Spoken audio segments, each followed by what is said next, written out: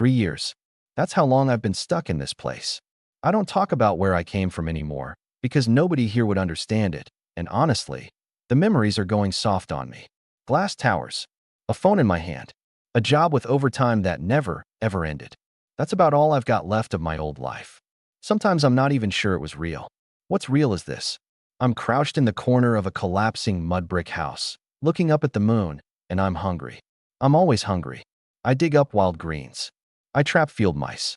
I claw loaches out of the mud when I can find them. That's living in Culling Village. Let me tell you about this world, because it matters. There's a war in the north. There's a war in the south. The officials come through and tax you one day, then come back and draft your sons the next. Culling used to have 30-odd households. Now it's down to 7 or 8, and every one of them is old or sick. Chow's still awake. That's old Wong, from next door. 60-something. They took his son for a soldier years ago, and the boy never came home. Can't sleep, I told him. And that was the truth. Because for 3 years I've been chewing on the same question. If a thing like getting dropped into another world can actually happen to me, then why am I still just nobody? I wasn't asking for some grand power. I'd have taken anything. Give me the ability to make one bowl of plain rice porridge a day, and I'd have called it a miracle. When you're starving, a single day feels like a year. I tried everything to find some hidden gift in myself. 3 years of trying. Nothing ever came of it. And eventually life beats the fantasy out of you, and you just admit it. I crossed over into another world, and I'm still a regular guy. Worse than regular, actually, because I still carry the conscience I brought with me. The old folks here call me kind-hearted. In this world, kindness is the most useless thing a person can own. I've watched what happens to kind people here. I've seen a man torn apart between 2 horses. I've seen people beaten to death with iron-wrapped clubs. I've seen someone strung up in a tree and left to starve. And the men who did it, I still can't forget how they laughed.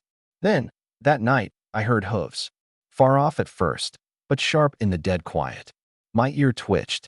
I was up and over to the wall before I even thought about it, peering out. Torches, blades, horses, deserters. My whole head lit up with panic. Old Wong. Hide. Now. Too late. The village is small, and those men were on horseback. From the first sound of hooves to the moment they came crashing in, you had maybe 3 breaths. That's it. They torched every house they passed. They cut down every person they saw. Screaming, wailing, hooves, it all blurred into one sound. I ran for the back hills. Ran flat out. A few dozen steps in, I looked back once. And that was a mistake, because I watched 2 of them drag old Wong out of his house and put a blade straight through his belly. Under that cold moon, it was the brightest, ugliest thing I'd ever seen. Animals, I thought. You animals. But there was nothing I could do. So I bit down hard and kept running. You don't stop. Stopping is dying. This wasn't my first time. I knew exactly what these deserters were. They get beaten on the battlefield, they lose their nerve, and they run to the rear and take it out on the ones who can't fight back. Women, children, the old. Day or night, it doesn't matter to them. I hid in the hills all night. By morning they were long gone. I came down to a field of ash. Culling was gone. I was the only living thing left in it. So I dragged old Wong and the other old folks together, and I buried them in the dirt. No coffins. No offerings. Not even a wooden marker. I'm sorry, I said. This is all I can do. Then I left, walking north, wiping my face as I went. There was supposed to be a big place up that way. Yun City. Maybe a person could stay alive there.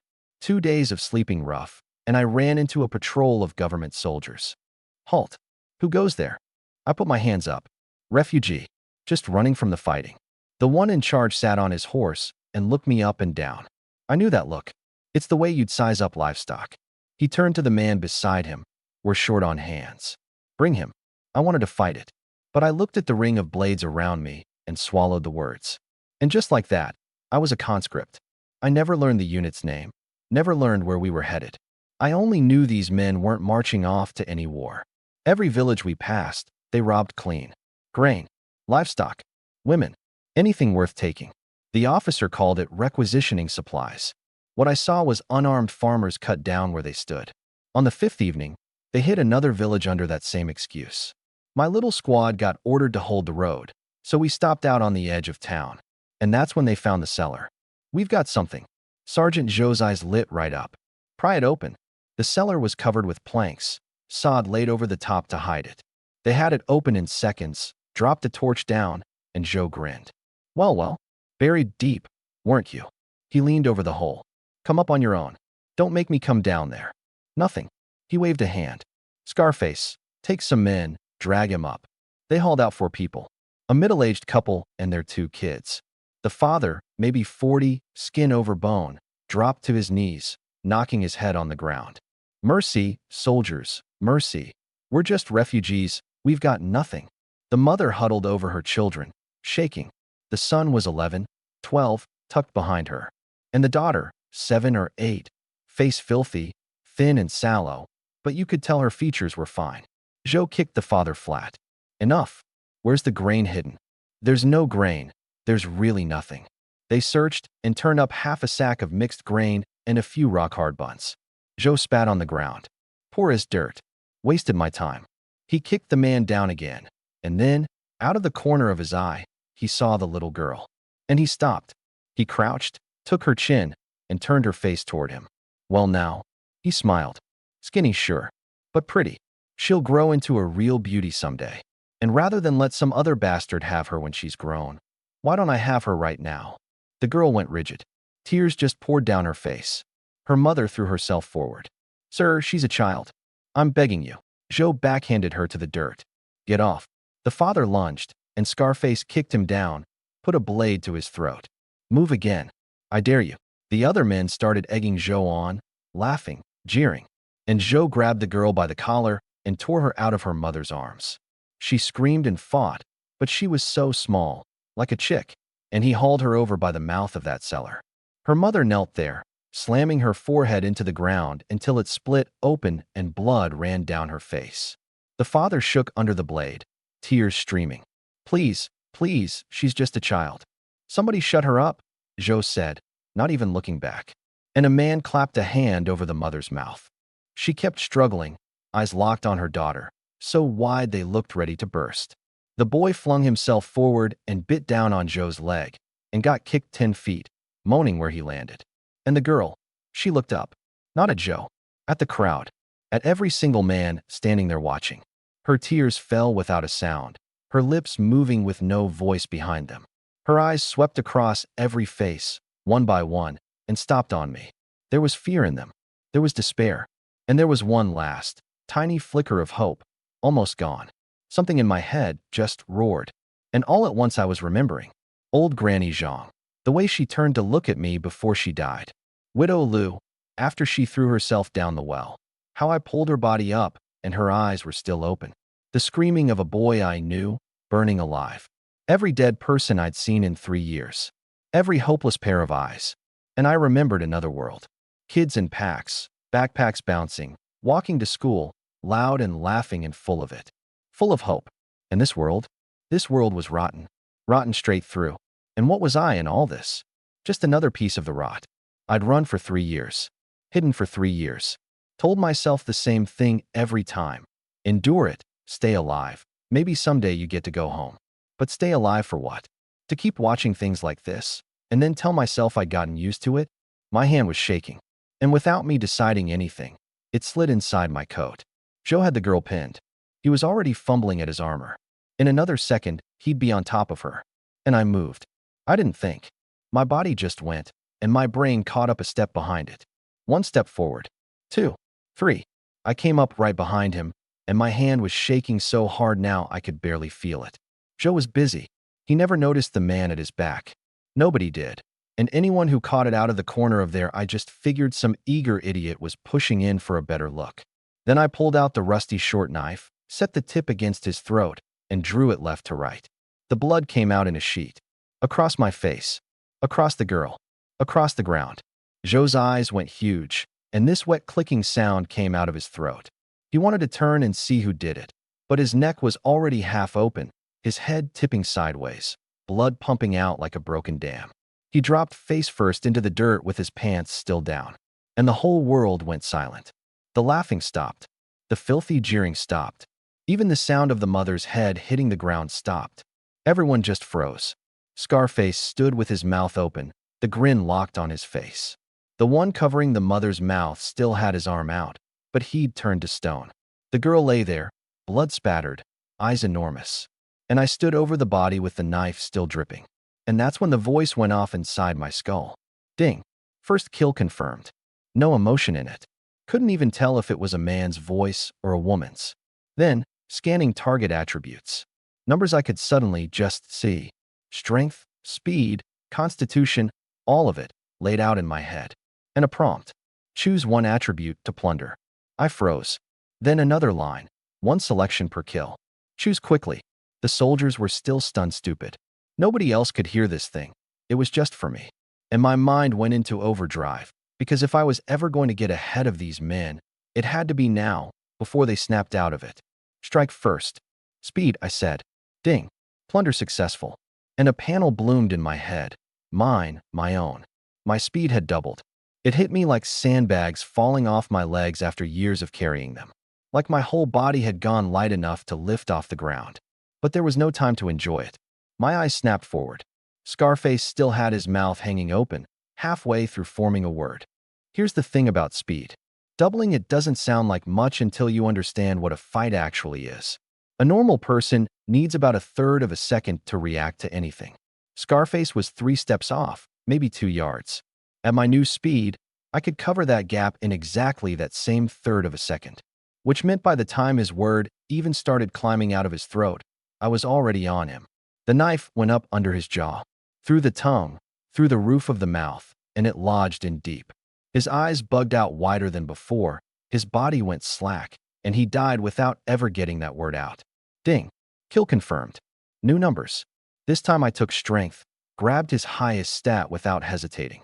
The knife in my hand suddenly felt light as a chopstick. Double strength, double speed. I'd never felt so good in my life. There was a man named Yang standing right next to Scarface, close enough to catch the spray of blood across his own face. His brain hadn't caught up, but his body was already shrinking back, trying to run. I didn't give him the chance. One stride, and I drove a fist into the side of his neck. The crack was clean. His spine went, and he crumpled with his eyes still open. Kill confirmed. Strength again. Triple now. I cracked my knuckles and looked at the last 2. One of them was already shaking. The other had backed off a couple steps, eyes darting toward the main body of soldiers back in the village. 1 second. That's all it had been, from the first cut to now. 1 second, and they were still stuck in the pure shock of what is happening. I didn't let them out of it. I went straight at the first one, and he barely got his mouth open before my knife was at his throat. Down he went. Kill confirmed. Strength. Quadruple. The last one had already bolted. Murder. Help. He was screaming, running back toward the village. I went after him without a second's pause. With my speed now, chasing him down was like a grown man chasing a toddler. 3 steps. 2. 1. The knife went in the back of his neck and out through his throat, and his last cry died in a mouthful of blood. Kill confirmed. My strength was already at 4 times normal. Piling on more would have been nice, but that runner had just alerted the whole unit. If 40 of them came swarming back here, speed was going to matter a lot more than muscle. I hesitated for maybe a tenth of a second, and I took speed. Then I turned back to the cellar. The family of 4 was still frozen there, the father kneeling, the mother clutching both kids, all of them shaking like leaves. The little girl was tucked against her mother, staring at me, at the blood all over me, at the knife still dripping in my hand. You. The father started, lips trembling, nothing else coming out. I went over fast and dropped my voice. Listen to me. The rest of them are coming. 40 men, at least. You run now. You won't get far. They've got horses, they'll run you down, and then you're dead. I pointed at a patch of tall grass 20-some yards off. See that? Get in. Find the thickest part and stay down. Whatever you hear, do not come out. I'll pull them the other way. When it's dead quiet, then you run for the hills. The father's voice cracked. Benefactor, what about you? Don't worry about me. Go. The mother suddenly dropped and knocked her head against the ground, and the little girl copied her, bowing too. Something twisted in my chest. I pulled them both up. Go. There's no time. The father finally moved, grabbed his family, and ran for the grass. A few steps out he looked back at me, gratitude in it, and guilt, and something I couldn't name. I waved him off. Go. And then they were gone into the grass. I took a breath and walked over to the horses. One was Zhou's, a stubby yellow local thing, stolen, not much of a horse, but faster than a man. I tied it off, then started going through the bodies. Silver, copper coins, dried rations, water skins, all of it into my coat. And I made noise doing it. Took my time. Let that horse stamp and paw where anyone could see. The voices were getting closer.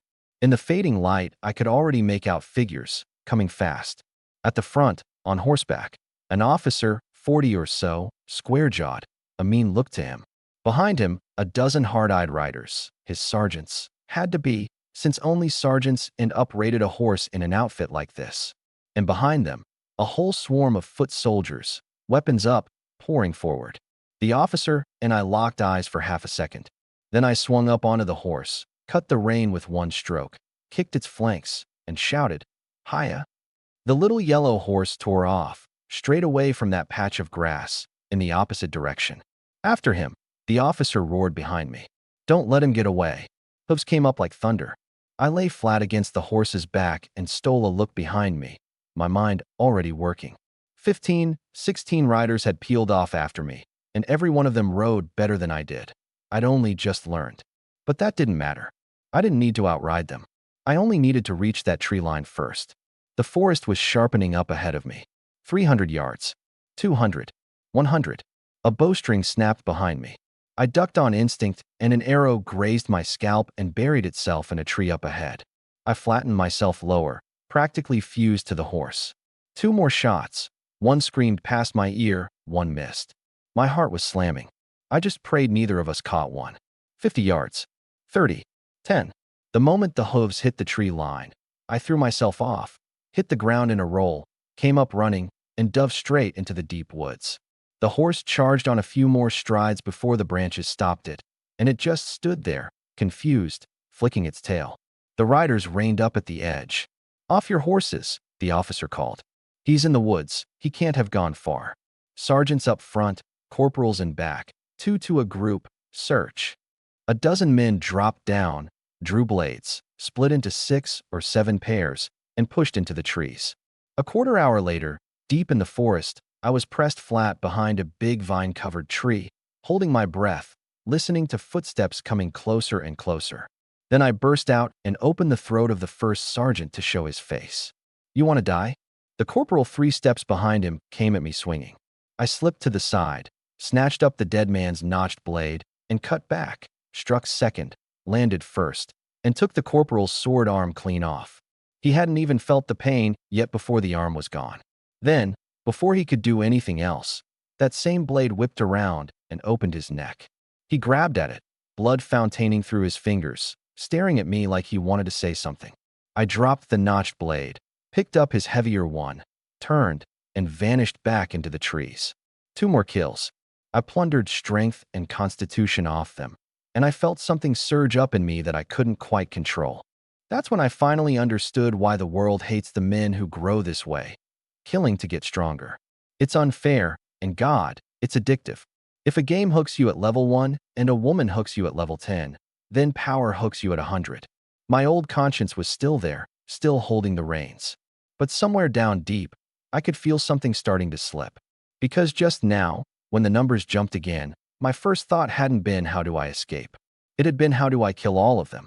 That short, brutal exchange under the tree carried, though. The nearby search teams heard it and came running, and when they saw what was left, they all went quiet. Zhou dying could have been a sneak attack, poison, anything. This was different.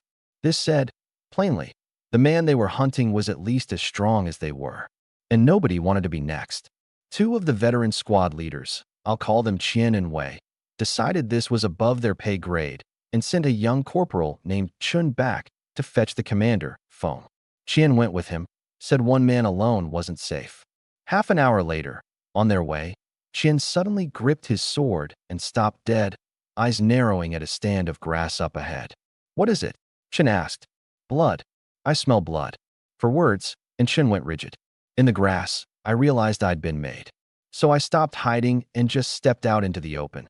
I'd already checked. There was nobody else within a few hundred yards. "It's you." Qian recognized me at once, the conscript. "You dog. We spared your life, and you repay us like this? You deserve to die." Don't know if I deserve to die, I said, gripping the heavy blade, every muscle drawn tight. But I know you don't deserve to live. And I attacked without another word. He blocked it. I hadn't expected that. A full-strength blow, and he turned it aside. So I thought. From now on I stick to ambushes. Because if I'd hit him from surprise, with my speed and strength, he'd already be dead. Careful, Chin shouted, scrambling up after getting knocked back a few steps. He's freakishly strong. Don't trade blows head-on. Chien didn't need the warning. He'd already felt it. So he did the opposite of what I wanted. He closed the distance, and he started using this clinging, coiling knife technique, all experience and finesse. Blade rang off blade through the whole forest. And I had to admit it, the man was good. His body wasn't the equal of mine, but his instincts were flawless. He never met my strength head-on. Every time our blades touched, it was the lightest tap, and then he'd slide off it, and another cut would come snaking in from some ugly angle, always going for my fingers, my wrist, the joints of my hand. Like fighting a snake. All my strength, and I couldn't land it on him.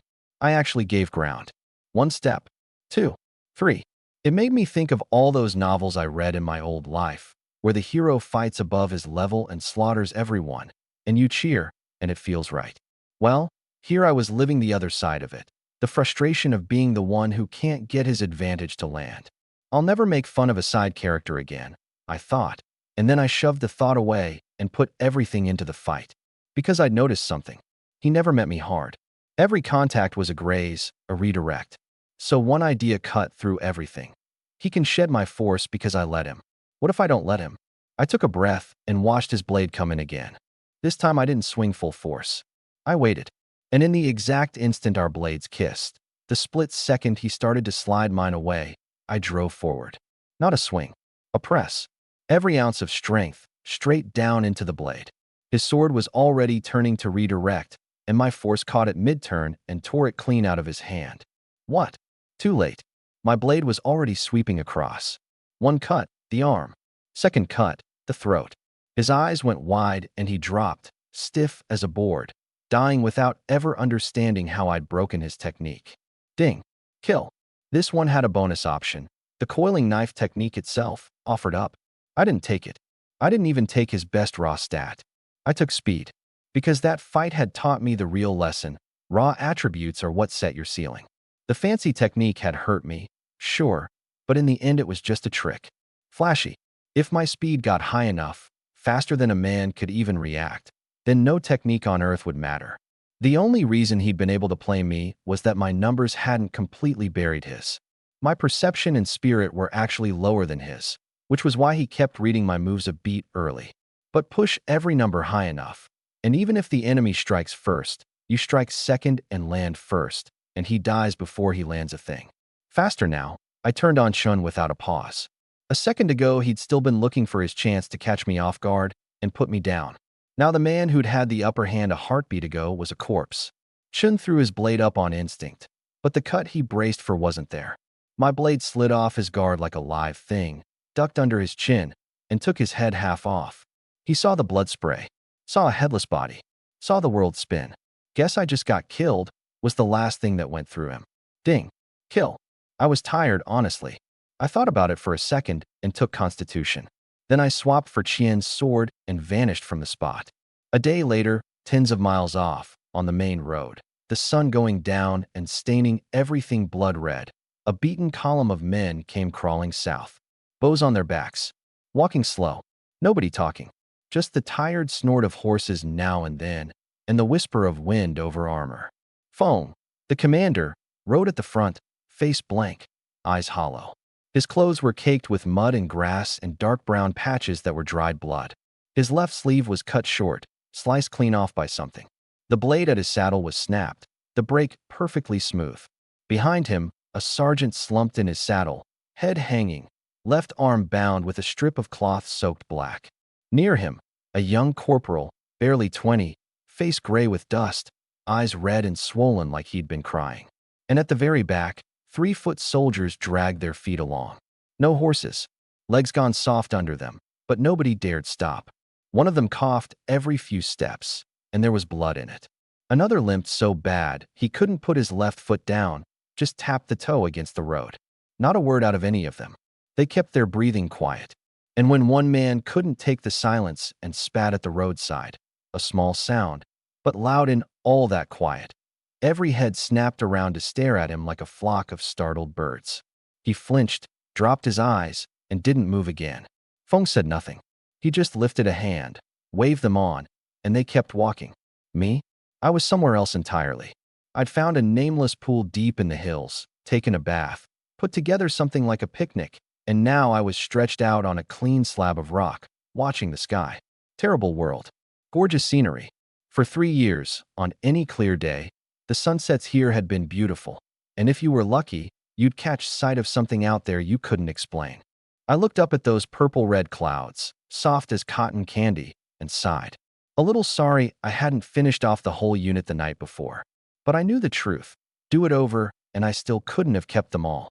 I hadn't dared risk it. Those last arrows had something painted on the tips. If it was poison, one hit, and I'd have been in serious trouble. Even if I'd killed every last one of them, I might have gone down with them. A wise man doesn't stand under a crumbling wall. So I'd let them live for now. When I was stronger, and our paths crossed again, that would be the day they died. 3 days later, I was walking a ridgeline, chewing a stalk of grass, sun warm and lazy on my back. But I was moving slow because most of my attention was on the panel in my head. Strength, speed, constitution, all up around 10, 15, 20 times normal now. I'd looked at those numbers I don't know how many times, and I never got tired of it. Every one of them was a little wall of safety around me. I didn't have to live like a stray dog anymore, one bad day from the grave. And my perception was more than 5 times a normal person's, which gave me senses way past anything human. My foot stopped. I tilted my head. Carried on the wind, faint and far off, came the sound of a fight. Shouting. Steel on steel. Screaming. 2, maybe 3 miles out. Now, I may have crossed into another world, but I never lost my taste for a good show. I turned and headed toward the noise, fast.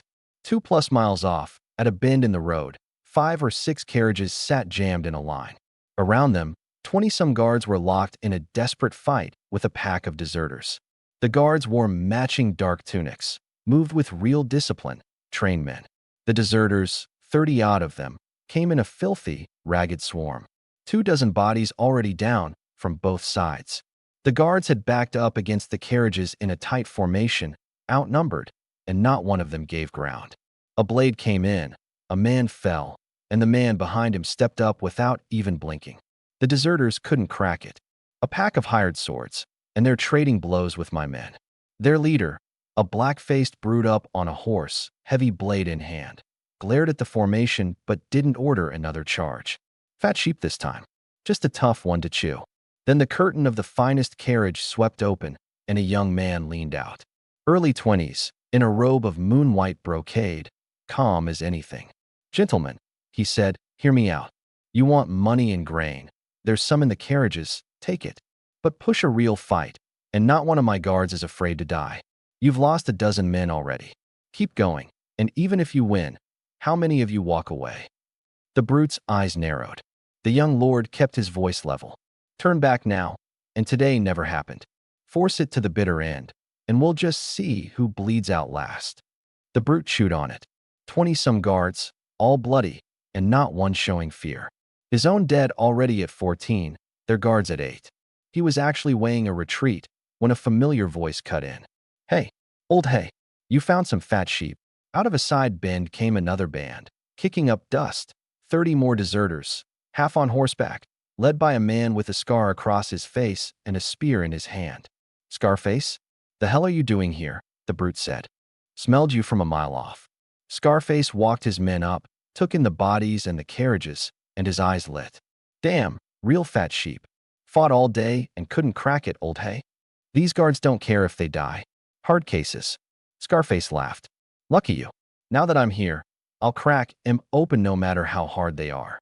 I was tucked behind a mound of earth, watching from maybe 100 feet off. 5 times a normal man's senses meant I caught every detail. The beads of blood a blade flung into the air, the tight grunts of the guards, the ugly twist of the deserters' faces. My eyes went to that young lord in the middle. 3 years here, and he was the first person I'd seen wearing a color. Everything up to now had been gray, hemp, black, like this world didn't make anything but dull. Even I could tell that fabric, that cut, that shade. Nobody ordinary had that. Then I looked at another carriage. Curtain shut, but the build of it was a notch above all the rest. And I looked back at the deserters, filthy, ragged, half-starved, and I finally understood why they were fighting to the death, why their eyes had gone green. This wasn't a fat sheep. This was dragon meat, served on a plate. Scarface kept glancing at that fancy carriage, licking his lips, not even hiding it.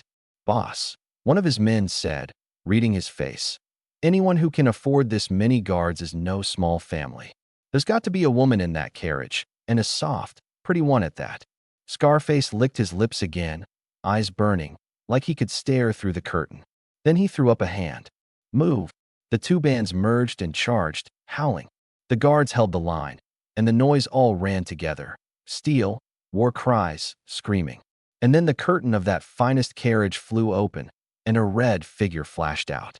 A woman in a pale red robe worked with cloud patterns, a 3-foot sword in her hand, and she charged straight into the fight. One flash of the blade, and a deserter's throat bloomed open. Another flash, and the next one took a spray of blood to the chest. Clean, economical, 1 man per stroke, 2 down in a blink. Scarface's eyes shrank. A trained fighter. And then his look got hungrier. She was 30 or so, a graceful figure, a mature kind of beauty about her, and her sword work was vicious. "Good," he muttered, rubbing himself. "The wilder the better. That's the kind I like." She ignored him and kept cutting. 2 more came at her. She slid past one blade, ran her sword through a man's throat, spun, and opened another's neck. Open, sweeping, sure. Scarface's eyes narrowed. "Archers, pin her down." A few deserters raised bows and let fly. She spun her sword to knock them aside, and her rhythm stuttered. Scarface seized on it. "Come on, brothers. Take this one down, and we all get a turn, as high and mighty as she is now. That's how sorry she'll be later." And the deserters, red-faced, worked into a frenzy, went at her harder. The woman's face went hard, but her sword never faltered. Still, those archers forced her to split her focus, and her strokes slowed. 2 more guards went down. The young lord had drawn his own sword and stood at her side, but he was mediocre with it, barely enough to keep himself alive. "Fall back," she called. "Into the trees that way." The guards closed around the 2 of them and fought toward the tree line. More bodies fell, from both sides. In less time than it takes an incense stick to burn, half of the 20-some guards were down. The deserters, with the numbers, only pressed harder. An arrow grazed her left arm and opened a red line. She grunted, kept going, sheared off half a deserter's skull, but she knew she couldn't hold much longer. Scarface sat his horse and watched her with a wolf's eyes, a cruel little smile starting up. "One more push, brothers. They're almost done." Behind the fight, I'd already read the whole board, and I moved. I slipped around to the archers first. With my body the way it was now, take out the archers, and there was nobody left on that field who could touch me. A dozen plus of them stood 20 paces off, knocking and firing into the center of the fight, all their focus forward, their backs to me. The arrows sang, and the sound of them covered the sound of me. 20 paces, at more than 10 times a normal man's speed, is nothing. All they felt was a gust of wind. Then the man on the far left had his throat open. He fell still staring forward, dead before he knew a thing. The second one heard something and started to turn, and my blade was already across his neck. Third, fourth, fifth, sixth, on down the line to the 13th. 2 breaths, and every archer was down. No screams, no shouts, just the soft thud of bodies hitting dirt. I took strength off every one of them. Archers run high on strength, I'd noticed, so it was the best value. Add it all up, and I walked away with a mountain of it, far past every other number I had. I hefted the blade in my hand, and it weighed nothing. I had the feeling that if I really squeezed, I could crush it like a dry twig. The strength coming into me felt wild, feral, and even though I was fighting to hold it down, when I looked over at the rest of those deserters, something greedy lit up in my eyes anyway. 40-some of them left, swarming the last handful of guards. Scarface up on his horse, screaming filth. Old Hay on the other flank, working the men into a ring so no one could run. Nobody had noticed the archers behind them were simply gone. I took a breath, gripped the blade, and went into that field like a gale. No hiding it now. 11 plus times the speed, 30 some times the strength, 10 times the toughness. I hit that pack of deserters like a red-hot iron sinking into cold lard. The man on the outer edge raised his blade, and then noticed his blade was gone. No, the whole arm was gone. He didn't even get to scream before his neck went cold and the world went dark. One cut, one man. No, one cut, two.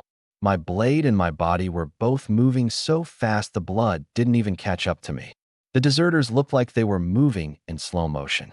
I could watch a face travel from snarl to terror. I could see a throat vibrate as a man tried to shout. I could see muscles bunch as an arm came up. All of it too slow. One cut, a head flew. One cut, a body dropped. One cut, and another. In less than a breath, 12 dead. After 2 breaths, 25. After 3 breaths, all 47, Scarface and Old Hay with them, wiped out.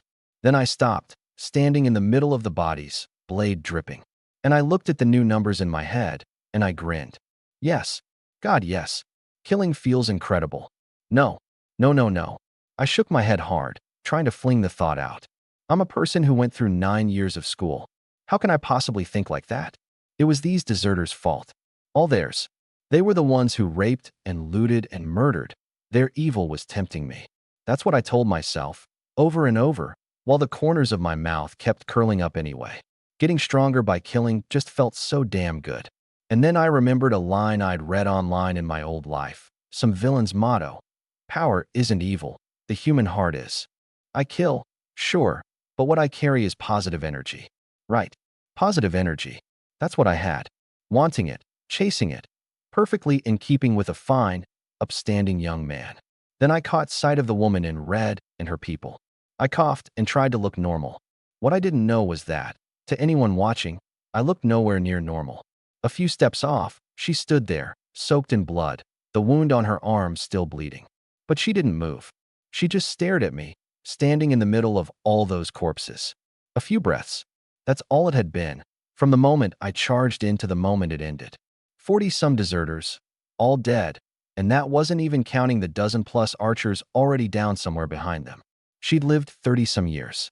She'd seen skilled men, dangerous men, men who could take on 10 at once. She'd never seen anything like this. It hadn't looked like a fight. It looked like a harvest. Those men had gone down like wheat under a scythe. One stroke, a whole row, too fast to even scream. This, a shaking voice beside her.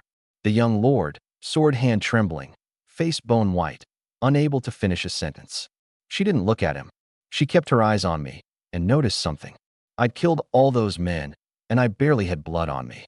Was he so fast the blood couldn't keep up? She took a breath, and then she moved. 1 step forward, 2, 3, until she stopped about 2 yards off. I turned my head and looked at her, and she took another breath and slowly went down. Not a crouch, a bow, a deep, formal one, the kind you give the person who saved your life. I am of the Zhou family, she said. Thank you, benefactor, for saving my life. She kept her head down, and her voice stayed steady, not a tremor in it. But I could hear her heart. It was going like a hammer. Not from fear. From something else. Oh, maybe. Or that thing you feel when you look at something you can't put a name to, and all you know is that it deserves your deepest respect. Get up, I said. It came out flat, like I'd just done some small errand. She lifted her head and looked me over. 20-something, a little green around the edges. Clothes torn, the plainest kind of coarse hemp. A hole in my shoe with a toe poking through. A refugee? No, couldn't be. A refugee doesn't move like that, doesn't carry himself like that. And a refugee sure as hell doesn't stand this calm after killing that many men. She didn't say any of it out loud. She just rose, looked me dead in the eye, and said, Benefactor, I owe you my life, and I mean to repay it. May I ask your name? My family name's Chow. Benefactor Chow. She nodded, paused. And what are your plans from here? I shrugged. Nothing much, for now. I watched something flicker behind her eyes. No plans. So he's new to the world, or new to this place. She chose her words carefully. Forgive my boldness. Do you have a destination? No. Anything you need to take care of? No. She went quiet for a second, and then she made a decision. She stepped back, bowed again, lower this time. Benefactor Chow. I have a request. An improper one. She lifted her eyes to mine and said it one word at a time. I'd like to hire you. Come with me to Yun City and serve as my personal guard for a few days. Before I could answer, she was already covering herself. I know how presumptuous this is. A man of your ability. How could a small woman like me expect to afford him? But I had to try. 300 taels a day. Food, clothing, lodging, all provided. And if you'd rather not, then consider it never spoken. I'll repay the debt regardless. Then she went still and waited. I looked at her, and I was impressed. Sharp eyes, careful mind. She'd handed me the choice, laid out generous terms, and made it comfortable for me to say yes or no. Smooth as glass. You've got away with words, I said. She smiled a little. You flatter me. I thought it over. 30-something, a graceful woman, a real beauty, decent with a sword, and this sharp on top of it. No ordinary person. Whose wife was she? Whose daughter? What was she doing out here, with a young lord and 2 or 3 dozen guards, headed north to Yun City? I got curious. What's your name? She blinked, then smiled. My husband's family name is Zhou. My given name. No one's called me by it in a long time. If you don't mind, call me Madame Zhou. I nodded. Madame Zhou, you said 300 taels a day? Yes. Food, clothes, lodging, all covered? Yes. I thought about it. I was a refugee. No papers, no identity. Under normal circumstances, I couldn't even get through a city gate. Tag along with this woman, and all of that solved itself.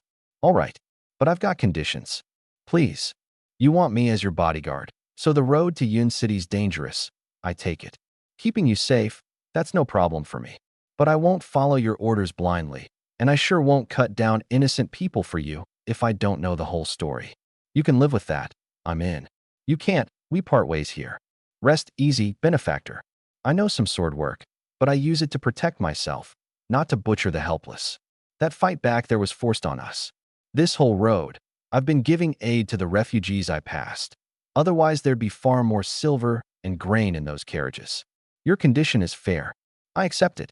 And more than that, if the danger of this trip ever outweighs what I'm paying you, walk away whenever you like. Don't risk yourself for me. You've already saved my life. That's a debt I can't repay as it is. I nodded.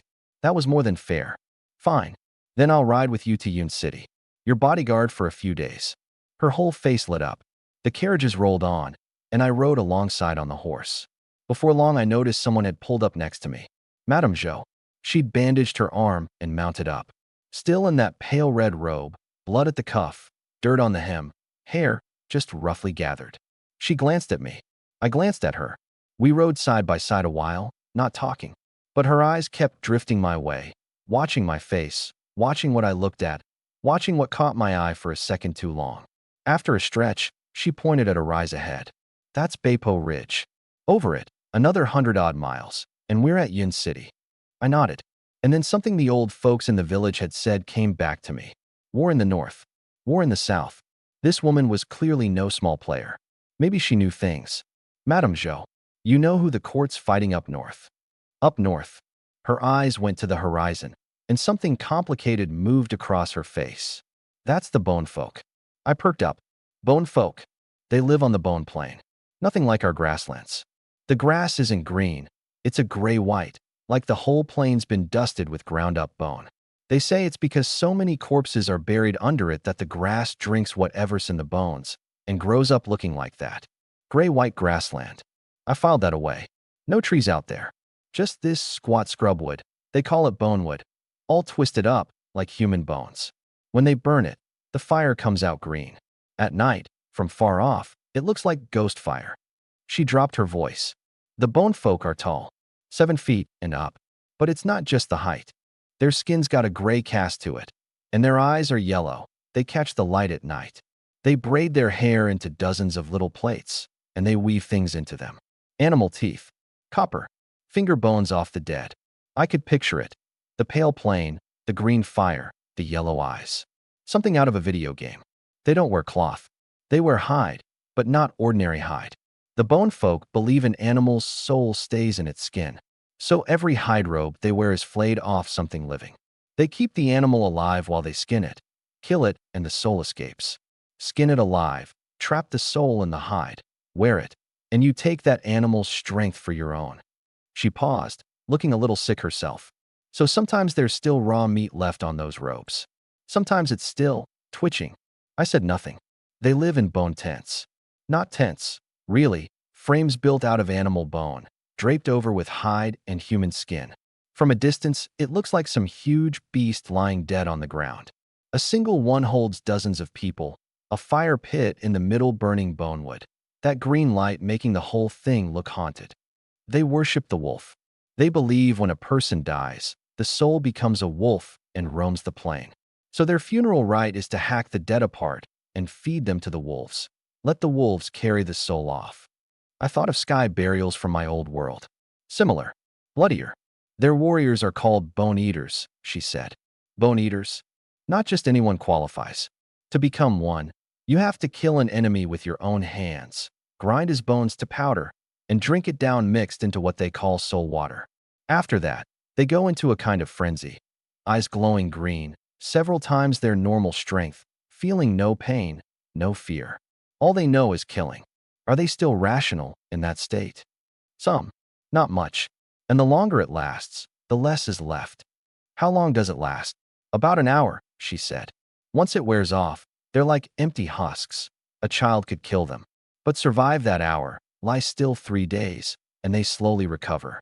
Because the frenzy has a time limit, their tactics are simple. They send the bone eaters in first to tear the line open, and the rest follow through the gap. I nodded. Berserker Suicide Squad, I thought. And the south. Her eyes shifted southeast, and her face changed again. South is the Kangmang Mountains. That forest is nothing like ours. The trees are 150 feet tall. You look up and you can't find the sky. Some trunks are so thick that dozens of men linking arms couldn't reach around them. And some of them glow. I blinked. 100 feet. Trunks that wide. Wait. Something wasn't lining up. The world she was describing didn't match the world I'd been surviving in for 3 years. Glowing, I said. The tree itself? Or something on it? The tree itself. It's called nightglow wood. The bark gives off a pale blue light after dark. At night, the whole mountain's spotted with it.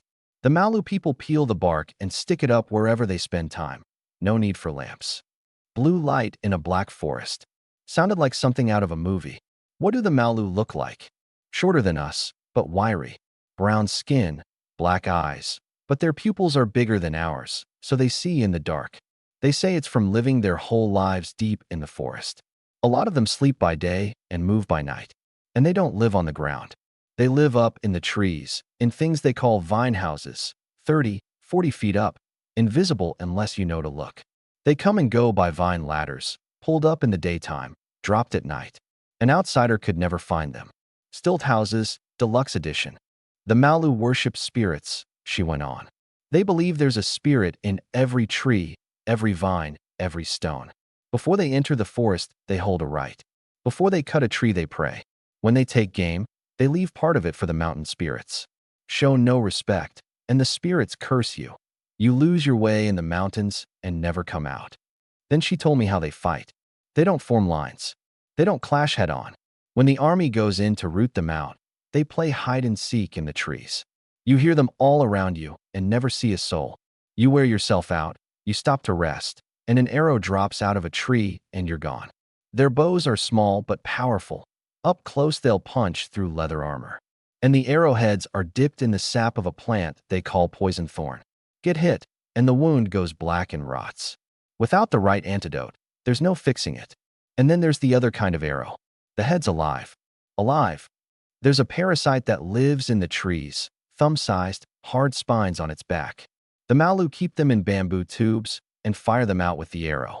The arrow sinks into flesh, the bug burrows in, laying eggs as it goes. A few days later, the wound is full of maggots. I could picture that too. I wished I couldn't. And traps. The mountains are full of pits they've dug, spiked with sharpened stakes and covered over with leaves. One wrong step and you're gone. Vine snares that flip you upside down and hang you in the air until they come collect you. And the worst one, they call it a blood vine pit. They dig a big hole and grow a blood-drinking vine at the bottom. The vine comes alive at the smell of blood and burrows into flesh. A man falls in, and in seconds he's wrapped into a ball of red. Pull him out, and there's nothing left but skin. My eyes went a little wide at that. Hang on. Is that right? The blue glowing trees, the bug arrows. I could rationalize those.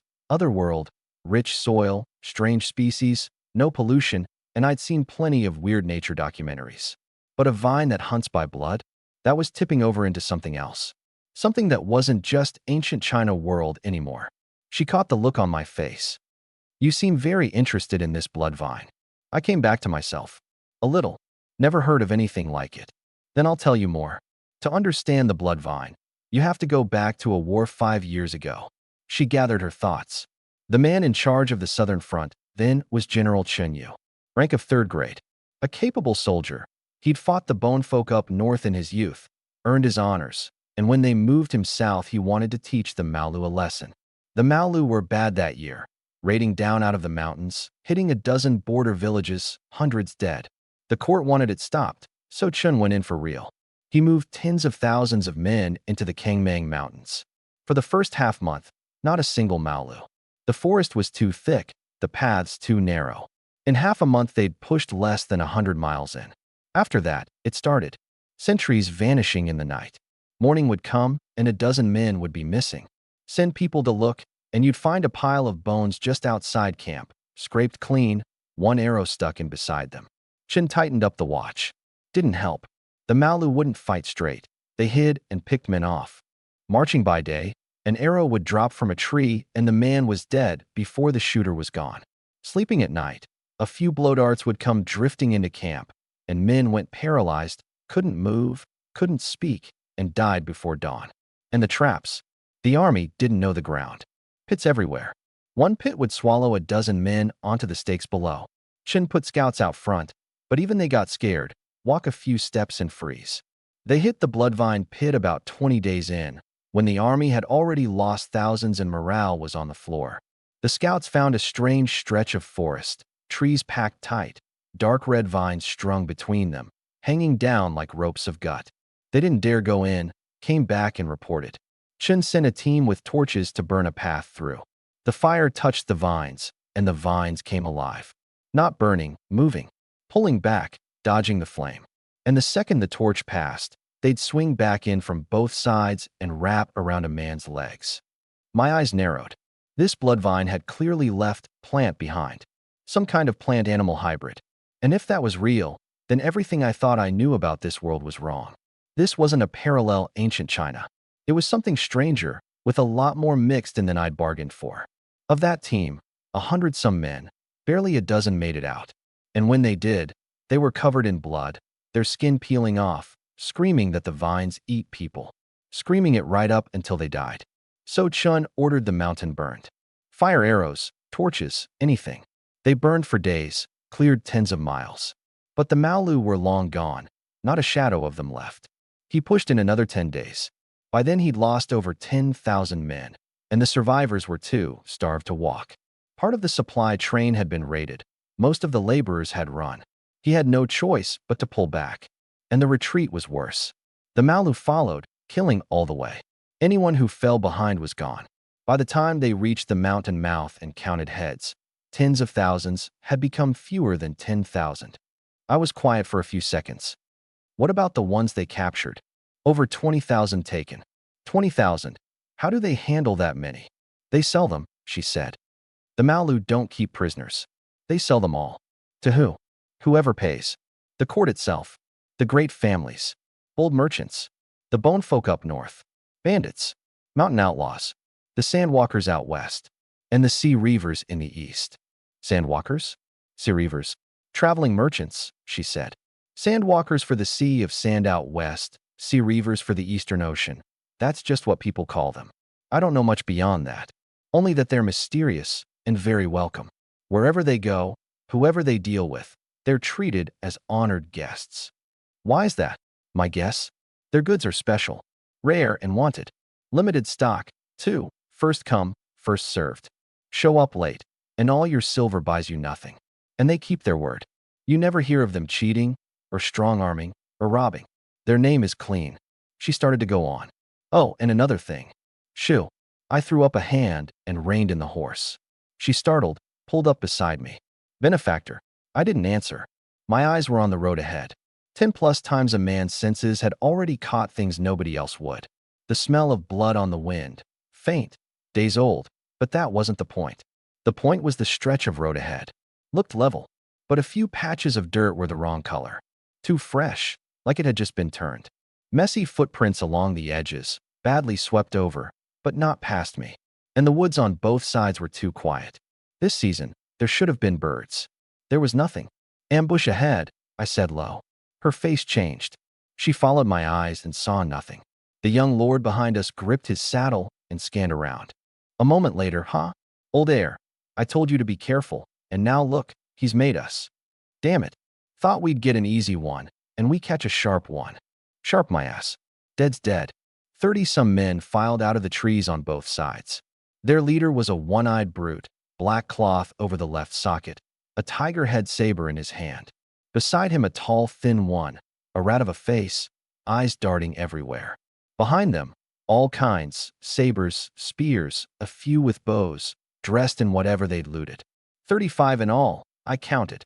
Weaker than the deserters, but with that same blooded-up meanness. These men had killed and robbed plenty. Well, a real beauty. One eye's eye lit up when he saw Madame Jo. Tender-looking thing. Today's not a wasted day at all. The rat-faced one piped up. Boss, look at her clothes. Fat sheep for sure. And that figure. I'd love to get my hands on that. One eye strode up, stopped a dozen paces off, threw his saber up on his shoulder, and grinned. Where you folks headed? Madame Jo stayed calm. Good sir, we're only passing through. If we've disturbed you, we'd be grateful if you'd let us by. Let you by? One eye laughed. Sure. I love letting people by. His men laughed behind him. She waited for it to die down. I have some standing in Yin City. Let us pass, and there'll be a rich reward. Reward? He looked her over. What kind? Silver? Grain? Whatever you like. He stroked his chin, made a show of thinking, then turned to the rat. Old air? What do you say? The rat sidled up, eyes crawling all over her. Letting them through? Not impossible. Leave the valuables. As for her, he pointed at Madame Jo. She sleeps with us one night, and we let her go. The pack behind them went off like a firecracker. Yeah, sleep with us. Been too long. She's soft, you can tell. One eye grinned at her. Hear that? My brother's not asking much. Play nice, we'll be gentle. Don't, he pointed off to the side. I followed the gesture. Up on the slope past the road, 100 yards off, wooden stakes stood driven into the ground, and heads were mounted on them, rotted past recognition. Others weren't smart before, One eye said, easy. Men we lopped and stuck up there for the crows. Women. The rat licked his lips. Women, we play with first. Then lop, then stick. Pretty thing like you. You're clever.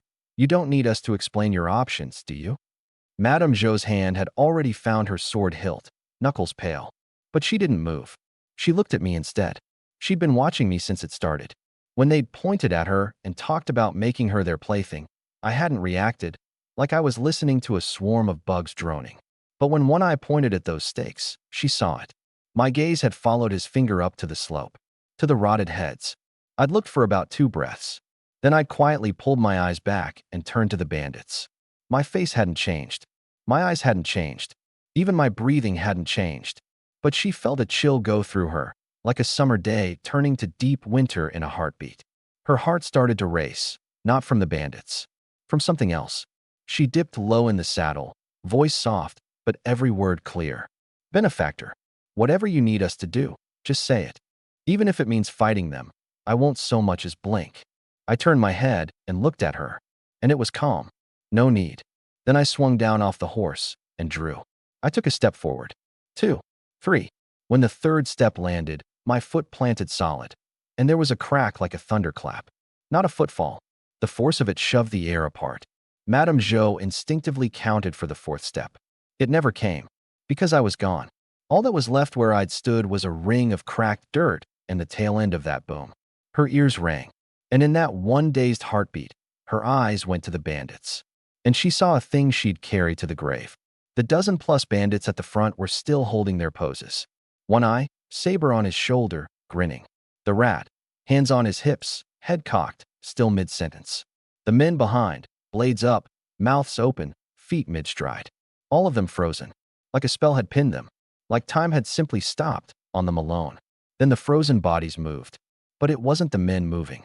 It was their heads, a dozen plus of them, sliding off the necks all at once. No blood, no screaming, just sliding, like ripe fruit dropping off a branch. 1, 2, 3. Thud, thud, thud into the dirt, a couple of rolls, still. And the headless bodies still stood there. The cuts on the necks too clean to be from a blade, like something impossibly thin and impossibly fast had passed through. So fast the blood hadn't had time to come. Then the ones behind. The men who'd just started to react, faces just filling with terror, mouths just opening to shout. Their heads started to slide too. 1, 2, 3. A dozen. Another dozen. Every head on the ground. Every body still standing. Wind moved across the road, tugging at the sleeves of the headless dead, at the fletching of the arrows on their backs, at the dust. And then the blood finally came.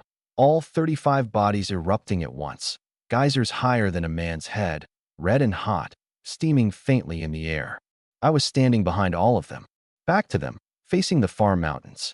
I flicked the blade clean, sheathed it, turned, and started walking back. Slow, easy. The hem of my ragged coat swayed in the wind, my broken shoe squishing through the blood. I stopped in front of her carriage and looked up, and there was nothing on my face at all, like I'd just gone for a stroll. Let's go, I said. Leave the bodies. Fresh meat for the beasts. Animals like that don't raid a grave. She looked at me, lips moving, no sound. She didn't know if she was breathing. All she knew was that from the moment my third step landed and I vanished, to the moment every bandit head hit the dirt, to the moment I turned around and walked back, it had all taken about one breath. Maybe less. She had no words left. The young lord behind her was shaking, uncontrolled, lips trembling, unable to make a sound. He'd thought he had a strong stomach. He'd already watched me kill once, but this hit him somewhere deeper. Those guards, eyes bulging, throats working, couldn't get a sound out either. Heads rolling on the ground has a way of doing that to a person. A long stretch of silence. The wind kept moving over the standing headless dead, over the heads scattered in the road, over the blood-soaked ground. Finally, she bowed her head. Yes, benefactor. And something strange rose up in her. She was suddenly proud of herself. I actually had the nerve to hire someone like this as my personal guard. When did I get that brave? Did I frighten you? I asked, quiet, close. No, no, benefactor. I'm only stunned. I can't quite believe my eyes. I come from a good family. I've seen my share of strange and remarkable things.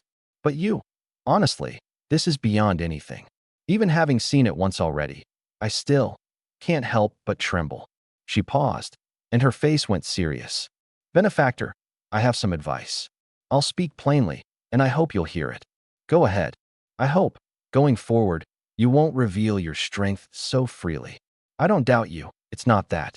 It's only that in a broken age like this, keeping some of yourself hidden may serve you better. If we run into trouble, let me handle it first, with words or with steel. Only if it's truly beyond me, then you step in. And even then, only a little. I looked into her eyes and smiled. All right. As a modern man, I got it right away. She wanted me to guard against snakes in the grass and play the pig to hunt the tiger, hide the fangs, look harmless. And she was volunteering to be my shield, to stand out front and take the heat so I could stay in the shadows behind her. I had to hand it to her. A boss like this. Back in my old life, if my company had been run by someone like her, I'd have called it home. She hadn't expected me to agree so easily, or to smile at her, and the tips of her ears went a little red. He kills without mercy, but he's easy, good-natured, easy to be around. And then a voice came from behind me. Benefactor, do you take students? I turned. The young lord met my eyes and went stiff, nearly fell off his horse. He wanted to look away and forced himself not to, just stared at me, lips shaking, waiting for an answer. I looked at him a beat, then shook my head. No. His face fell, and then, oddly, brightened, like he'd expected that all along, and just asking had cost him every bit of courage he had.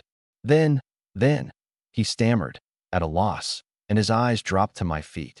To that ruined shoe, soaked in blood, the color of it gone, leaving red prints in the dirt. He swung down off his horse, too fast, nearly falling, catching himself after 2 staggering steps. Benefactor.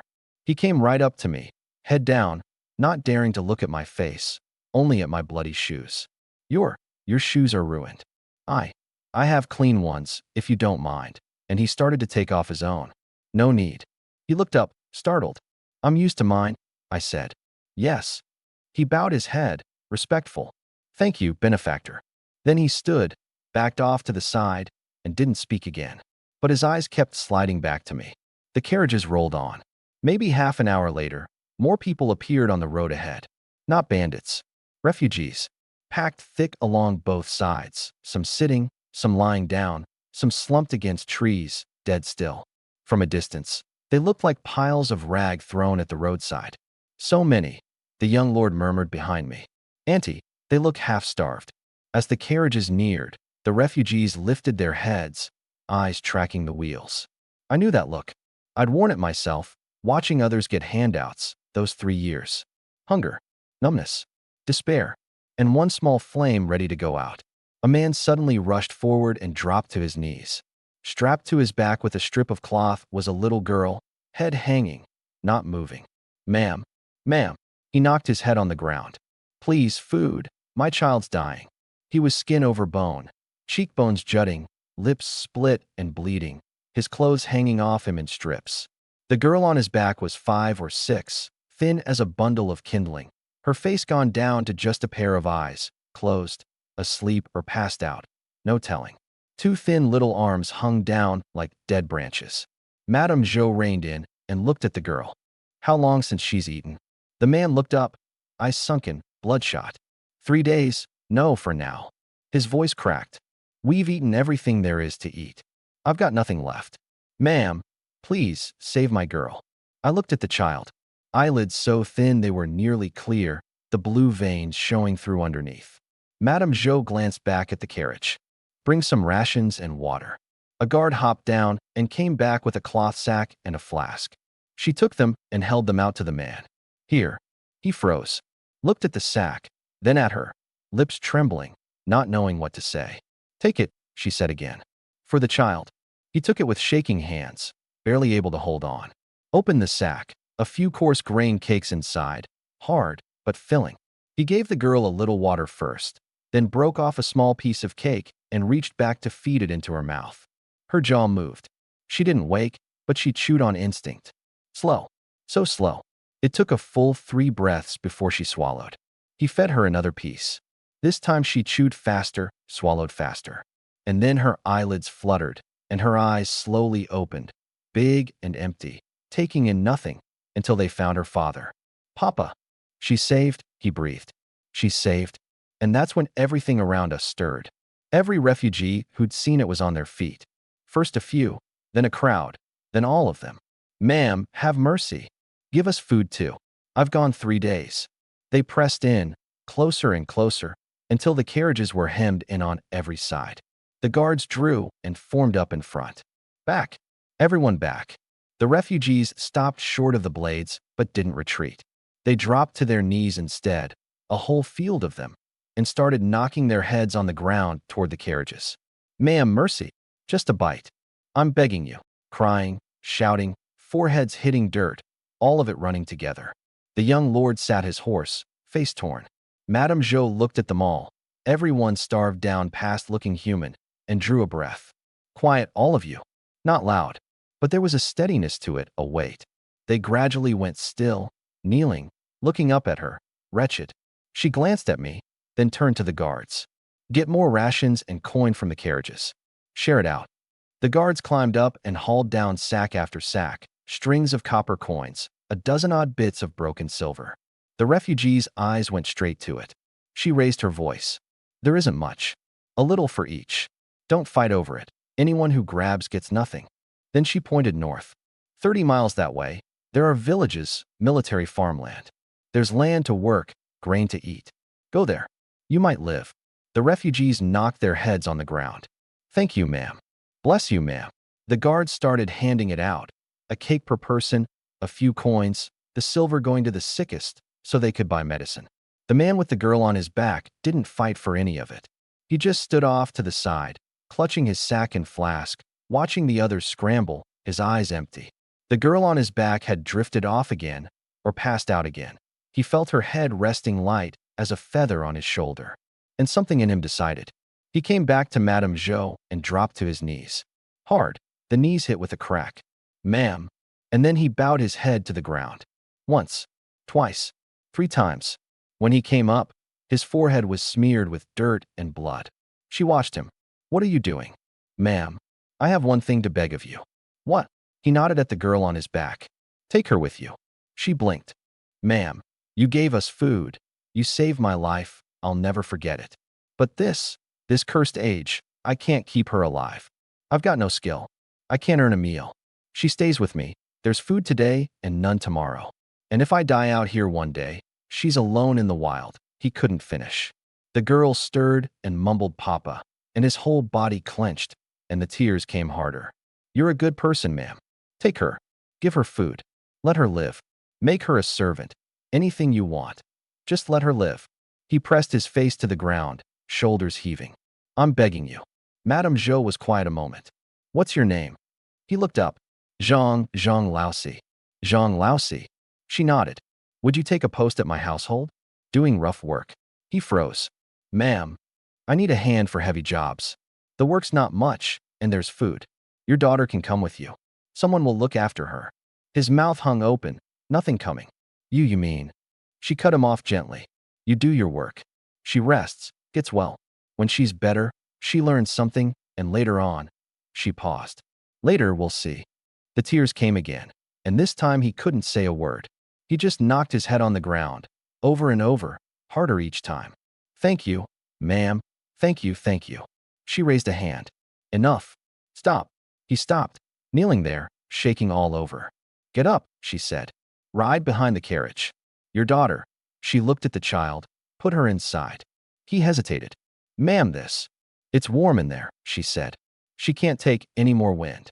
He opened his mouth, closed it, and knocked his head one more time. Ma'am, my life is yours from here on. She waved it off, and he carefully unstrapped the impossibly light little girl from his back and lifted her down.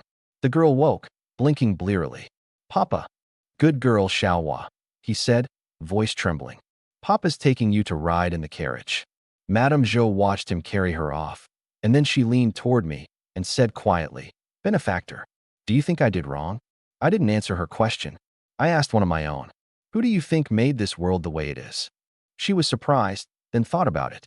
I've never really considered it. But since you're curious, I'll give you my rough opinion. I nodded for her to go on. First, this broken age isn't the work of one person. It's a whole group of them. It's part the system, part society, part heaven's own disasters. But at bottom, it's about profit. I let her keep going. The whole world scrambles for gain. And once the gains are shared out unfairly, the whole world comes apart. She pointed at the refugees. Why did they flee? Because the grain they grew got taken. The animals they raised got seized. They couldn't survive. She pointed north. Why do the bone folk come south every year? They're short on grain and iron. Robbing's cheaper than trading. She pointed south. Why do the Malu stir? Because some of them want out of the mountains, better ground, more game. Then she brought her hand back and looked at me. And the court sighed. The officials want to line their pockets. The soldiers want their phantom pay. The merchants want to profit off catastrophe. Everyone wants to take more and give less.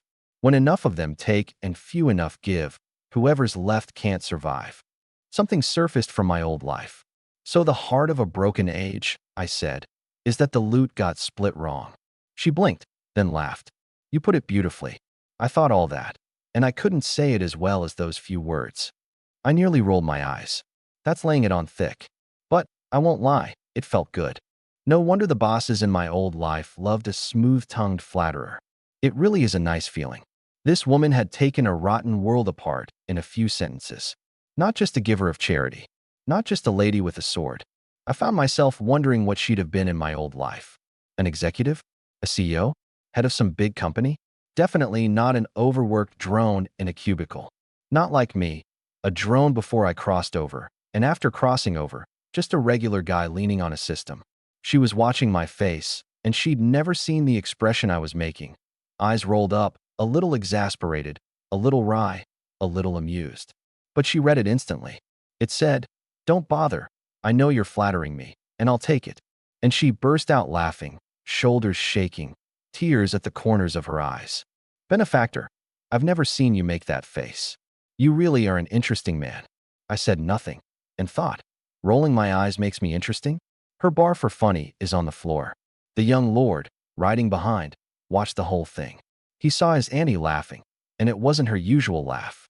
Usually she laughed polite, laughed for company, laughed to put people at ease. This was different. Even when his late uncle was alive, he'd rarely seen it. And it struck him, then, being strong is a wonderful thing. It doesn't just make you safe. It sweeps away every worry a person carries. The refugees knelt in the road, waiting for their share, and one of them looked up in time to catch the sight of it. The lady who'd fed them and pointed them toward a living, laughing with some young man in a beggar's coat, toes poking through his shoe. And they couldn't work it out. A man dressed like them, and the rich lady treating him with such care? The wind picked up. Her sleeve lifted. His ragged coat lifted too. One length of fine brocade, one scrap of coarse cloth. But the curve they made in the wind was exactly the same. And then, from behind us on the road, a low rolling thunder. Not thunder. Hooves. A lot of them, hitting the road hard enough to shiver the ground. The refugees' heads snapped up. Off in the distance, dust boiled up, blotting out the light. Madame Jo's face shifted, and she pulled up fast. Quick, get the carriages to the side. Let them pass. The guards hustled the carriages over. The refugees scattered in a panic, some falling, some crawling into the brush. I rode alongside, eyes on that wall of dust coming in. The column came in fast. Hooves like a drum roll, dust like a yellow dragon, and in a blink they were right on us. 200 riders at least, all in armor, plate polished bright, spears standing up in a forest. Big war horses, blowing hard, white breath scattering in the cold. At the front, a middle-aged officer on a coal-black stallion, armored, a long saber at his waist. Square jaw, heavy brows, a sharp eye. A man who'd clearly seen a lot of war. The riders came on in formation, and their momentum was like a flood. Madame Jo had already pulled to the roadside, head down, keeping herself small. The officer suddenly reined in and stopped. He swept his eyes over the carriages, then the guards, bandaged arms, fresh scabs, dried blood gone dark on their clothes. Over the young lord, blood on his robe, a few tears in the hem. Over the woman in red, blood at her cuffs, dirt on her skirt, face wiped clean but the weariness still sitting in her brow. Then his eyes landed on me. One look, and he pulled them back and turned to the woman in red. Madam, forgive my boldness. He clasped his hands, polite. Might I ask, are you come from the south, bound for Yin City? She started, then returned the courtesy. We are. What can I do for you, General? Nothing you need do. The officer smiled a little. Only, your party looks to have come a long road. He paused, his eyes drifting, seemingly by accident, over the guard's wounds. A rough one, I'd guess.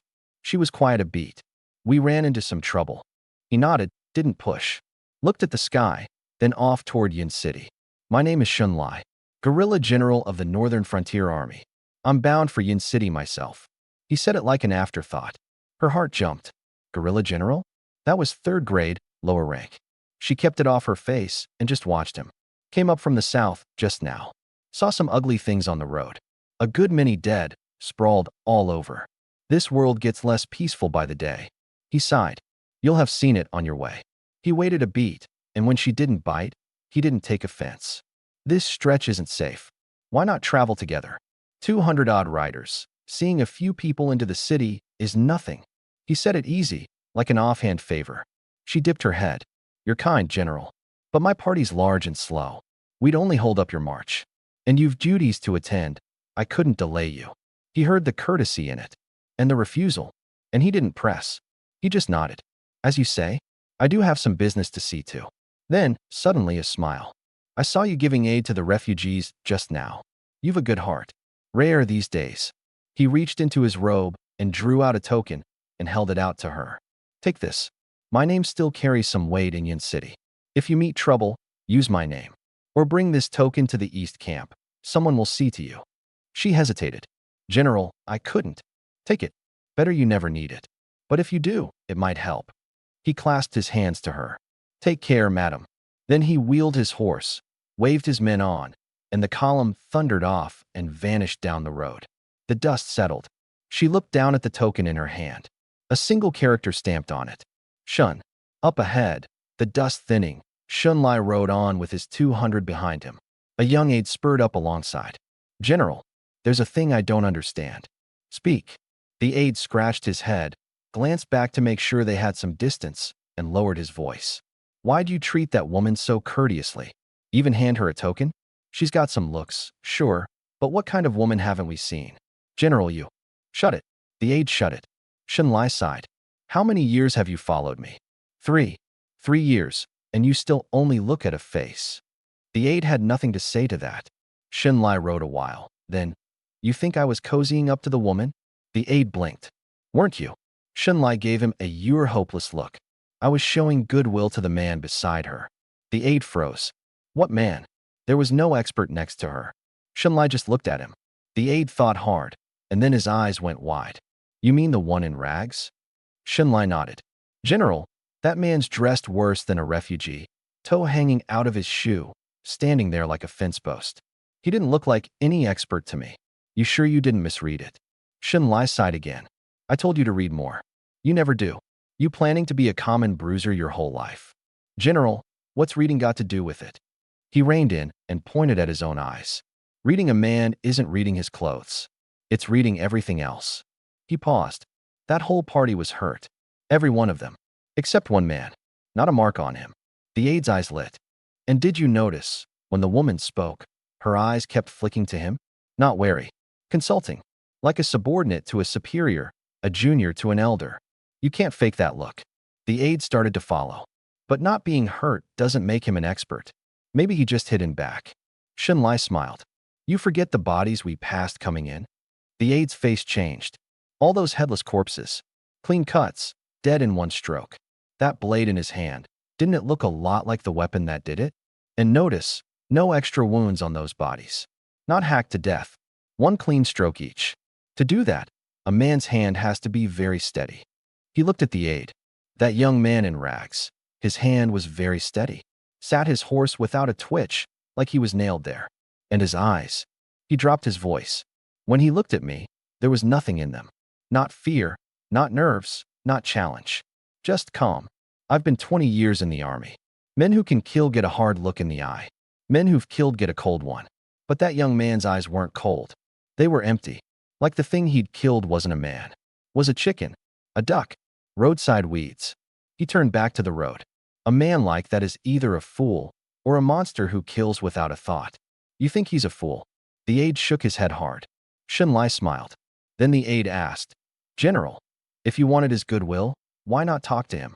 Give him a token too. Shunlai's eyes finally showed a flicker of approval. The boy was starting to think. Ask yourself, why is he dressed like a refugee? Because he doesn't want to be seen. The guards match, the young lord's in brocade, the woman's finely dressed. Only he's in rags, blending into the crowd. That tells you he's hiding what he is. And a man like that hates nothing more than being called out in front of everyone. If I'd walked up and said fine skills, sir, in front of them all, he'd have marked me for a fool. That woman's clearly someone he protects. I show her courtesy. That's courtesy to him. I give her a token. That tells him. Shunlai's no enemy. At least, not today. He smiled thin. A clever man works with a light touch. Enough is enough. The aide chewed on it a while, then blurted, General, all that. You get it from books. Shunlai looked at him. Where else? The aide scratched his head. Then, maybe I'll read too? Shunlai laughed. Do. So you don't spend your whole life a brute, getting sold and counting the coins for the man who sold you. The dust settled and the road went quiet again. Benefactor. Madame Jo broke the silence, soft. That General Shun, he's not a simple man. I looked at her, curious. He said he's a guerrilla general of the northern frontier. What is that exactly? High rank, she thought. As far as I know, a guerrilla general in our lands is 3rd grade. I didn't react, so she kept going. Our military ranks, top to bottom, run roughly. Commander-in-chief, deputy commander, colonel, guerrilla general, regional commander, garrison commander, and on down. A guerrilla general sits above a colonel's second and below a regional commander. Upper middle, call it. 3rd grade, I repeated. It meant nothing to me. She saw that. Put it this way, the garrison commander of Yun City is 5th grade. A guerrilla general is 2 full ranks above him. I still had no feel for 5th grade, so I stayed quiet.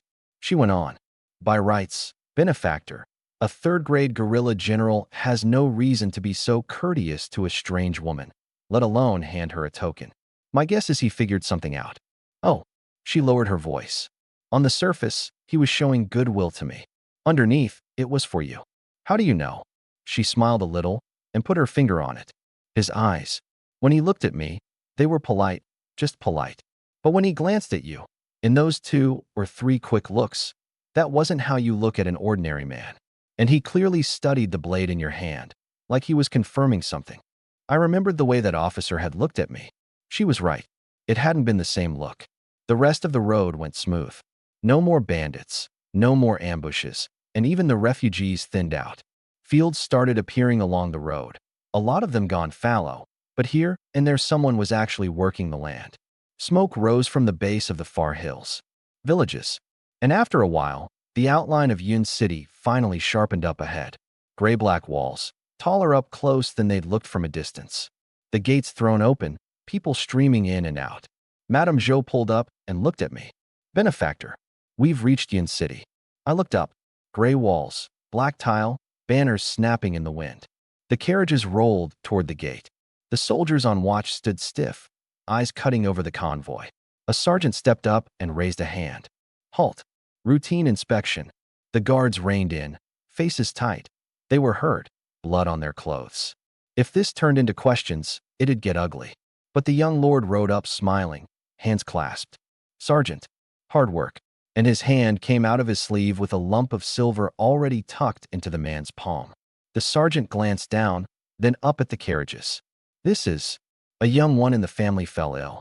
We hurried to visit and ran into bandits on the road, a nasty fight. The young lord smiled easy. No time to clean up. We'd be grateful for the courtesy. The sergeant closed his hand around the silver, took in the wounds and the bloodstains, and leaned in to peer into one carriage, where he saw a skin-and-bones little girl. He was quiet a beat, then stepped back. Go on in. Don't cause trouble in the city. The young lord clasped his hands again and again. Thank you, thank you. Yun City was bigger than I'd pictured. The streets ran more than twice as wide as the road outside, paved in neat gray stone, shops packed shoulder to shoulder down both sides. Cloth shops, grain stores, a blacksmith, taverns, tea houses, and a few grand storefronts with gilt signs. Peddlers with shoulder poles, women leading children, scholars fanning themselves, merchants with bundles on their backs, craftsmen in short work clothes. All of it hurrying past. Now and then an officer in uniform, saber at the hip, cut through the crowd. Vendors calling out. Candied hawthorns, sweet and sour. Fresh silk, cheap prices. Buns. Hot buns. Listening to all of it, thinking about my 3 years, I felt something turn over in me. One wall, 2 worlds. Outside those walls. Danger, hunger, plague, soldiers, people living one day at a time. Inside. Prosperity, order, not a beggar in sight. Half the faces smiling, life with something to look forward to in it. The carriages turned down a side lane. Quieter than the main street, high walls both sides, a gate tower here and there, some grand, some plain. In front of one house, the carriages stopped. A modest gate, but a high threshold, a plaque over it with characters I couldn't read. Madame Zhou stepped down and stood in front of the door a moment. This is, she said quietly, my husband's and my home. She looked at the plaque, and something crossed her eyes and was gone. It stood empty since he passed. I have it cleaned now and then. I always thought, maybe one day I'd come back. She pushed the door open and gestured. After you, benefactor. Inside was small, but well kept. 3 courtyards deep, gray brick, an old locust tree throwing shade, potted flowers along the walkway in full bloom. Servants moving softly, bowing their heads as we came in. I crossed the spirit screen into the inner court, and my eyes caught on one corner. A weapon rack, a long saber resting on it, the scabbard gone dusty. Beside it an armor stand holding half a suit of silver plate, a deep gouge in the breastplate's mirror. On the wall, a map, mountains and rivers, thick with marks. Madame Zhou walked ahead, quick, not looking at any of it. The east wing's next to the main house. You'll stay there. A pause. So we can reach each other if there's need. The east wing was roomier than I'd expected.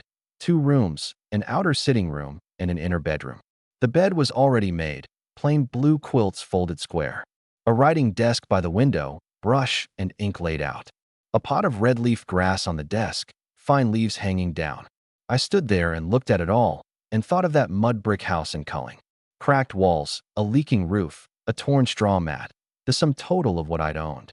This room was nicer than the apartment I'd rented in my old life. And thinking of my old life, of all things, I found myself missing the convenience store under my office building. Every time I worked past midnight, I'd go down and buy a bowl of braised stuff, and the taste of it, I really missed it. I'd never thought those days were good. Now, remembering them, I almost wanted to cry. I took a breath and pushed it down. That evening, someone knocked. A middle-aged woman with a measuring tape. "Sir," the madam's orders. "She'd like your measurements for 2 sets of clothes." I let her work, shoulders, arms, waist, legs. She measured careful, muttering to herself, then bowed and left. Next morning the clothes came. 2 sets. One a blue cloth long robe, one a blue cloth short jacket. Not fine fabric, but the stitching was tight, the fit like she'd measured me a dozen times. I put on the long robe and stood in front of the bronze mirror. It was cloudy, but I could make out a shape. Blue robe, hair bound up, clean. I looked at myself for a while and mumbled, finally looked like a person again. That afternoon, Madame Jo came for me. "Benefactor, have you time? Would you come out with me?" "Sure." "Where to?" "The blacksmith. To buy you a good blade." The streets were busier than the day before. She walked ahead, glancing back now and then to point things out. "That's the Lee cloth shop, biggest in Yun City. The Zhang grain store. Their rice runs a couple coppers under everyone else. That's a tea house. The storyteller there, Master Lu, is the best. I'll bring you sometime to hear him." I nodded along, and it struck me that she was working, in her way, to make this city feel less strange to me. The blacksmith was in the east of the city, a small shop front, but the hammering coming out of it had real power behind it. A bare-chested man was working the forge, sparks flying with every strike. Madame Jo walked in, went a circuit, and stopped at a blade. Black-bodied, the edge throwing a cold light. "That's forged from skyfall iron," she said. "Far harder than common steel. Heavier, too. Most men can't use it." She looked at me. "Try it, benefactor." I picked it up. "Too light." "Couldn't say that, of course." I smiled. "Not bad." I gave it a swing. The wind whistled off it. "This one." She smiled and bought it on the spot. On the way back, I hefted the skyfall blade and asked, "How much was this?" She shook her head. "You saved my life. What's a blade against that?" I said nothing, looking at the blade, then at her walking ahead. And out of nowhere I thought of another world, of being a kid, of my mother buying me a popsicle. The next 2 days were quiet. I stayed in the courtyard, getting used to this new body of mine, learning to control it. After the 35 bandits at the road, my numbers had left the human range entirely. Strength 60 sometimes a normal man's. Speed 30 some. Constitution nearly 30. Those I could handle. It was perception and spirit I hadn't counted on. Perception 16 times, spirit 17, and that came with a side effect I never saw coming. Madame Jo lived next door. 1 wall between us. At first I could just faintly hear the goings-on over there. Footsteps. Voices. The rustle of cloth. Normal, I told myself. Just sharp hearing. Then, the second evening, the maids carried hot water in to draw her a bath, and I realized I could not only hear it. I could see it. Not with my eyes. Something else. Like a picture just assembling itself in my head, and everything in the picture unbearably clear. Steam curling up. A hand resting on the rim of the tub, long fingers, nails trimmed neat. Water shifting, the pale line of a shoulder and neck reflected in it, and my eyes snapped open. I was sitting in my room, facing the window, heart going too fast. No, this isn't right. I took a breath, tried to shut the perception down. No luck. The picture just went a little dimmer. I got up and stood at the window, staring at the old locust tree in the yard until it faded. And then it came back. This time, dressing. A maid drying her hair, and her standing there in nothing but a thin shift.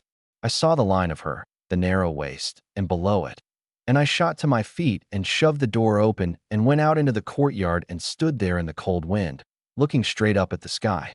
Sun going down, sky full of color. Beautiful. And my head was still full of what I'd just seen. I tried, hard, to get this thing under control and couldn't find the trick of it.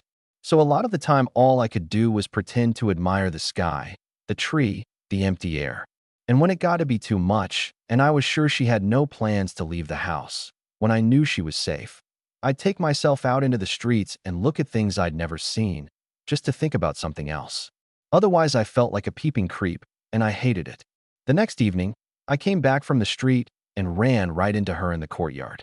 She'd just bathed, hair still wet, hanging loose over her shoulders. A plain white dress, collar slightly open, a sliver of collarbone showing. The sunset gilded her all over.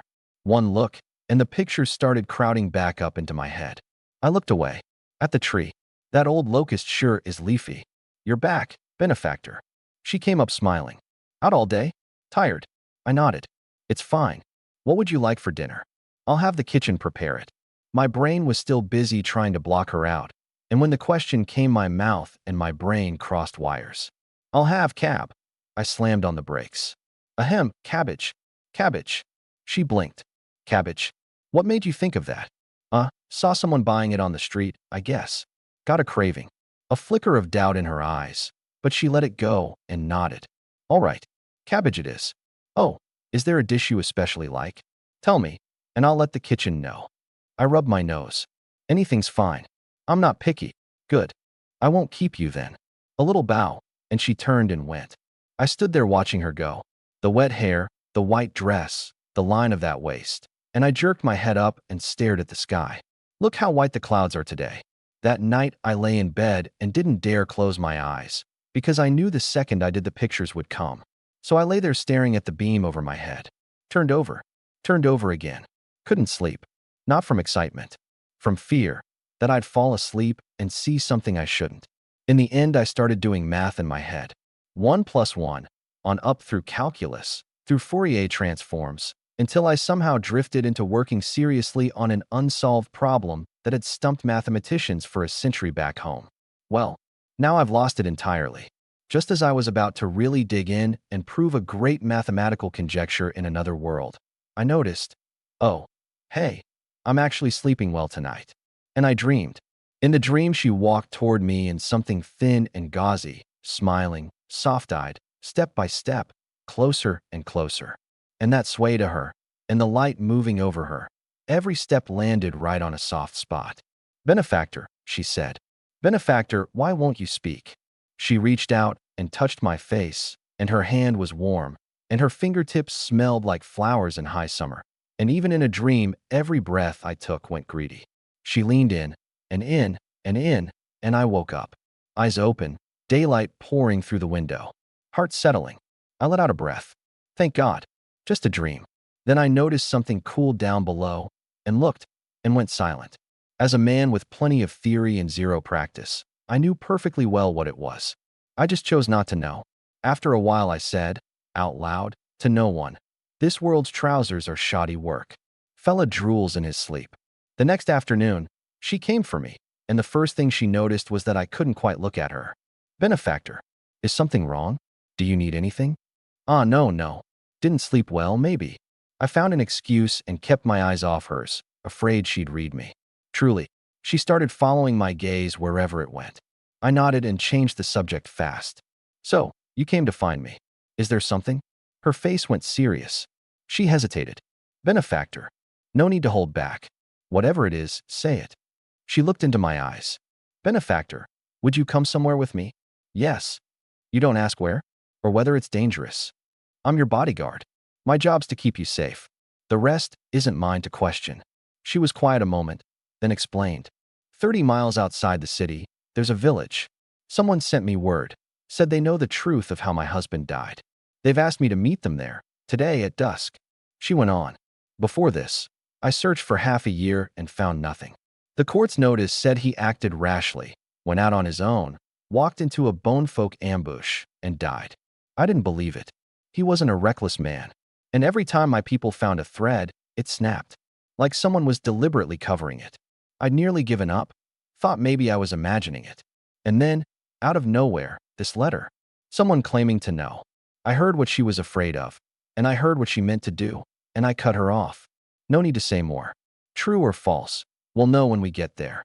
The carriage left the city and went northwest. The sky darkened, the road narrowed, the woods on both sides closed in.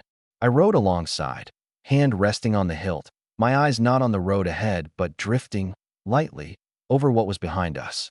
Someone was following. 3 men, since we left the gate, holding their distance, keeping to the trees on either side of the road. A normal person would never catch it. I did. They tailed us 5 or 6 miles, then stopped.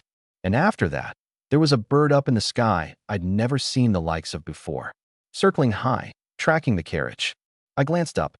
It flew so high that anyone else would have taken it for an ordinary bird. But I could feel its eyes, fixed on the carriage below. I pulled my gaze back, kept my face still. About half an hour on, my brow twitched. The wind brought a smell. Blood, thick and fresh. And under it, bodies. More than one. Dozens, at least. I reined in, and something flickered across my face. She'd been watching me. Benefactor? What is it? I shook my head. Nothing. Soon a village came into view. 20-odd thatched huts, scattered, dead silent. No smoke. No voices. No dogs. Nothing at all. She lifted the curtain and looked out. Is this it? She climbed down and went in with a few guards. I followed, hand on the hilt. At the village mouth, she stopped dead. Bodies. Everywhere. Old people, men, women, children, sprawled in pools of blood. Some cut down, some run through, some with arrows in them. Blood everywhere, tacky underfoot. She saw it, and her face went white. Benefactor, go now? This is a trap. And even as she said it, guilt hit her. She'd walk me into a trap. The guard spun to run. Too late. Coarse laughter came out of the trees. 20-some bone folk stepped out and sealed the village mouth. A head taller than us, broad and thick, in hide robes, faces painted red and white, yellow eyes glinting in the dark. Their leader was a one-eyed giant with a huge bone saber on his shoulder, blood still on it. His eyes passed over the guards and landed on her, and he grinned. Woman. Pretty. His men laughed behind him, rough and low. He lifted a hand and pointed at her. Her. Take. Then at the guards, and at me. Them. Kill. The guards drew and put themselves in front of her, hands shaking, but they didn't back off. 20-some bone folk against their 7 or 8. No contest. Her face was bloodless, but she pulled her sword and stood among them. Only I didn't move. I stood there, looking the bone folk over, honestly curious. I'd only heard about them from her. I'd never seen one. Now here they were, and I couldn't help staring. Strange world. Same species, supposedly, and this much difference. Back home, the whole planet split 7 ways, races divided, and it came down to skin color. Here, we were nearly a different species. I glanced up at the sky again. The bird was still circling, and it had dropped a good 100 feet lower. So, the bird, the bone folk, and whatever was on its way, all one piece. And in the far distance, hooves like thunder, too far for anyone else to hear. Not for me. 300+ riders, coming at a dead run. And, a few familiar faces among them. When I picked out Commander Fong, the one who'd run from me before, and a couple of his sergeants, I sentenced that whole column to death right there. Not that I needed the familiar faces. I already knew what these riders were. I'd watched enough shows and read enough books in my old life to know the play cold. The bone folk butcher a village. Our people happen to arrive. The bone folk get silenced. We get framed as the butchers. Kill 2 birds with 1 stone. No, 3. Whoever's behind this wants more than her death. I didn't know what, and didn't care to. All I cared about was that in front of absolute power, every scheme and plot on Earth is a joke. I remembered being a kid, watching TV, hating the villains on the other side of the glass, and unable to do a thing about it but grind my teeth. Well, now I was inside the screen. Let's see how these villains climb back out. I gripped the blade. Brand new. Never been blooded. The one-eyed giant saw nobody on our side move and figured we'd frozen in terror. He waved a lazy hand. Kill. 20-some bone folk came howling in. The giant himself didn't move, just stood there, saber on his shoulder, watching his men charge the prey, black-yellow teeth showing in a grin. Easy job. Worth it. Damn worth it. Then every sound in the world cut out at once. The howling of the charge, the pounding of feet, gone. The giant blinked, and a strange, crawling wrongness went through him. Gyul. His voice came out dry. You. The rest stuck in his throat. His men were still moving forward, but their heads weren't on their necks anymore. 20-some heads, all in the air together, tumbling. The headless bodies kept staggering forward 3-4 steps on momentum before they crashed down. Blood came out of the stumps, not dripping, erupting, 20-some red fountains carving arcs in the darkening light. And then the sound of the bodies hitting caught up. Thud, thud, thud. Blood everywhere. On the dead already down. On the guards' stunned faces. On the hem of her dress. The giant stood there with his mouth open, staring at a young man in a blue robe who'd appeared 3 steps behind him, a black blade hanging point down in his hand, blood sliding off it, 1 drop, then another, onto the ground. The young man hadn't even turned around. The giant's legs started to shake. First the calves, then the thighs, then all of him. He wanted to shout, nothing came. Wanted to run, his legs wouldn't answer. Wanted to lift the bone saber he'd carried a dozen years, and it was suddenly heavy as a mountain, pinning his courage flat. His nerve broke, and all he could do was stand there gaping at the twitching headless bodies, the rolling heads, the blood pooling everywhere. Then he felt something behind him. A weight, no touch to it, but they're all the same, worse than any real weight, pressing on his back. Every hair on his body stood up. His neck had gone stiff. He wanted to turn his head and didn't dare. But the thought, once it came, wouldn't leave. If I look, what will I see? Terror and a sick curiosity fought in him, and the pressure grew and grew until he felt his body might simply collapse. And when the fear crossed some line, the curiosity won, and he turned his head, inch by inch. A young man in a blue robe, standing 3 steps behind him, back turned. A black blade hanging point down, blood sliding off, drop by drop. The young man hadn't turned around. Like he'd been standing there the whole time. Like the 20-some heads flying off necks had nothing to do with him at all. How did he get there? When? Why didn't I see it? The giant's mouth worked. He wanted to beg, wanted to shout for mercy, but his legs answered first. He dropped, knees smacking into the bloody mud, and the bone saber slid from his hand, and he didn't even look at it. He just knelt there, head down, shaking like a leaf, not daring to look at that back, not daring to breathe. 30-some years he'd lived, fought countless times, killed countless men, seen every kind of hard case. He'd never seen anything like this. Never even imagined a thing like this could exist. Nearby, one of the younger guards suddenly mumbled, I wish I were a woman. The man beside him turned and stared. The young guard flushed, but pushed on. Think about it. Benefactors this powerful. If a fella could, with him, he made a little gesture. How safe would you feel? The others went quiet. Then somebody nodded. Fair point. Somebody else nodded. Shame we're not so lucky. The young one sighed. Next life, then. Come back a girl. Well read, pretty, gentle, kind. You?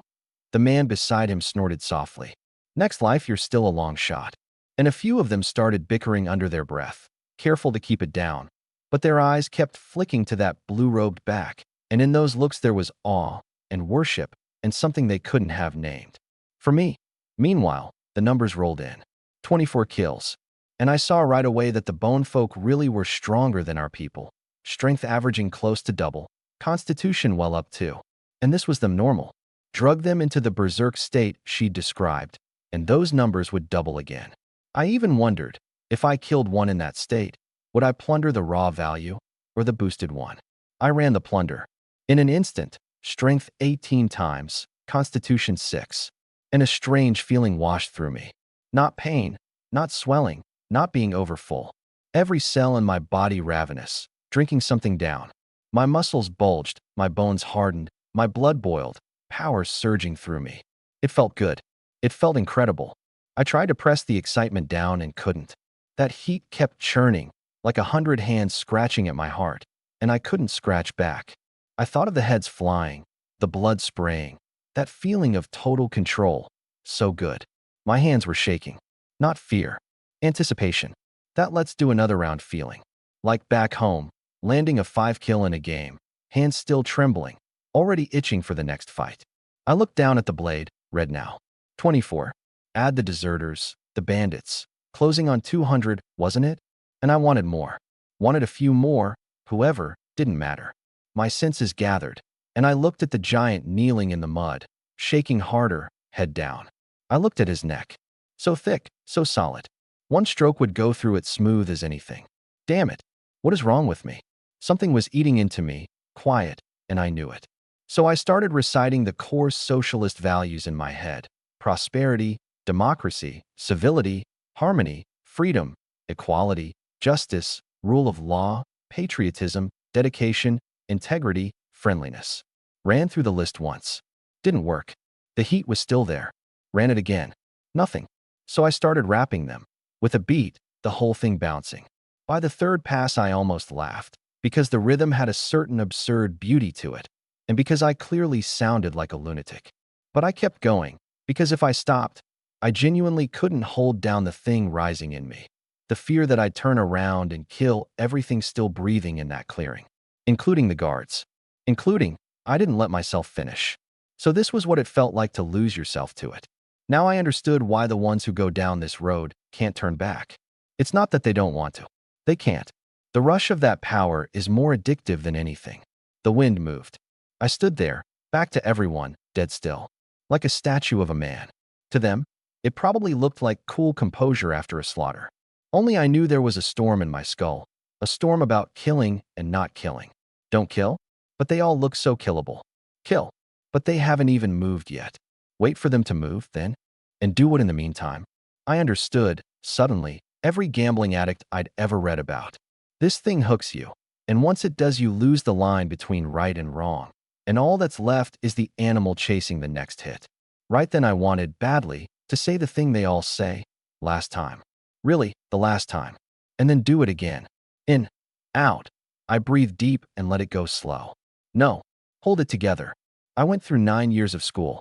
I'm a flower of the motherland's future. Even if it's the villain's fault, even if they're tempting me, even if they're testing me, a young cadre, newly arrived in another world, I have to hold the line. I can't slip. I switched tactics and brainwashed myself that way instead, and by the 5th pass, the gnawing eagerness finally eased back. A little. I looked down at the giant kneeling there, and honestly, I envied him. Squatting in the mud, nothing to think about, only fear to feel. So simple. I glanced at the panel again. 100 times a normal man's strength. 30-some times the speed. Nearly 40 times the toughness. I knew, clearly, that I wasn't a man in any ordinary sense anymore. I was a man-shaped monster, and I was still trying to be a person, still using the things I'd carried from my old life to keep myself inside the human box. I took a breath, turned, and looked at the kneeling giant. Bone folk. Calm, like nothing had happened. He trembled and lifted his head to look at my face, a face like any of our people's. But he knew. That face had, in under a breath, killed 20-some of his men. He didn't dare stand. He just knelt and knocked his head on the ground and begged in broken speech.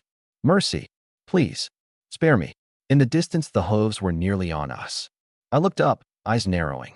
I could feel the stirring rising again under the socialist values, pushing up, harder, harder. I looked at the blood on my blade, not yet dry. This world has too many temptations. Barely got it back down, and I'm going to lose it again. Dust boiling. 300-plus riders came pounding into the village and ringed everyone in. Matching regulation armor, spears like a forest, bows strung. Elite, no question. War horses blowing white breath, hooves stamping the pooled blood. Their leader rode up. 50-odd, square-jawed, eyes sharp as a knife. He swept them over the headless bone folk without so much as a frown, like they were dead dogs at the roadside. Then he saw the kneeling giant, and his eyes flickered, fast, invisible to most. He pulled his gaze back, took in Madame Jo, the guards, and last of all me.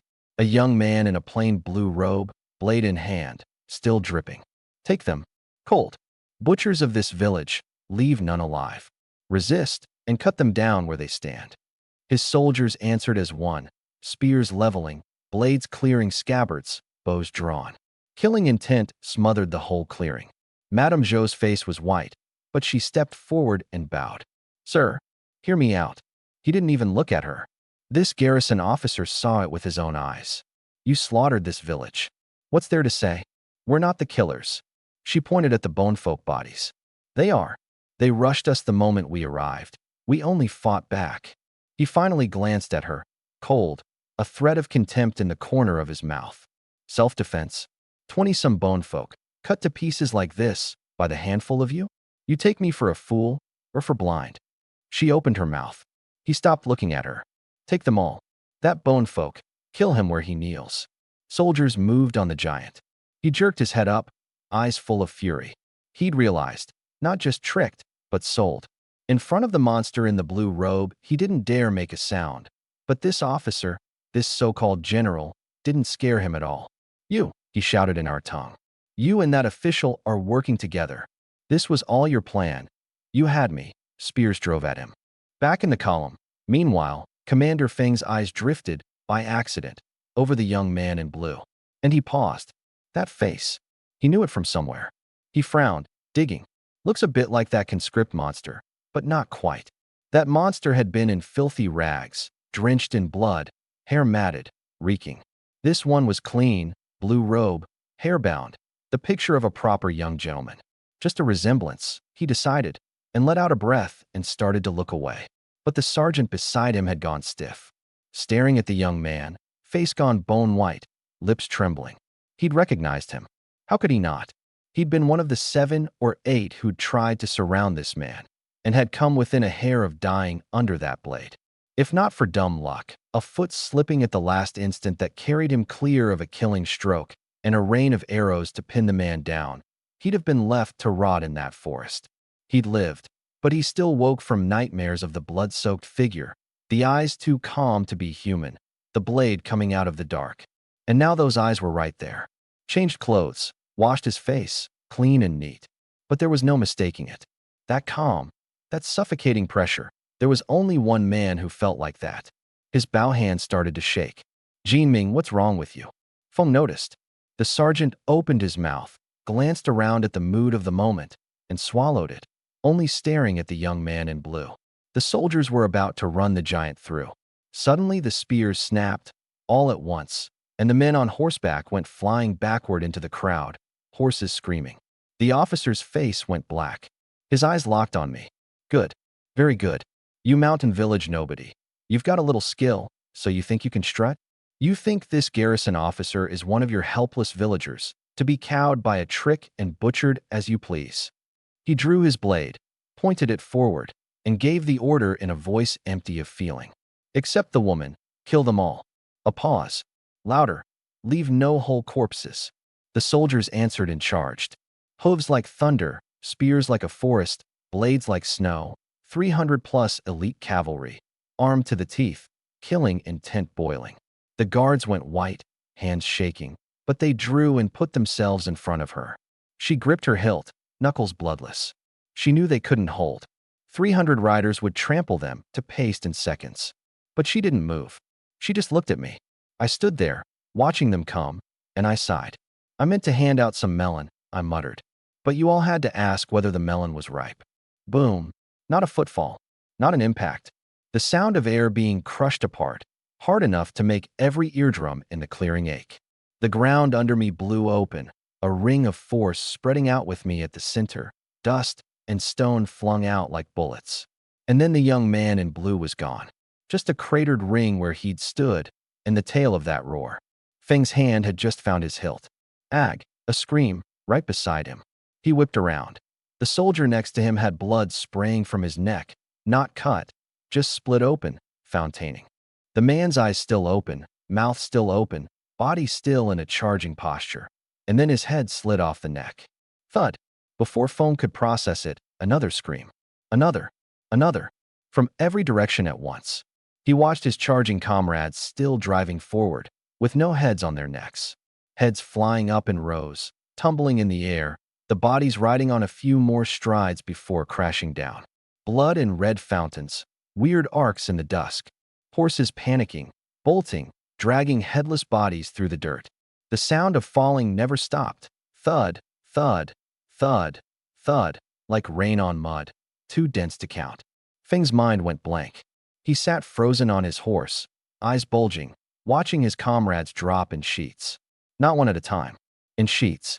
1, 10, 50, 100, 200, 300, 324.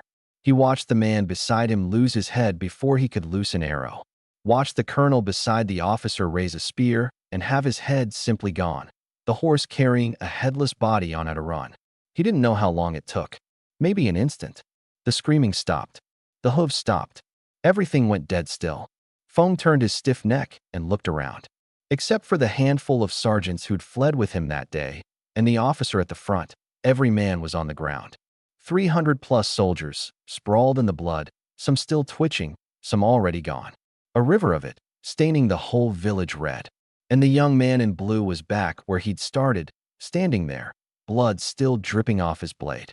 He lifted his head, looked straight at Fong, and, like an old friend saying hello, smiled a little. Didn't recognize me back there, Commander Fong? My voice was quiet and calm. But to Commander Fong it landed like a thunderclap in a clear sky. His eyes swept the ground around him. 300+ bodies. Sprawled, stacked, layered. Some without heads. Some split in half. Some with a fist-sized hole punched through the chest. Blood ran in little red streams across the ground. Past his horse's hooves. Past the fallen heads. Past the twitching limbs. The stink of it was so thick it made him gag. Dead horses everywhere too. Some still kicking, some already stiff. He'd lived 40-some years. He'd been to war. He'd seen dead men, seen tens of thousands butcher each other. But that was war. Armies drawn up, spears in a forest, blood by the flood. This, one man, just one. In the space of a few breaths, he'd killed 300+ armored elite. Fast enough that no one could follow it. Ruthless enough to make your skin crawl. This isn't a man anymore, Fong thought. It's a monster wearing a man's skin. His legs gave out, and he came off his horse, crashing into the blood with a splash. He didn't feel the pain. He scrambled up, dropped straight to his knees, and started slamming his head into the bloody mud toward the young man in blue. Bang, bang, bang. Mercy, mercy. I beg you, spare me. I was blind. I didn't know who I faced. It's my fault. All my fault. I'll change. Please, don't kill me. I don't want to die. His voice cracked, tears and blood running together. I had no eyes. I shouldn't have come. I deserve to die. Please, don't hold it against the likes of me. Behind him, the handful of surviving sergeants came out of it too, tumbling off their horses, kneeling, knocking their heads. Please, I'll be your dog. I'll serve you my whole life. Anything you want, just don't kill me. Don't kill me. Please. The knocking and the sobbing and the begging ran together into one sound. One man had already wet himself, shaking on the ground. One knocked his head so hard he passed out. A young corporal wailed, I've got old parents and small children. My mother's 80. My son's 3. Please don't kill me. Another cried, it wasn't our idea to come. It was orders. They sent us. Yes. The rest scrambled to pass the blame. We were only following orders. We didn't want to come. Off to the side, the garrison officer still sat his horse. Dead still, eyes wide, pupils blown, staring at nothing. His lips parted, but no words came. His blade was still in his hand, and he'd forgotten it existed. He'd just watched a man vanish, and then 300+ living, armored soldiers ceased to exist. In a blink, his body wanted to run and had gone rigid and wouldn't answer. I glanced at the frozen officer, then turned to Madame Zhou. The rest is yours. I think they've got the things you want to know. I'm a little hungry. I'll go find something to eat. Then I looked at the giant bone folk trembling in the mud, wishing he could bury his own head in it, and at the old familiar faces knocking dents in the ground, and said, flat, tell her everything you know, and I won't put a blade to you. Otherwise, none of you leaves this village tonight. I swung up onto a horse and rode off into the dark. The hoofbeats faded, and I was gone. Madame Zhou pulled herself together and turned to the kneeling survivors. She took a breath. Bring them here. First up was the giant. He knelt, head down, shaking. She looked down at him. Who sent you? He stammered it out. A Ning official. I don't know who. Never saw him. Always a middleman. He said there was a village here. Kill who we liked, keep what we took. After, wait for a woman. Pretty, rich looking. Take her alive, hand her over. Reward after. Her hand tightened. The woman. Me. He glanced up and dropped his eyes again. Should be. They said she'd be beautiful, finely dressed, clearly from a good family. The middleman. What did he look like? He shook his head, face always covered. But the accent, Yun City. She nodded. Keep going. All of it. Yes, yes, I'll tell you everything. We've had dealings with your Yun City officials a long time. Whenever they've got something they can't be seen doing, they call us in. The sky went dark, and the questioning came down to the last man. She waved, and a guard hauled up the officer. Your name? He said nothing. I asked your name. Silence. He just knelt, head down, shaking. And she smiled, cold. Not talking? You think that stops me? She stepped forward, looked down at him, her whole presence hardening. The man beside me, you've seen what he can do. Don't imagine your patron protects you, or your family. I'll tell you the truth. He owes me a great debt, and swore to do 3 things for me. No charge. A man like that keeps his word. If you're too stubborn to see reason, I'll have him hunt down your family. Your bloodline. Your parents. Your wife. Your children. Her voice went lower, colder. I'll have him dig every bone out of your ancestral graves and grind them to dust, so you can't face your ancestors even in death. So you become the eternal shame of your line, nailed to a post of disgrace in the world below, tortured day and night. His eyes bulged, full of terror. Now, she said, still not talking? She hadn't harmed a hair on him. She'd borrowed my shadow, every word of it a bluff, and it worked. Under the weight of the head still rolling behind his eyes, he broke. I'll talk. Your name? I'm Chun, garrison officer of the Yun City Defense Bureau. Trusted man to Vice Prefect Zhou Mingyuan. She nodded. What did he send you to do? Head down. Bring soldiers. Kill the bone folk, leave none. Then take you back. Throw you in the cells. Everyone else, anyone still alive, killed to silence them. Why does he need me alive? He balked. Her eyes went cold. Speak. He shook. Vice Prefect Zhou. He. Toward you. He struggled for the words. You are beautiful. He's long. He never said it plainly, but I've served him years. I understood. He set this trap, lured you here, had the bone folk butcher the village, had us come to clean it up and silence you, then throw you in the cells. There's a hidden room down there. He built it. For he didn't finish. She understood. Her eyes narrowed, her presence gone colder. My husband's death. Was he part of it? Silence. Speak. Head down, thin as a mosquito's whine. Yes. Her body swayed, once, then steadied. From the beginning. Don't leave out a word.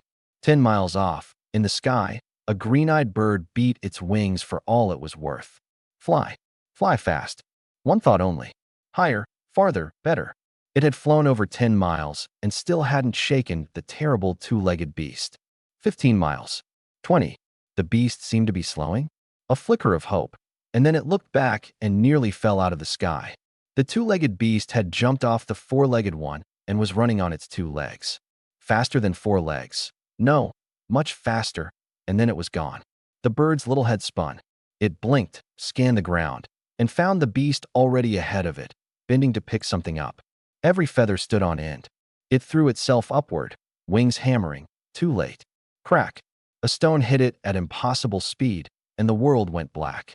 I watched it drop out of the sky and land in a stand of grass 100 feet off, kicking up dust. I walked over and picked it up. Fat little thing. I looked at its eye, green, the pupil a long slit. Never saw its like. But it had tailed us the whole way, so it was no innocent bird. I weighed it in my hand. Enough for a meal. I turned back.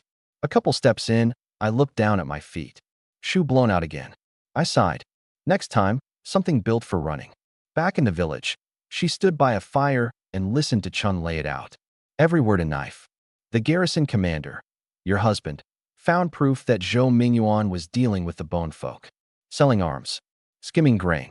Killing civilians and claiming them as war kills. Drawing pay for phantom soldiers. And the proof touched more than him.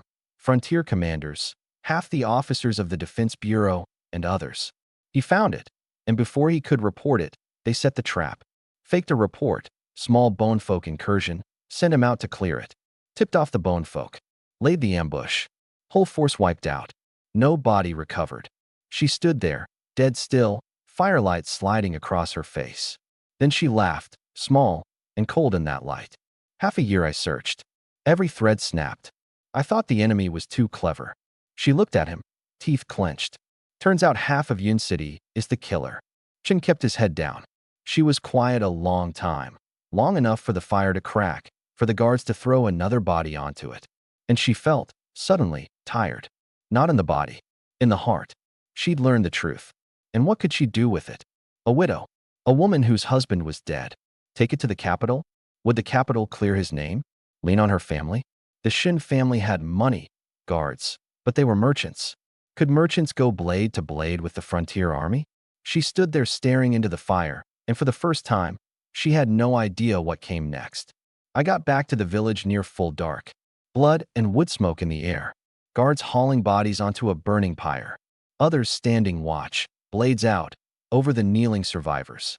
She stood in front of the fire, hollow-eyed. Benefactor, I'm sorry. She hurried over the second she saw me, and bowed. I was holding the green-eyed bird, a little puzzled. Benefactor, to get the truth, while you were gone, I borrowed your shadow. Said some disrespectful things in your name. Oh, what things? Let's hear it. Head down, ears reddening. She stammered it out. The great debt, the 3 free tasks, the digging up ancestral bones and grinding them to dust. Then she buried her head lower, like a kid who'd broken something. I heard it and laughed. You've got a knack for leverage. She looked up. You're not angry? I shook my head. What's to be angry about? I hefted the bird. Half of what you said wasn't even a lie. She blinked and said nothing. After a moment, she glanced at the kneeling survivors. Benefactor, what do you mean to do with them? Let them go. She frowned. Let them go. I nodded. I promised. Tell the truth, and I don't put a blade to them. A pause. I keep my word. She looked at me. Nothing on my face. But she felt like something had flickered behind my eyes. She didn't ask. She turned and waved to the guards. Release them. Feng knelt in the mud and heard those 2 words and just broke. Release? Let them go? He looked up, disbelieving, at the man in blue.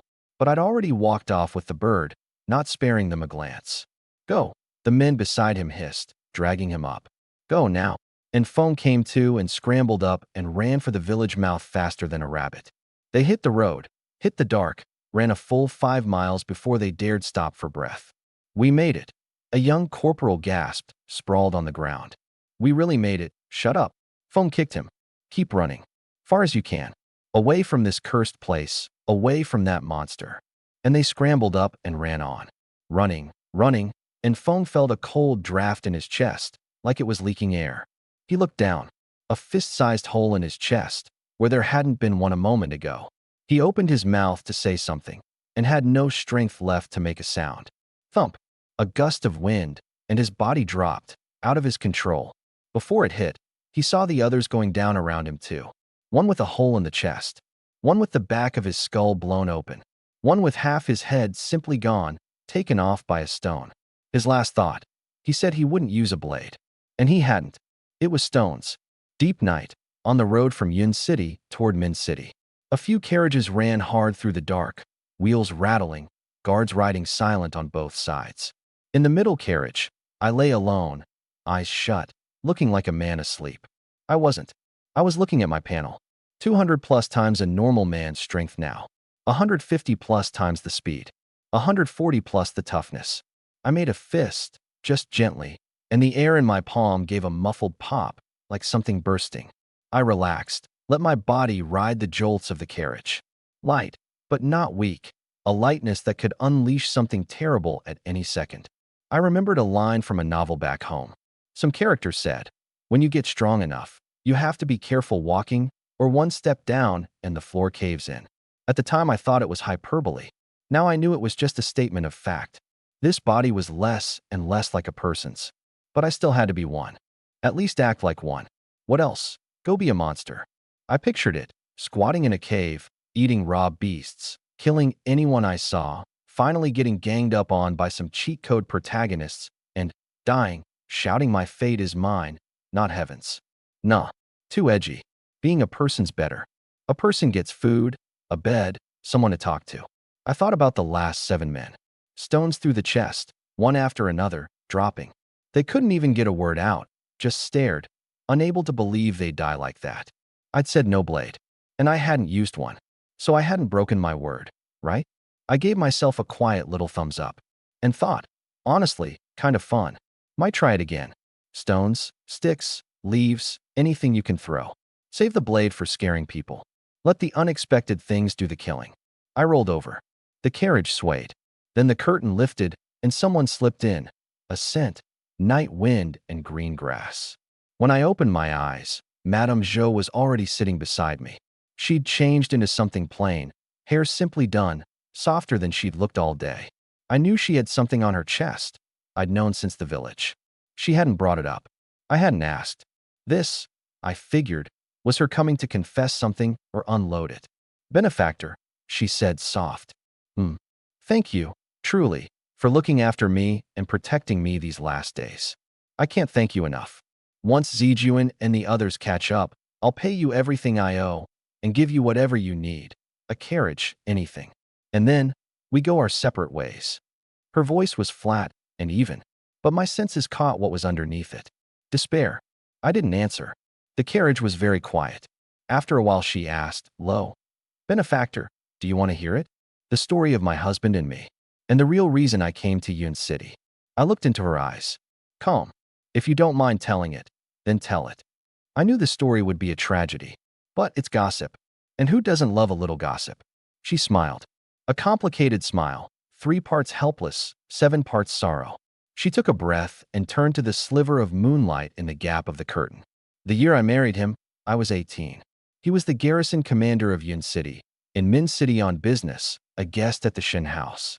I hid behind a screen to sneak a look at him, and he caught me. He said nothing, just smiled. Her mouth curved a little. I thought then, this man, he's good. 12 years married. Most of the time, he was good to me. Every year, he'd make time to come back to that Yin City house and be with me. Wrote letters, now and then. Short, but I kept every one. A year ago, the last time he came back, leaving, he said this trip to the frontier might be a long one. Told me to wait for him at home. Her voice caught. I waited. And what came back was the court's notice. That he'd been rash. Acted on his own. Walked into a bonefolk ambush. Died. Her hand tightened. I didn't believe it. I knew him. Careful. Thorough. Never reckless. The moment they said he'd been rash, my first thought was, his death is wrong. So I pretended to go back to Min City and started digging in secret. Half a year. 3 teams sent out. First lost. Second died on the road. The third came back with 2 survivors who found nothing, every thread snapping. I thought the enemy was just too big for me. So I wrote to my uncle, Zhou Mingyuan, vice prefect of Yin City. Her voice began to shake without her permission. He wrote back, said, rest easy, niece. I'll get to the bottom of this. Your husband is gone. From now on, your uncle is your greatest support. A laugh that was worse than crying. I believed him. I thought, with his help, surely I'd find something. And the result? He was the killer. One of the men who set the trap that murdered my husband. Every letter I wrote, he read. Every thread I found, he knew. I was in the light. He was in the dark. Whatever I chased, he cut off. The tears finally fell. I begged the killer to help me find the killer. I was curious. You called him uncle, and he's a Zhou. So he's your husband's father's brother? Kin, why would he kill your husband? She took a breath. He was dealing with the bone folk. Selling arms. Skimming grain. Killing civilians for credit. Drawing phantom pay. My husband found the proof. Before he could report it, Zhou found out. So he faked a report, small bone folk incursion, sent my husband to clear it, tipped off the bone folk in advance. Ambush. Whole force gone. Not one came back. Her voice steadied, but her hands wouldn't stop shaking. And you know the most laughable part? He wants me. He's my uncle, and he wants me. The trap wasn't just to silence me. It was to take me back and put me in that hidden room, to satisfy the filth in him. The carriage was quiet a few breaths. Only hooves and wheels. I said nothing, and thought, privately, this plot is way too familiar. I'm pretty sure I saw this in an anime. The perverted elder, they really are everywhere. What will you do now? I asked. She shook her head, spent. What can I do? They have soldiers, power, position. The frontier's real players. Half the Defense Bureau's officers. And behind them, more people I couldn't touch. Behind them, someone bigger. A prince, maybe. Someone at the emperor's side, even. Bitter smile. A widow. What can she do? Take it to the capital? 2,000 miles. I couldn't get through the city gate. And if I did, Would they let me live to see the emperor? And if I saw him, one word from those people and my whole family's executed. She looked at her hands. My family. The Shin house in Min City. Big house, money guards. But merchants. Go up against the frontier army? Against the great men in the capital? She lifted her eyes to me. In them, a clear-eyed, exhausted, resigned calm. I know the truth now. And then what? All I can do is pretend I know nothing. Rush home like there's some emergency and hope. Except, that's impossible. They set the trap. They butchered the village. They prepared all of it in the dark. Even if they didn't count on you. Even if they lost 300 men and their scheme fell apart. None of that stops them from pinning it all on me. My going to the meeting, my sending Zijuan back for the servants, my fleeing Yun City at night. It's all traceable. String it together, and I couldn't clear myself with 100 mouths. Even with proof, it wouldn't matter. Believe it or not is one word from them. Since the old days, the people don't beat the officials. From the moment I chose to seek the truth, I stepped into a dead end with no way out. She drew a breath. Benefactor, I'll tell you something. I'm not afraid to die. I've seen too much death in this world. I've killed myself. But I can't bear to drag my family into it. My father's over 60. My brother has 3 children. My little sister isn't married yet. They know nothing. The tears came again, and she wiped them fast and pushed the calm back over her face. There's never been any justice under heaven. Not even in good times, never mind an age like this. A man dies wronged. A family dies with him. Ordinary as anything. My husband was murdered by a scheme. I accepted it. At least my family was safe. And now, because of my recklessness, my family may be lost too. They'll all die because of me. She broke, head down, shoulders heaving, the sobs low and awful. I watched her cry, wanting to comfort her and not knowing how. And then, mid-sob, she went still and stared straight into my eyes and asked, Benefactor, tell me, was I wrong? Am I useless? I was quiet a beat, working out how to answer. Comforting people isn't my thing. In my old life, when I hit the wall from overwork, I carried it alone.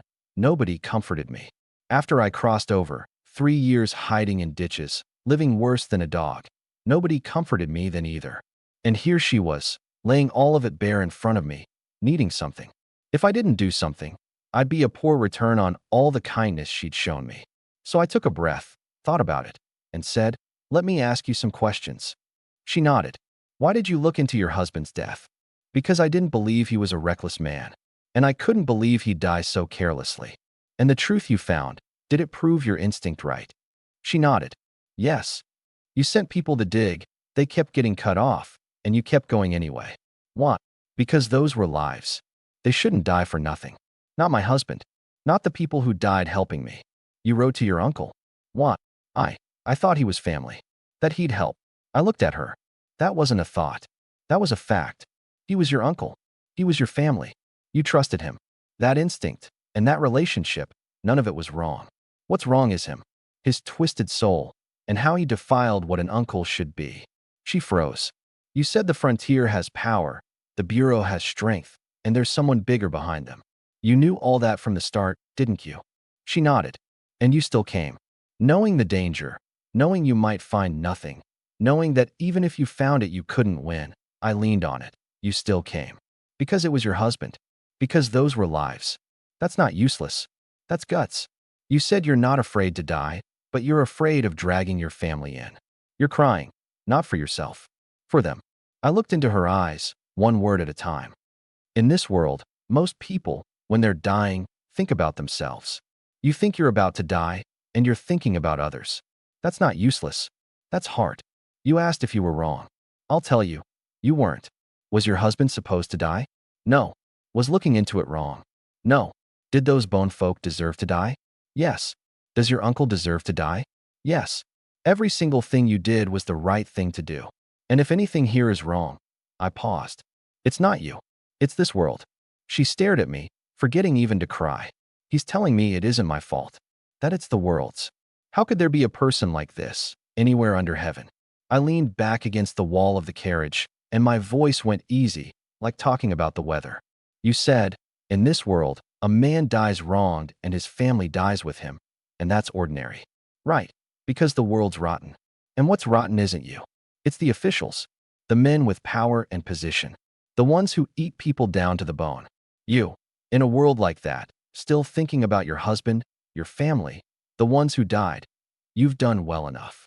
She opened her mouth, and no words came. "I'm not comforting you," I said. "Just stating facts. I've seen too many people, too many tragedies. People who sold their children to eat. People who killed for a mouthful of food. People alive who might as well be dead. And you? You've made it to now with a sword, a conscience, and a working head. Your husband died, so you dug. Your family's in danger, so you're eaten up with guilt. Even cornered, with barely a spark of hope. You didn't lose your head. The moment you knew it was a trap, you got out of Yin City, and before you left you thought to send Zijuan back to quietly get the servants out too." I looked her in the eye, and for once I meant it dead seriously. "You asked if you're useless. Let me tell you, you are the most useful woman I have met in my entire life. Without exception." She just sat there, forgetting how to think. One line looping in her head. "The most useful woman I've met, without exception." Useful. She'd heard it all her life. As a girl, her father, Wanjun, "If only you'd been born a boy, you'd have been more useful than your brothers." Her sick mother, "When you're at your husband's house, be virtuous, be useful. Don't let them say the Shun daughter is useless." After she married, her husband, "A wife who keeps a good house is useful." I'm at ease.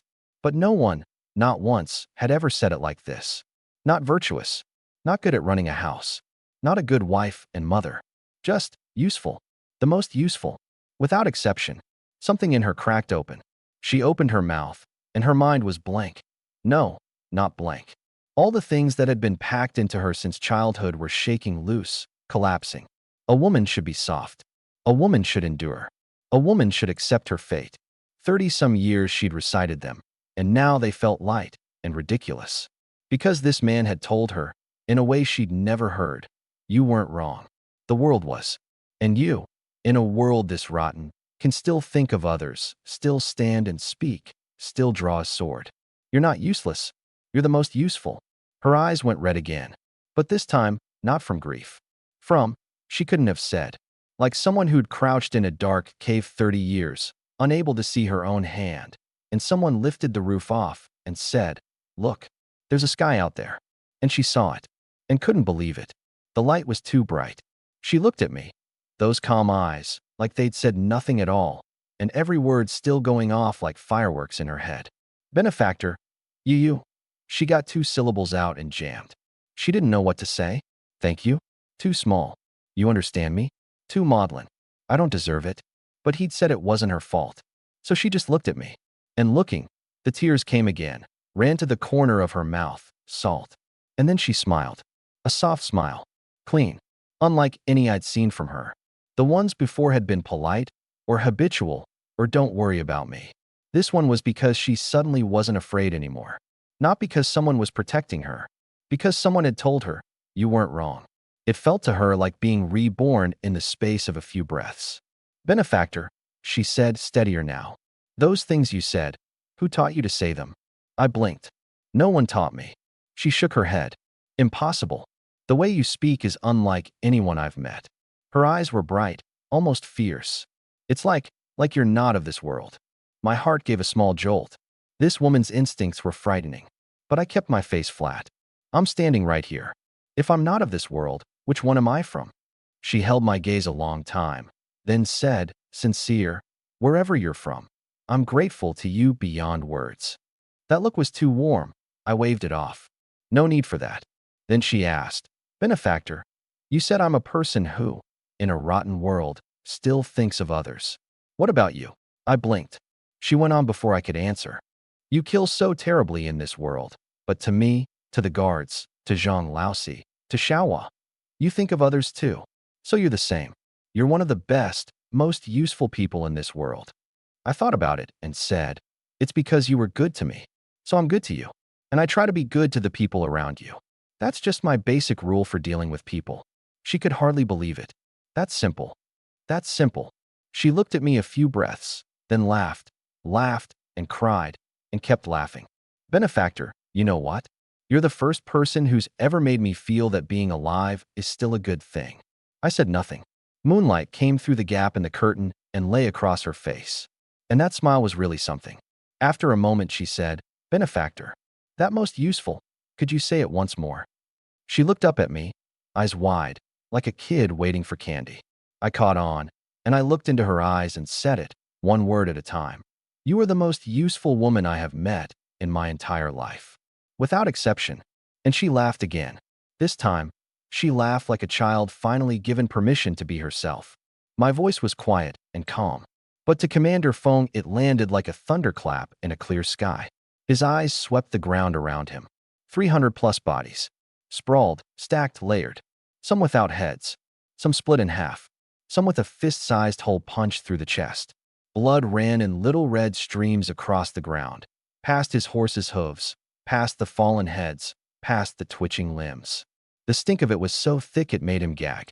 Dead horses everywhere too. Some still kicking, some already stiff. He'd lived 40-some years. He'd been to war. He'd seen dead men, seen tens of thousands butcher each other. But that was war. Armies drawn up, spears in a forest, blood by the flood. This, one man, just one. In the space of a few breaths, he'd killed 300+ armored elite. Fast enough that no one could follow it. Ruthless enough to make your skin crawl. This isn't a man anymore, Fong thought. It's a monster wearing a man's skin. His legs gave out, and he came off his horse, crashing into the blood with a splash. He didn't feel the pain. He scrambled up, dropped straight to his knees, and started slamming his head into the bloody mud toward the young man in blue. Bang, bang, bang. "Mercy, mercy. I beg you, spare me. I was blind. I didn't know who I faced. It's my fault. All my fault. I'll change. I'll change. Please, don't kill me. I don't want to die." His voice cracked, tears and blood running together. "I had no eyes. I shouldn't have come. I deserve to die. Please, don't hold it against the likes of me." Behind him, the handful of surviving sergeants came out of it too, tumbling off their horses, kneeling, knocking their heads. "Please, I'll be your dog. I'll serve you my whole life. Anything you want, just don't kill me. Don't kill me. Please." The knocking and the sobbing and the begging ran together into one sound. One man had already wet himself, shaking on the ground. One knocked his head so hard he passed out. A young corporal wailed, "I've got old parents and small children. My mother's 80. My son's 3. Please don't kill me." Another cried, "It wasn't our idea to come. It was orders. They sent us." "Yes, yes." The rest scrambled to pass the blame. "We were only following orders. We didn't want to come." Off to the side, the garrison officer still sat his horse. Dead still, eyes wide, pupils blown, staring at nothing. His lips parted, but no words came. His blade was still in his hand, and he'd forgotten it existed. He'd just watched a man vanish, and then 300+ living, armored soldiers ceased to exist. In a blink, his body wanted to run and had gone rigid and wouldn't answer. I glanced at the frozen officer, then turned to Madame Zhou. "The rest is yours. I think they've got the things you want to know. I'm a little hungry. I'll go find something to eat." Then I looked at the giant bone folk trembling in the mud, wishing he could bury his own head in it, and at the old familiar faces knocking dents in the ground, and said, flat, "Tell her everything you know, and I won't put a blade to you. Otherwise, none of you leaves this village tonight." I swung up onto a horse and rode off into the dark. The hoofbeats faded, and I was gone. Madame Zhou pulled herself together and turned to the kneeling survivors. She took a breath. "Bring them here." First up was the giant. He knelt, head down, shaking. She looked down at him. "Who sent you?" He stammered it out. A Ning official. I don't know who. Never saw him. Always a middleman. He said there was a village here. Kill who we liked, keep what we took. After, wait for a woman. Pretty, rich looking. Take her alive, hand her over. Reward after." Her hand tightened. "The woman. Me." He glanced up and dropped his eyes again. Should be. They said she'd be beautiful. Finely dressed. Clearly from a good family. The middleman. What did he look like? He shook his head. Face always covered. But the accent, Yun City. She nodded. "Keep going." "All of it." "Yes, yes. I'll tell you everything. We've had dealings with your Yun City officials a long time. Whenever they've got something they can't be seen doing, they call us in." The sky went dark, and the questioning came down to the last man. She waved, and a guard hauled up the officer. "Your name?" He said nothing. I asked your name. Silence. He just knelt, head down, shaking. And she smiled, cold. Not talking? You think that stops me? She stepped forward, looked down at him, her whole presence hardening. The man beside me, you've seen what he can do. Don't imagine your patron protects you, or your family. I'll tell you the truth. He owes me a great debt, and swore to do 3 things for me. No charge. A man like that keeps his word. If you're too stubborn to see reason, I'll have him hunt down your family. Your bloodline. Your parents. Your wife. Your children. Her voice went lower, colder. I'll have him dig every bone out of your ancestral graves and grind them to dust, so you can't face your ancestors even in death. So you become the eternal shame of your line, nailed to a post of disgrace in the world below, tortured day and night. His eyes bulged, full of terror. Now, she said, still not talking? She hadn't harmed a hair on him. She'd borrowed my shadow, every word of it a bluff, and it worked. Under the weight of the head still rolling behind his eyes, he broke. I'll talk. Your name? I'm Chun, garrison officer of the Yun City Defense Bureau. Trusted man to Vice Prefect Zhou Mingyuan. She nodded. What did he send you to do? Head down. Bring soldiers. Kill the bone folk, leave none. Then take you back. Throw you in the cells. Everyone else, anyone still alive, killed to silence them. Why does he need me alive? He balked. Her eyes went cold. Speak. He shook. Vice Prefect Zhou. He. Toward you. He struggled for the words. You are beautiful. He's long. He never said it plainly, but I've served him years. I understood. He set this trap, lured you here, had the bone folk butcher the village, had us come to clean it up and silence you, then throw you in the cells. There's a hidden room down there. He built it. He didn't finish. She understood.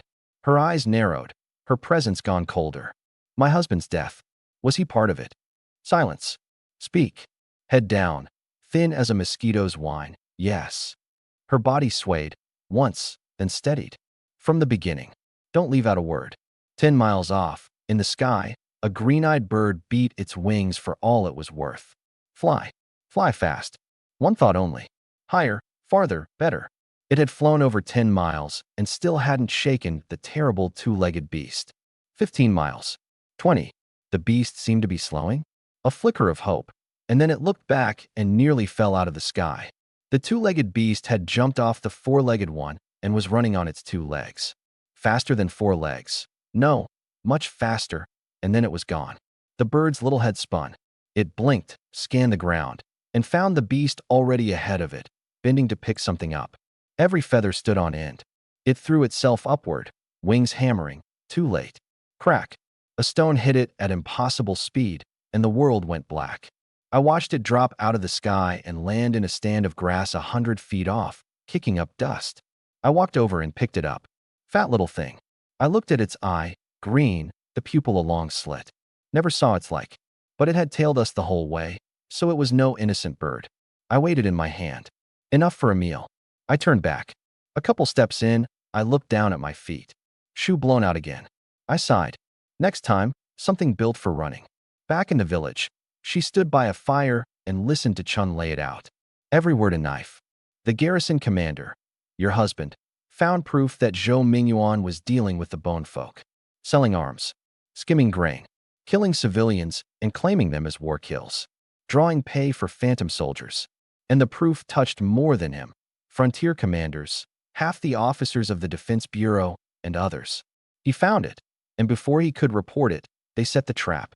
Faked a report, small bone folk incursion, sent him out to clear it. Tipped off the bone folk. Laid the ambush. Whole force wiped out. No body recovered. She stood there, dead still, firelight sliding across her face. Then she laughed, small and cold in that light. Half a year I searched. Every thread snapped. I thought the enemy was too clever. She looked at him, teeth clenched. Turns out half of Yun City is the killer. Chin kept his head down. She was quiet a long time. Long enough for the fire to crack, for the guards to throw another body onto it. And she felt, suddenly, tired. Not in the body. In the heart. She'd learned the truth. And what could she do with it? A widow. A woman whose husband was dead. Take it to the capital? Would the capital clear his name? Lean on her family? The Shin family had money, guards, but they were merchants. Could merchants go blade to blade with the frontier army? She stood there staring into the fire, and for the first time, she had no idea what came next. I got back to the village near full dark. Blood and wood smoke in the air. Guards hauling bodies onto a burning pyre. Others standing watch, blades out, over the kneeling survivors. She stood in front of the fire, hollow-eyed. "Benefactor, I'm sorry." She hurried over the second she saw me, and bowed. I was holding the green-eyed bird, a little puzzled. "Benefactor, to get the truth, while you were gone, I borrowed your shadow. Said some disrespectful things in your name." "Oh, what things? Let's hear it." Head down, ears reddening. She stammered it out. The great debt, the 3 free tasks, the digging up ancestral bones and grinding them to dust. Then she buried her head lower, like a kid who'd broken something. I heard it and laughed. "You've got a knack for leverage." She looked up. "You're not angry?" I shook my head. "What's to be angry about?" I hefted the bird. "Half of what you said wasn't even a lie." She blinked and said nothing. After a moment, she glanced at the kneeling survivors. "Benefactor, what do you mean to do with them?" "Let them go." She frowned. "Let them go." I nodded. "I promised. Tell the truth, and I don't put a blade to them." A pause. "I keep my word." She looked at me. Nothing on my face. But she felt like something had flickered behind my eyes. She didn't ask. She turned and waved to the guards. "Release them." Fong knelt in the mud and heard those 2 words and just broke. "Release? Let them go?" He looked up, disbelieving, at the man in blue. But I'd already walked off with the bird, not sparing them a glance. "Go," the men beside him hissed, dragging him up. "Go now." And Fong came to and scrambled up and ran for the village mouth faster than a rabbit. They hit the road, hit the dark, ran a full 5 miles before they dared stop for breath. "We made it." A young corporal gasped, sprawled on the ground. "We really made it." "Shut up." Fong kicked him. "Keep running. Far as you can. Away from this cursed place, away from that monster." And they scrambled up and ran on. Running, running, and Fong felt a cold draft in his chest, like it was leaking air. He looked down. A fist-sized hole in his chest, where there hadn't been one a moment ago. He opened his mouth to say something, and had no strength left to make a sound. Thump! A gust of wind, and his body dropped, out of his control. Before it hit, he saw the others going down around him too. One with a hole in the chest. One with the back of his skull blown open. One with half his head simply gone, taken off by a stone. His last thought. He said he wouldn't use a blade. And he hadn't. It was stones. Deep night, on the road from Yun City toward Min City. A few carriages ran hard through the dark, wheels rattling, guards riding silent on both sides. In the middle carriage, I lay alone, eyes shut, looking like a man asleep. I wasn't. I was looking at my panel. 200 plus times a normal man's strength now. 150 plus times the speed. 140 plus the toughness. I made a fist, just gently, and the air in my palm gave a muffled pop, like something bursting. I relaxed, let my body ride the jolts of the carriage. Light, but not weak. A lightness that could unleash something terrible at any second. I remembered a line from a novel back home. Some character said, "When you get strong enough, you have to be careful walking, or one step down and the floor caves in." At the time I thought it was hyperbole. Now I knew it was just a statement of fact. This body was less and less like a person's. But I still had to be one. At least act like one. What else? Go be a monster. I pictured it, squatting in a cave, eating raw beasts, killing anyone I saw, finally getting ganged up on by some cheat code protagonists, and dying, shouting my fate is mine, not heaven's. Nah, too edgy. Being a person's better. A person gets food, a bed, someone to talk to. I thought about the last 7 men. Stones through the chest, one after another, dropping. They couldn't even get a word out, just stared, unable to believe they'd die like that. I'd said no blade, and I hadn't used one, so I hadn't broken my word, right? I gave myself a quiet little thumbs up, and thought, honestly, kind of fun. Might try it again. Stones, sticks, leaves, anything you can throw. Save the blade for scaring people. Let the unexpected things do the killing. I rolled over. The carriage swayed. Then the curtain lifted, and someone slipped in. A scent, night wind and green grass. When I opened my eyes, Madame Zhou was already sitting beside me. She'd changed into something plain, hair simply done, softer than she'd looked all day. I knew she had something on her chest. I'd known since the village. She hadn't brought it up. I hadn't asked. This, I figured, was her coming to confess something or unload it. Benefactor, she said soft. Thank you, truly, for looking after me and protecting me these last days. I can't thank you enough. Once Zijuan and the others catch up, I'll pay you everything I owe and give you whatever you need. A carriage, anything. And then, we go our separate ways. Her voice was flat and even, but my senses caught what was underneath it. Despair. I didn't answer. The carriage was very quiet. After a while she asked, low, Benefactor, do you want to hear it? The story of my husband and me. And the real reason I came to Yun City. I looked into her eyes. Calm. If you don't mind telling it, then tell it. I knew the story would be a tragedy, but it's gossip. And who doesn't love a little gossip? She smiled. A complicated smile, 3 parts helpless, 7 parts sorrow. She took a breath and turned to the sliver of moonlight in the gap of the curtain. The year I married him, I was 18. He was the garrison commander of Yun City, in Min City on business, a guest at the Shin house. I hid behind a screen to sneak a look at him, and he caught me. He said nothing, just smiled. Her mouth curved a little. I thought then, this man, he's good. 12 years married. Most of the time, he was good to me. Every year, he'd make time to come back to that Yin City house and be with me. Wrote letters, now and then. Short, but I kept every one. A year ago, the last time he came back, leaving, he said this trip to the frontier might be a long one. Told me to wait for him at home. Her voice caught. I waited. And what came back was the court's notice. That he'd been rash. Acted on his own. Walked into a bonefolk ambush. Died. Her hand tightened. I didn't believe it. I knew him. Careful. Thorough. Never reckless. The moment they said he'd been rash, my first thought was, his death is wrong. So I pretended to go back to Min City and started digging in secret. Half a year. 3 teams sent out. First lost. Second died on the road. The third came back with 2 survivors who found nothing, every thread snapping. I thought the enemy was just too big for me. So I wrote to my uncle, Zhou Mingyuan, vice prefect of Yun City. Her voice began to shake without her permission. He wrote back, said, rest easy, niece. I'll get to the bottom of this. Your husband is gone. From now on, your uncle is your greatest support. A laugh that was worse than crying. I believed him. I thought, with his help, surely I'd find something. And the result? He was the killer. One of the men who set the trap that murdered my husband. Every letter I wrote, he read. Every thread I found, he knew. I was in the light. He was in the dark. Whatever I chased, he cut off. The tears finally fell. I begged the killer to help me find the killer. I was curious. You called him uncle, and he's a Zhou. So he's your husband's father's brother? Kin. Why would he kill your husband? She took a breath. He was dealing with the bone folk. Selling arms. Skimming grain. Killing civilians for credit. Drawing phantom pay. My husband found the proof. Before he could report it, Zhou found out. So he faked a report, small bone folk incursion, sent my husband to clear it, tipped off the bone folk in advance. Ambush. Whole force gone. Not one came back. Her voice steadied, but her hands wouldn't stop shaking. And you know the most laughable part? He wants me. He's my uncle, and he wants me. The trap wasn't just to silence me. It was to take me back and put me in that hidden room, to satisfy the filth in him. The carriage was quiet a few breaths. Only hooves and wheels. I said nothing, and thought, privately, this plot is way too familiar. I'm pretty sure I saw this in an anime. The perverted elder, they really are everywhere. What will you do now? I asked. She shook her head, spent. What can I do?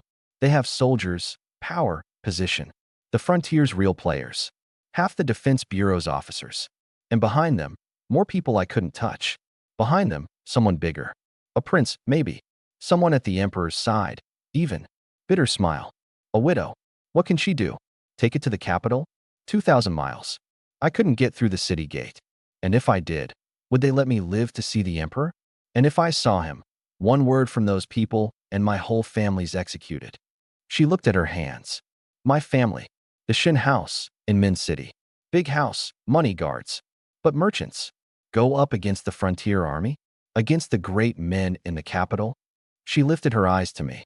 In them, a clear-eyed, exhausted, resigned calm. I know the truth now. And then what? All I can do is pretend I know nothing. Rush home like there's some emergency, and hope. Except, that's impossible. They set the trap. They butchered the village. They prepared all of it in the dark.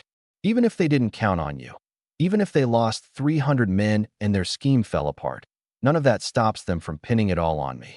My going to the meeting, my sending Zijuan back for the servants, my fleeing Yun City at night, it's all traceable. String it together, and I couldn't clear myself with 100 mouths. Even with proof, it wouldn't matter. Believe it or not is one word from them. Since the old days, the people don't beat the officials. From the moment I chose to seek the truth, I stepped into a dead end with no way out. She drew a breath. Benefactor, I'll tell you something. I'm not afraid to die. I've seen too much death in this world. I've killed myself. But I can't bear to drag my family into it. My father's over 60. My brother has 3 children. My little sister isn't married yet.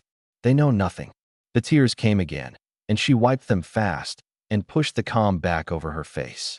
There's never been any justice under heaven. Not even in good times, never mind an age like this. A man dies wronged. A family dies with him. Ordinary as anything. My husband was murdered by a scheme. I accepted it. At least my family was safe. And now, because of my recklessness, my family may be lost too. They'll all die because of me. She broke, head down, shoulders heaving, the sobs low and awful. I watched her cry, wanting to comfort her and not knowing how. And then, mid-sob, she went still and stared straight into my eyes and asked, Benefactor, tell me, was I wrong? Am I useless? I was quiet a beat, working out how to answer. Comforting people isn't my thing. In my old life, when I hit the wall from overwork, I carried it alone. Nobody comforted me. After I crossed over, 3 years hiding in ditches, living worse than a dog, nobody comforted me then either. And here she was, laying all of it bare in front of me, needing something. If I didn't do something, I'd be a poor return on all the kindness she'd shown me. So I took a breath, thought about it, and said, let me ask you some questions. She nodded. Why did you look into your husband's death? Because I didn't believe he was a reckless man. And I couldn't believe he'd die so carelessly. And the truth you found, did it prove your instinct right? She nodded. Yes. You sent people to dig, they kept getting cut off, and you kept going anyway. Why? Because those were lives. They shouldn't die for nothing. Not my husband. Not the people who died helping me. You wrote to your uncle. Why? I thought he was family. That he'd help. I looked at her. That wasn't a thought. That was a fact.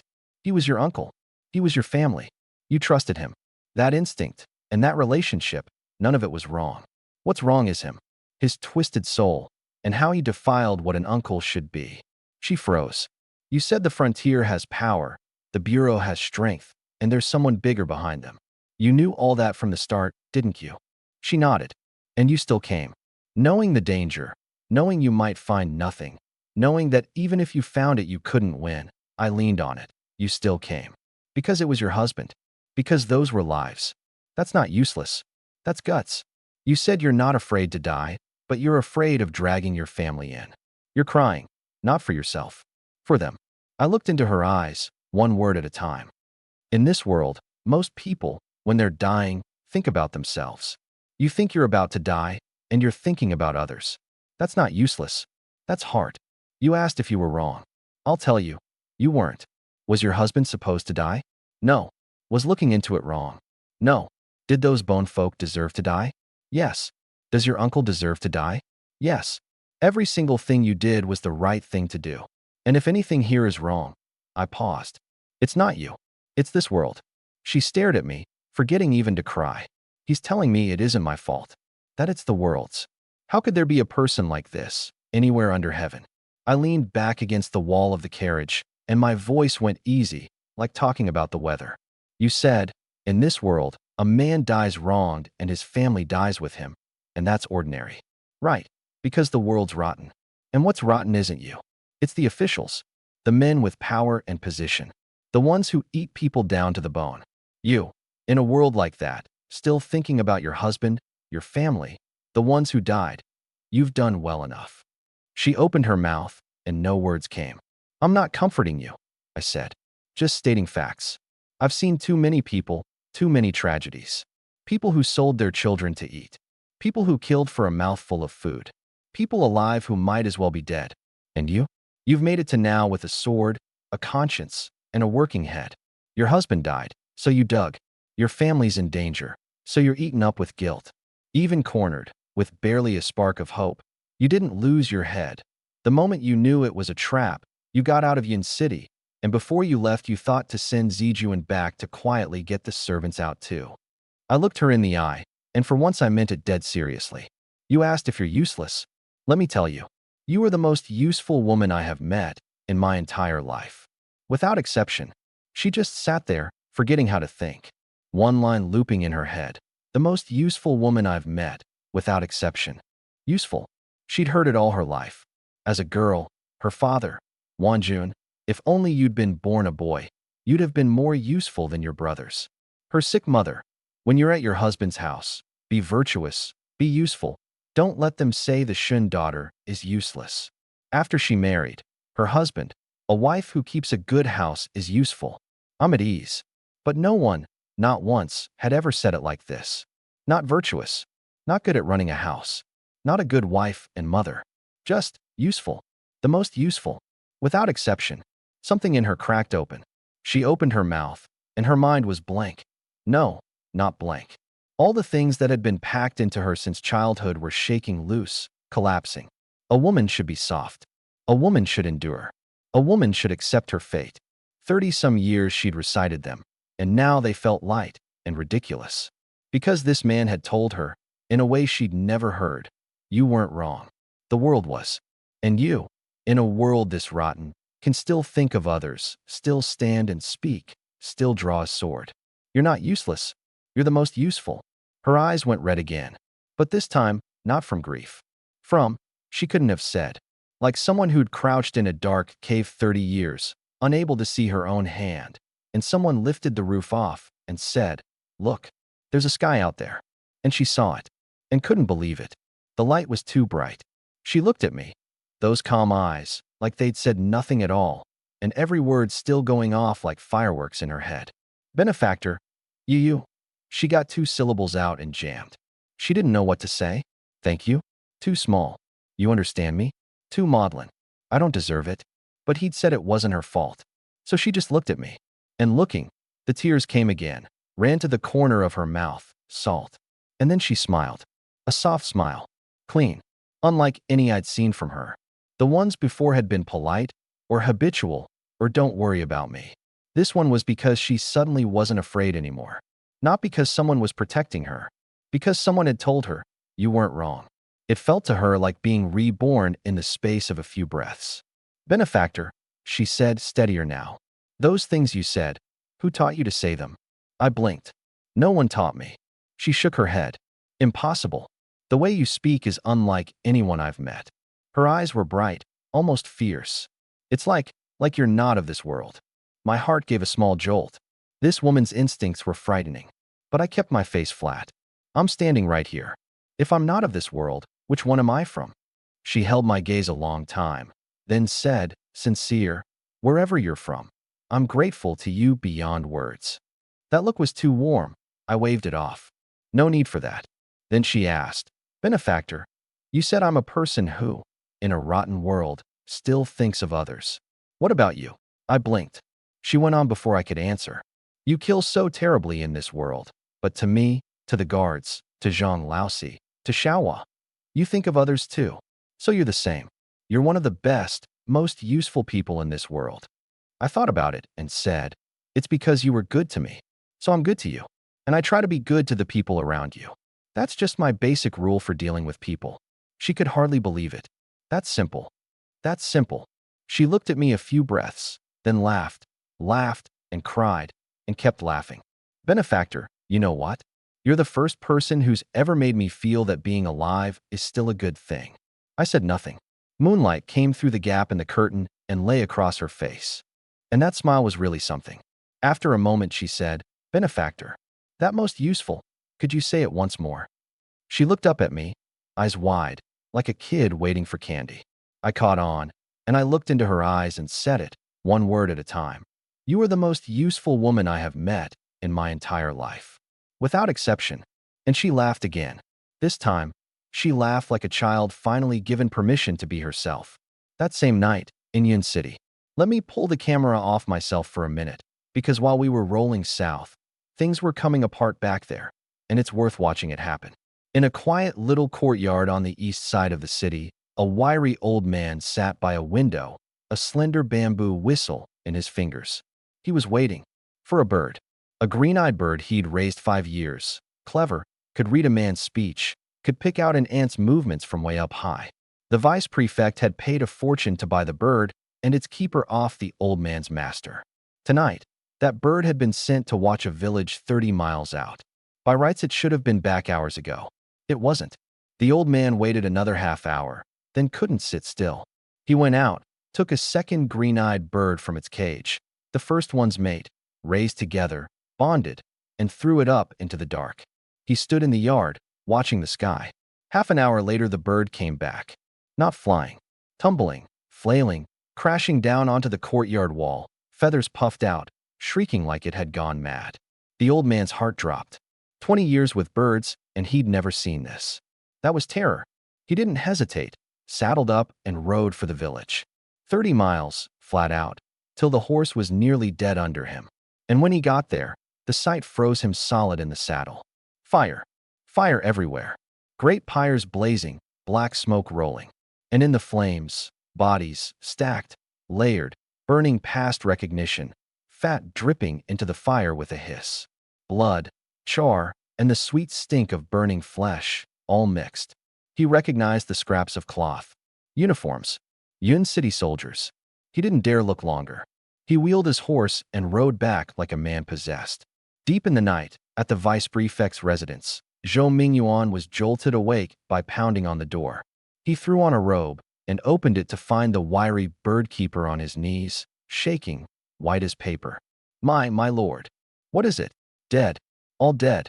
The whole village. Fire everywhere. Bodies everywhere. All dead. Zhou's eyes narrowed. He was quiet a while. Then, who else saw this?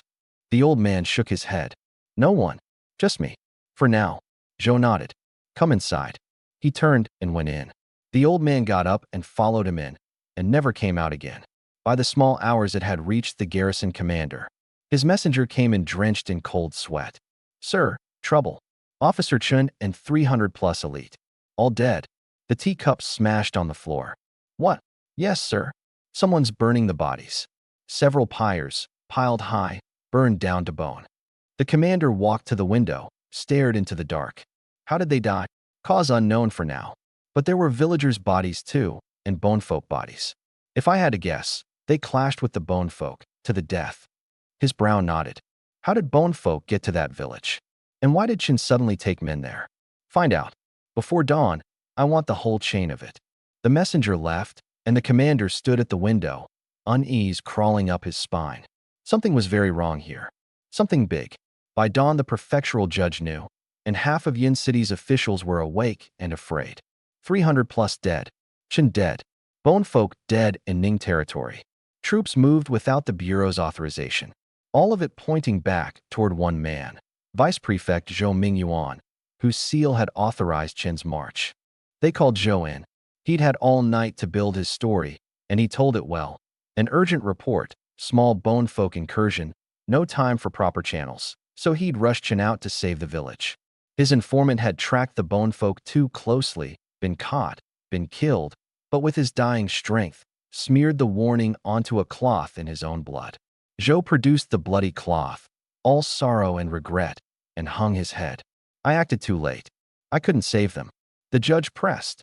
20-some bonefolk killing 300+ elite. Did that make sense? Zhou spread his hands, baffled, mournful. Maybe there'd been more bonefolk than the corpses showed. Maybe Chin walked into an ambush. He'd sent troops, and what happened after, he truly didn't know. The garrison commander looked at him a long, long time. Then he ruled. Moving troops without authorization broke the law, but the cause was bonefolk, so there were extenuating circumstances. 1 year's docked pay, as an example to others. He'd report the whole matter up the chain and let the court sort the rest. Zhou bowed, thanked him, and walked out into a sun that felt strangely cold. He knew, docking his pay wasn't punishment. It was protection, but the families of 300 dead men wouldn't let it lie. And the capital, he didn't dare think about the capital. From today, he'd have to be careful. Very careful. He glanced back once at the hall. In a window, a pair of eyes seemed to be watching him. He shivered and hurried off. Next evening, sun going down, the road winding on ahead, our 7 or 8 carriages strung out in a line, guards riding alongside, everyone worn thin from a day of running. I lay in my carriage, eyes shut. 70+ times a man's senses meant everything within a few hundred yards was carved into my head. The guards breathing, a horse snorting, wind in the treetops, a rabbit's heartbeat in the roadside grass. And then other things. 300 yards up, at a bend, hidden in the trees on both sides, men. A lot of them. Breathing heavy, hearts jumping, an excitement they couldn't hold down. My mouth twitched up. More business. I did some quick math. 60-odd men, averaging maybe 1 point of attribute each.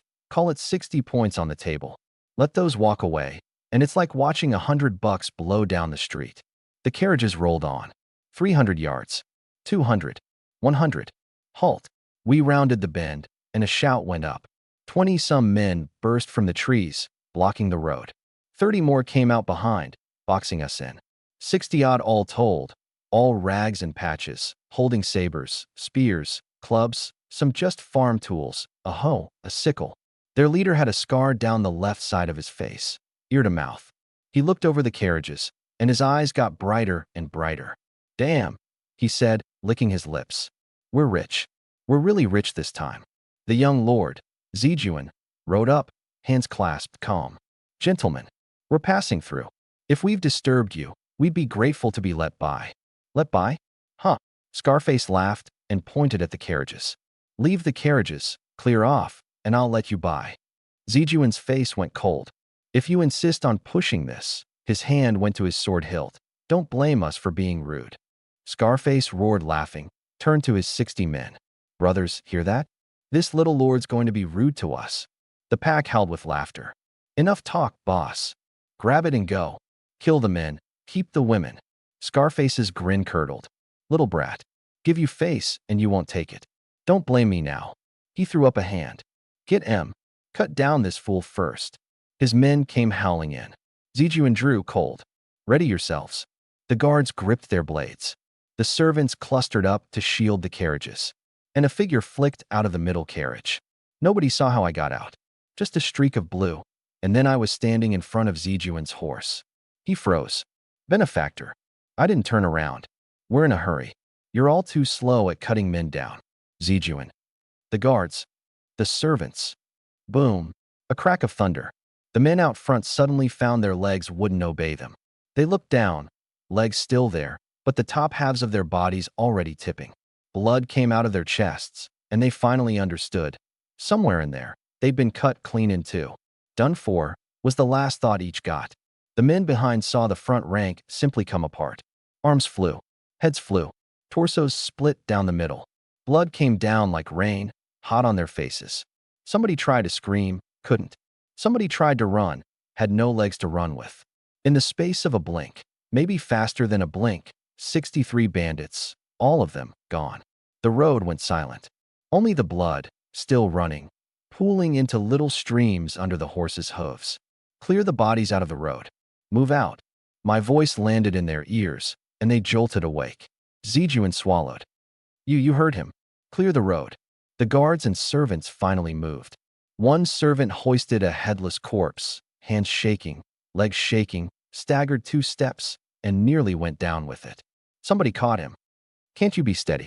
I can't. My knees are jelly," the servant wailed. "Didn't you see that?" "I saw it." "Then why aren't your knees jelly?" "What good would jelly do?" Benefactor said, "Clear the road." "You going to say no?" The servant shut up and went back to hauling. Then, under his breath, "Say, what is the benefactor?" "Probably one of those immortal folks the storytellers talk about." We stood that close. "We won't catch anything, will we?" My grandpa always said, "When immortals fight, mortals suffer." Shut up. "I'm just worried." "Say one more word, and I'll make you suffer right now." He shut up, but his eyes kept sliding to the middle carriage. Zhang Laosi didn't overthink it. He just worked, quiet, hauling one body after another, not minding the blood or the bits of gore on him. Somebody asked, "How are you not scared?" He didn't look up. "Scared of what?" The benefactor didn't kill me. The man blinked, then said, honestly, that's a hell of an attitude. Zhang smiled a little and kept working. After a while he added, honestly, I think it's good. Good how? With the benefactor around, I'll never be scared to walk a dark road again. Fair enough. And they went back to it. Deep in the night, the convoy stopped in a clearing by the road to make camp. Guards built fires. Servants got food going. Zhang Laosi carried a sleeping Xiaohua into one of the carriages. I stayed in mine, eyes shut, listening to it all. The fires cracking, the low talk, a night bird calling off in the dark. Then I heard soft footsteps coming my way. They stopped outside my carriage. The curtain lifted, a familiar scent came in, and Madame Zhou slipped down beside me. Can't sleep again? I said. She nodded. Benefactor, may I talk with you a while? I leaned back against the wall. What is it? She looked at the moonlight in the gap of the curtain, voice soft. When I couldn't sleep as a girl, my mother would ask what was wrong. I'd say, nothing, I just can't sleep. And she'd pull me close and say, then I'll lie here with you. She stopped and looked at me. I looked back. Is she hinting at something? What am I supposed to do here? Pull her over? And if I'm reading it wrong, how bad does that get? After she passed, when I couldn't sleep, I just sat alone. Sat until the sky went light. I didn't move. This world is real, not some anime where you can just do whatever, whenever. She watched the change in my face and went on. Tonight's different. With you here, sitting like this, I suddenly don't feel so bad. I was a little lost. Instinct told me I hadn't misread it, and that I'd missed the window, and reaching for her now would just be strange. Her cheeks went a little red, but she held my eyes. Benefactor, you know, sometimes I really think you're not of this world. The way you see things is different. Killing, saving, all of it so calm. Like nothing under heaven could shake you. She tilted her head, looking at my face. These few days, I've been watching you. When you kill, you're fast. Clean. Sometimes the eye can't follow it. Never one stroke too many, never one too few. You let the enemy die just right. The first time I saw you cut down those deserters, I thought you were cold-blooded. Killing without a blink, nothing on your face. But later I realized I was wrong.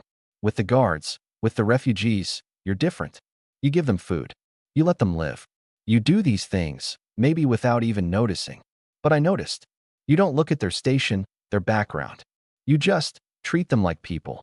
I said nothing. That's just how 9 years of school taught me to be. She went on. I've seen too many people in this world.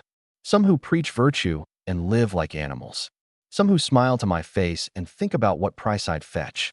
Some with power in their hands and nothing in their eyes but money and women.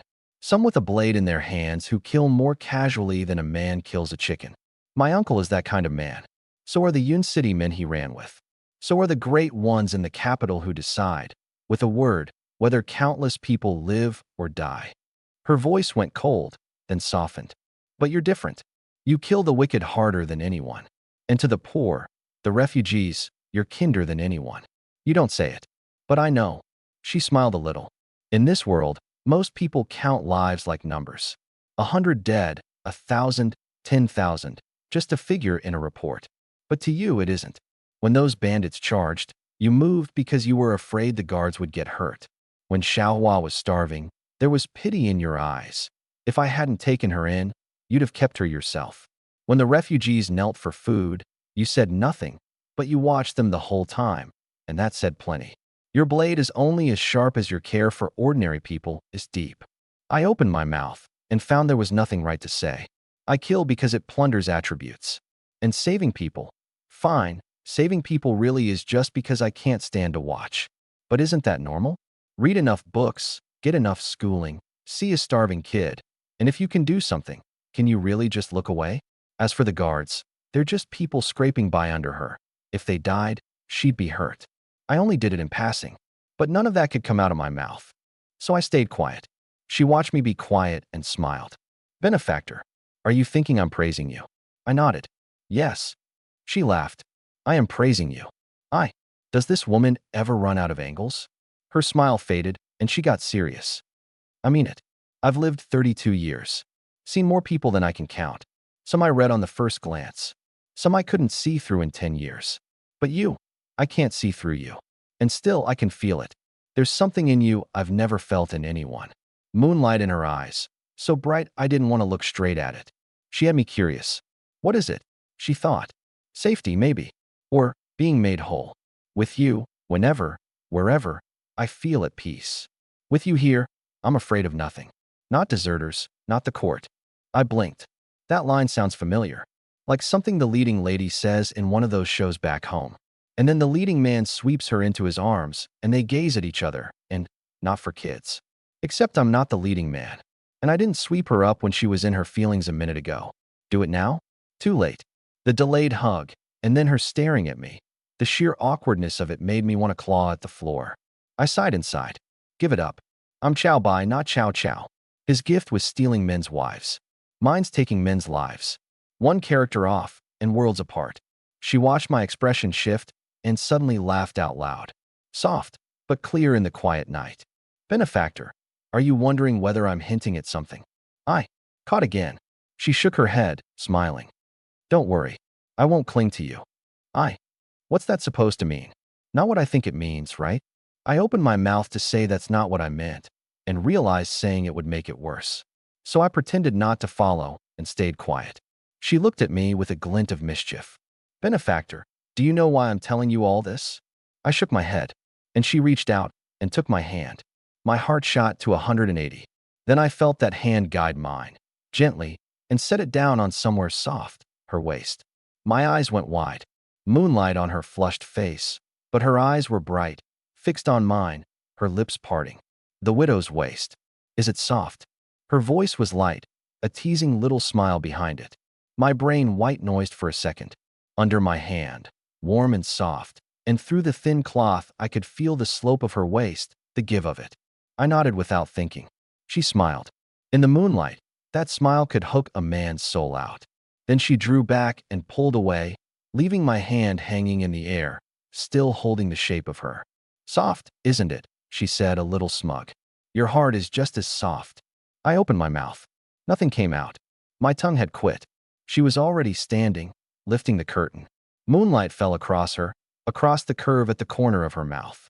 Thank you, benefactor. Every talk with you leaves me happy. She glanced back once. I'll go now. Rest well. The curtain dropped. Footsteps faded.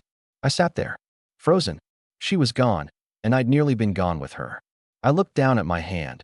A second ago it had heat on it, softness, a scent. Now nothing. Just me. It took me a while to pull it back in. And then a thought surfaced. Wait, did I just get played? I ran it back.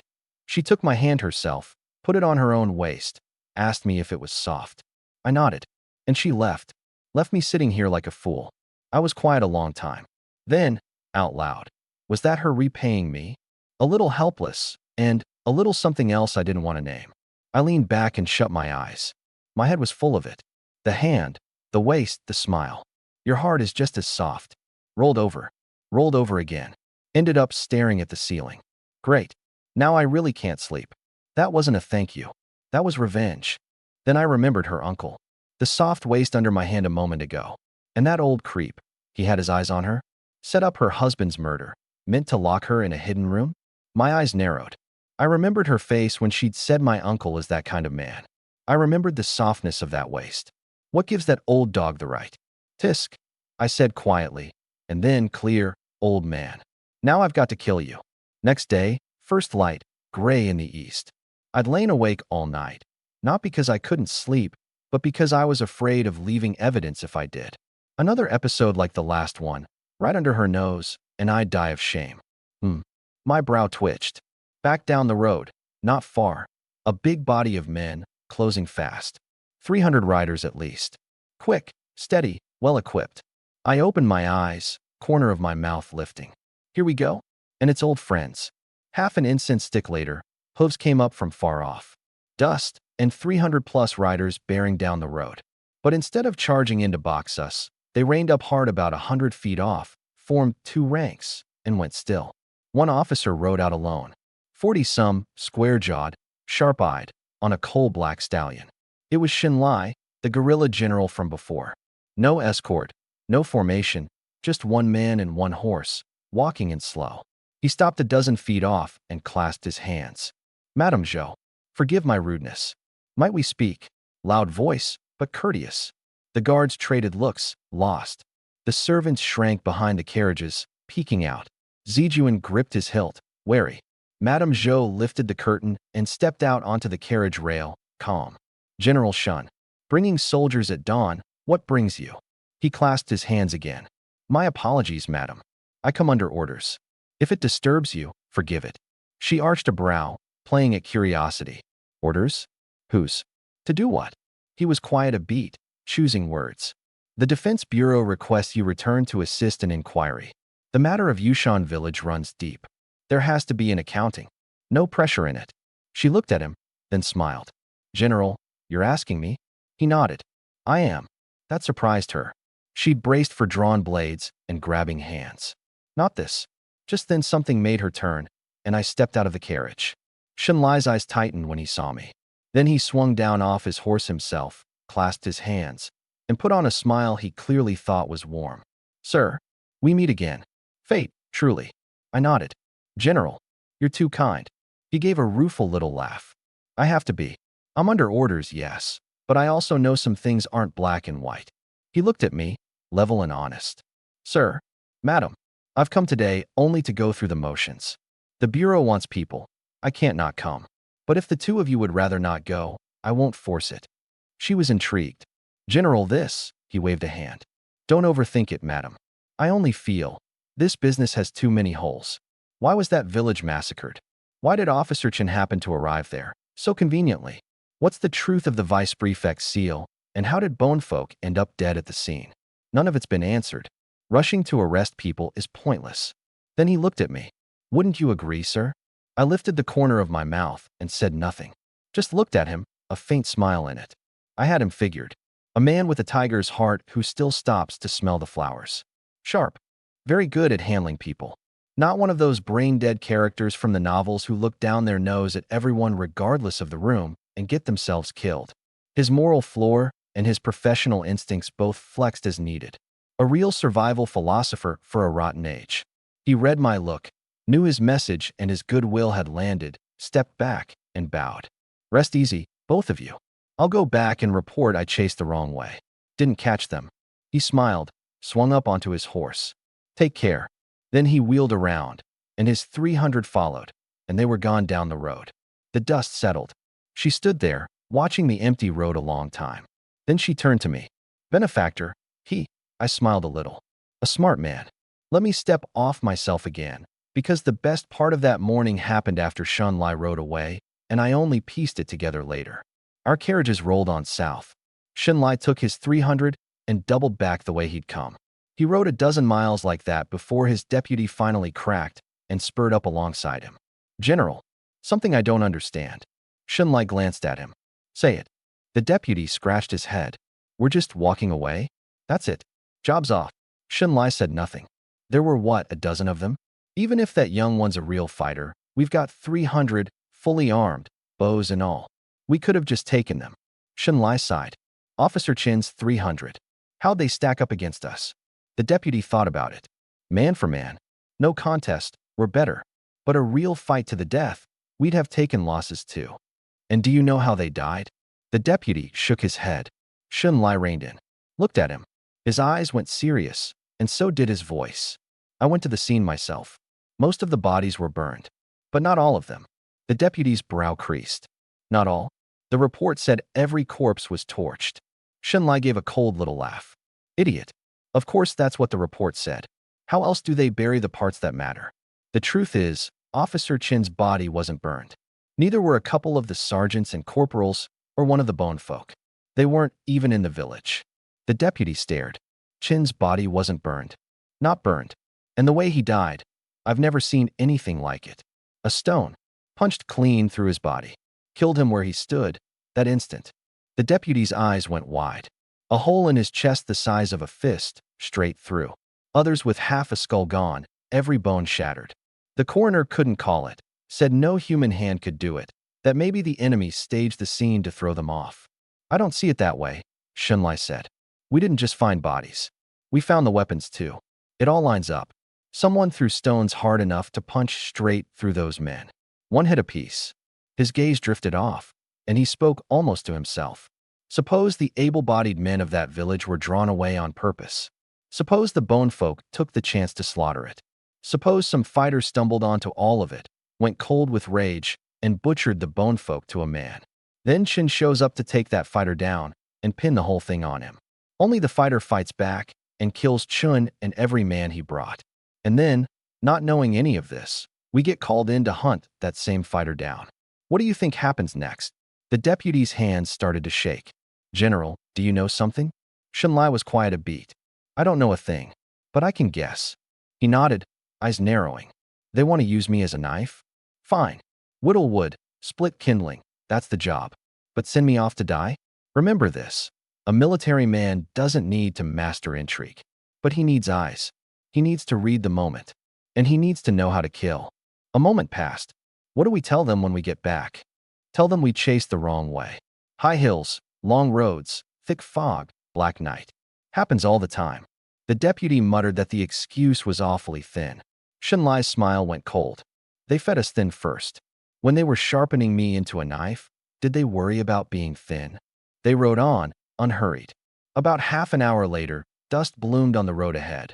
500 riders at least, black armor, bigger horses, better kit.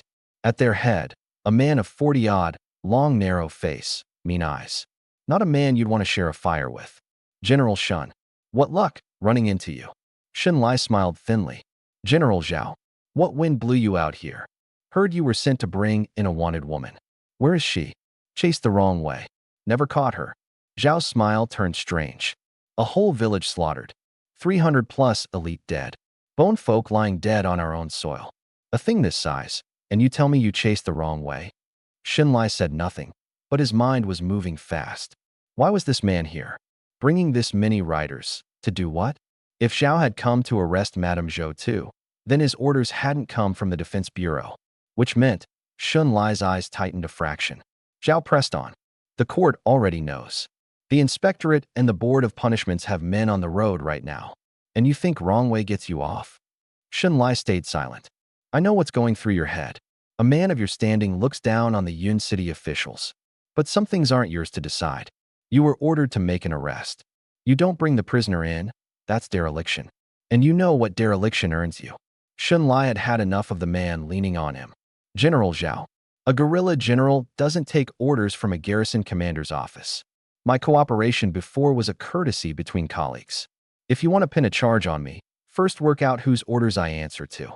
They held each other's eyes for a long several breaths. Every soldier around them held his breath with them. Well, if General Shen can't find the road, then stand aside. I know the road. Zhao hauled his horse around and threw his voice back. Move out. 500 black-armored riders surged into motion and thundered off down the road.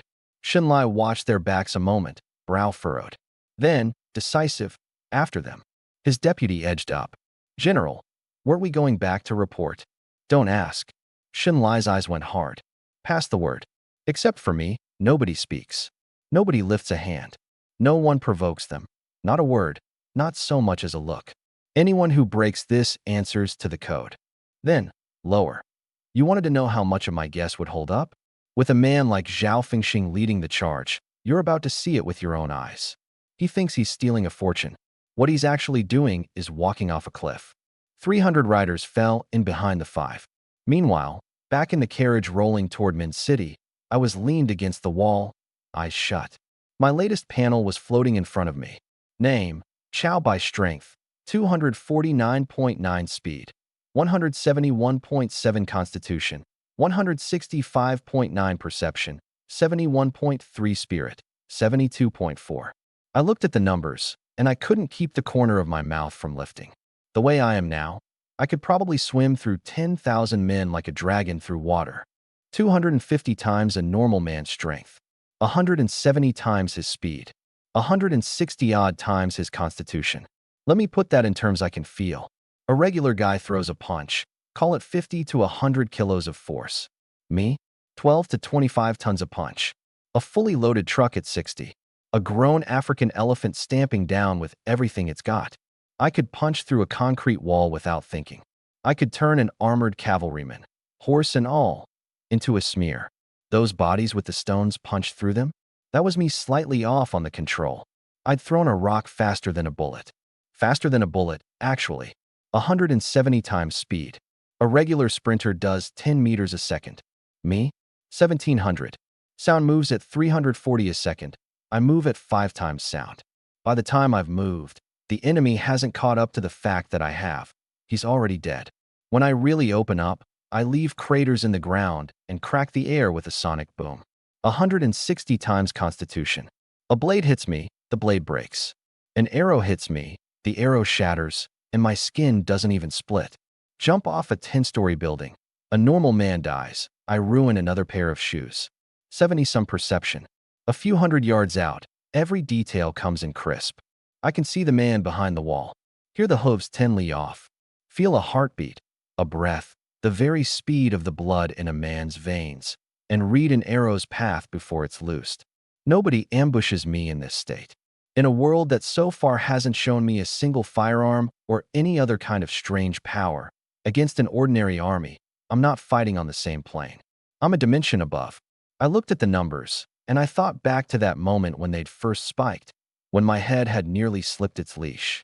Everything in me had gone kill, kill, kill. Take their attributes. Good, good, good. And I'd almost lost the thread of who I was. Thank God for 9 years of compulsory schooling holding the line, or I might really have turned into something. Then I remembered a certain flavor of short video from my old life. That cursed, glaring dub. Demonic cultivation. Now that's the stuff. Gotta cultivate. I caught myself grinning. We were coming around a bend at the top of a slope when the ground behind us started to tremble. Hooves like thunder, far off, closing. In my perception, 800-plus riders coming up fast. The one at the front, steady, heavy heartbeat, cold air about him. A whole I say who and what arrogance to the man. And behind him, another steady heart I recognized. Shouldn't lie. I let the corner of my mouth twitch up. Looks like they sent me a domineering CEO type. Nice. Hold. A shout, and 500 black-armored riders swept up and boxed the carriages in a ring. Spears like a forest. Bows knocked. Our guards went pale and froze. The servants shrank into a knot, terrified. Zhao Fengxing walked his horse forward, his eyes raking the carriages. Every one of you, drop your weapons. On your knees. Then, at the middle carriage, Zhonation. Out. Answer for your crimes. Inside, Madame Zhou's body went stiff. Then she gathered herself, drew the curtain aside, and stepped out onto the rail, looking down at him. I'm here. What does the general want? Zhao's stare was a knife. You slaughtered a village, colluded with the bone folk, got Officer Chun and 320-odd elite killed. A monster's crimes, and you dare ask what I want. Her voice went cold. A charge is easy to invent when a man's set on inventing one. If the general has evidence, I've nothing to say. If not, evidence. He threw up a hand. Take her. Find her. Guards moved in. She didn't move. She knew it wouldn't help. And then a voice, light, unhurried, like someone strolling into the conversation. Hold on now. Inside the carriage, I'd had my eyes shut, reading the whole thing off the air. There it is. That's the flavor. Nice and strong. Shenlai, on the other hand, struck me as a dog chasing the wrong rat. Wouldn't wear the same trousers as his colleague. Fine. But standing up in front of everyone to sing the opposite tune? Don't think I can't read what you're angling for. Grumbling aside, deep down I had to hand it to the man. When I'd cut down those deserters and bandits, I hadn't cleaned up after myself. A man arriving later would have seen the bodies and near certainly guessed the truth. And instead of exposing me, he'd made a show of friendship. Now here he was, needling a colleague on purpose, banking my goodwill with one hand while shoving that colleague toward a cliff with the other. Bold, careful, cold, decisive. No wonder he'd made guerrilla general. Outside, Zhao had swept the scene once, read the powder keg tension, and understood at once that a brawl would cost him more than it won. Better to make Shunlai back down on his own. Shunlai, you think you can stop me? Shunlai caught the cold calculation under the anger. The man didn't want steel drawn either. Zhao Fengxing, one question. You take this woman today, and tomorrow it comes out she was wronged. How do you answer for it? Wronged? Dozens of butchered villagers. 320-plus soldiers. 24 bonefolk corpses. She turns up at the scene, then bolts in the night. And you tell me she's wronged? Those are surface facts. You convict on hard evidence. Evidence. Zhao jabbed at the carriages. Those are packed with everything the Zhou family owns. If she's not guilty, why flee in the dark? Why empty the house? Search them. Two guards threw back the nearest curtain. The carriage was stuffed with silver, packed to the frame. Still think she's wronged, Shunlai? And what does silver prove? What necessary link ties it to a single word you've said? When you're slow, a child is quicker. His voice was a blade. She sold herself to the bone folk for coin. The Zhou fortune is the payoff for treason. Shun marched out and stumbled onto the deal. So she killed him and all his men, then wiped out the village to bury it. Then she ran in the night and took the blood money with her. So tell me, if she's not guilty, why did she run? Shunlai deflected. That's all conjecture. Why was Qin at that village? Whose written order took him out of the city? You're not going to tell me you don't know he went on the vice prefect's own seal. Zhao's eyes flashed. Who told you that? The Defense Bureau's already confirmed it. Everyone knows. And if you know Qin marched on Zhou Mingyuan's seal, and you deliberately leave it out, aim every accusation at the widow instead, then I'd like to ask what your relationship to the vice prefect is. That one Zhao hadn't seen coming. It rattled him, and then it worried him. Shun's whole manner today was off. Did the widow have some backer he didn't know about? When he caught the way the men around them had started to look at him, Zhao made up his mind. Whatever Shin's game was, he could not let the man rope him and Zhou Mingyuan together in front of witnesses. So he did the opposite of what anyone expected. The vice prefect's seal? And who was he to her? Her uncle. He swung his finger back at Madame Zhou. Her uncle's seal, sending her people to that village. If that's not the inside working with the outside, what is it? Why did he give her that seal? Because they're accomplices. Shunlai's face changed. The logic was vicious. The seal had been evidence of illegally moving troops. Zhao had just flipped it into evidence of conspiracy and left Shun with nothing clean to say. Still, the vice prefect's still sitting in Yun City. If he's an accomplice, why hasn't he run? Why haven't you arrested him? Run? Running is a confession. And why haven't I taken him? He's a vice prefect, rank and power. Without ironclad proof, who dares touch him? Then, turning it, you're awfully protective of this Zhou woman. Did she pay you off? Or is there something between the two of you that doesn't see daylight? Shunlai's voice rose despite him. Watch your mouth. That needs proof. Proof. Zhao's finger came up at his nose. You've the gall to ask me for proof? You chased the wrong way, and I let it go. I came to make the arrest myself, and you're standing here blocking me. Isn't that proof? He wheeled to the soldiers. You all see it. Shunlai is obstructing an officer and shielding a criminal. Some of the eyes had started to shift. Shunlai faced him and spoke each word flat. All I want is for a thing to rest on evidence. You convict on guesswork, and it does your name no favors either. Are you really willing to throw your own face away for whatever it is you're after? Name? Face. You lecture me on those. Don't think I don't know what you've gotten up to these past years. I'm not you. I do my work and I don't fear what men say. Because I, Zhao Fengxing, have never once been a coward who clings to his own skin. He stepped his horse right up on Shunlai, patience gone. Last time I'll ask, do you move or don't you? Shunlai held his silence, his eyes flicking, hidden, toward the carriage. Still not coming out? Any longer, and I can't hold this together. Zhao gave a cold laugh. Good. Very good. He turned to the uneasy soldiers, iron in his voice. Zhou Nation colluded with the bone folk, slaughtered villagers, murdered officers of the court. I am ordered to take her in, and any man who stands in the way, cut him down where he stands. Lively out here, isn't it? The voice came from the carriage. Soft, light, like someone strolling into the conversation. Every head turned. The curtain lifted. A young man in blue-green robes stepped down, slow and unbothered. The sun caught his face, a little handsome, honestly. He walked up to Madame Zhou and stopped in front of her. One simple move, and every ounce of pressure Zhao had brought to bear just drained out of the air. Like two children scuffling, and one of them's big brother steps out and puts the little sister behind him. The relief that hit Madame Zhou was so sudden her eyes reddened without her leave. She said nothing. She only stared at the back of him. Not a broad back. Thin, even. And yet, out of nowhere, she wasn't afraid of anything. The guards' knuckles loosened on their hilts without their noticing. Somebody let out a long breath they'd been holding a while. The young lord in brocade at the back murmured, benefactor's out. Auntie's got nothing to fear now. Old Zhang held Little Blossom, his hands still trembling, but his eyes were different. He bent to her. Don't be scared, girl. The benefactor's out. Blossom, big eyes, watched the blue-green back. She didn't understand benefactor. She only knew the man had given her food once, had carried her, had pinched her cheek. He was gentle. She liked him. Shenlai stood off to the side, taking it all in. The guards' faces. The servants whispering. The way Madame Zhou's eyes rimmed red in an instant. Every last thing confirmed one conclusion. I bet right. Blocking Zhao a moment ago, dressed up as speaking for justice, had really been him buying goodwill on credit. Because he'd understood, if his guess held, then as long as this young man was here, nobody was taking Madame Zhou anywhere.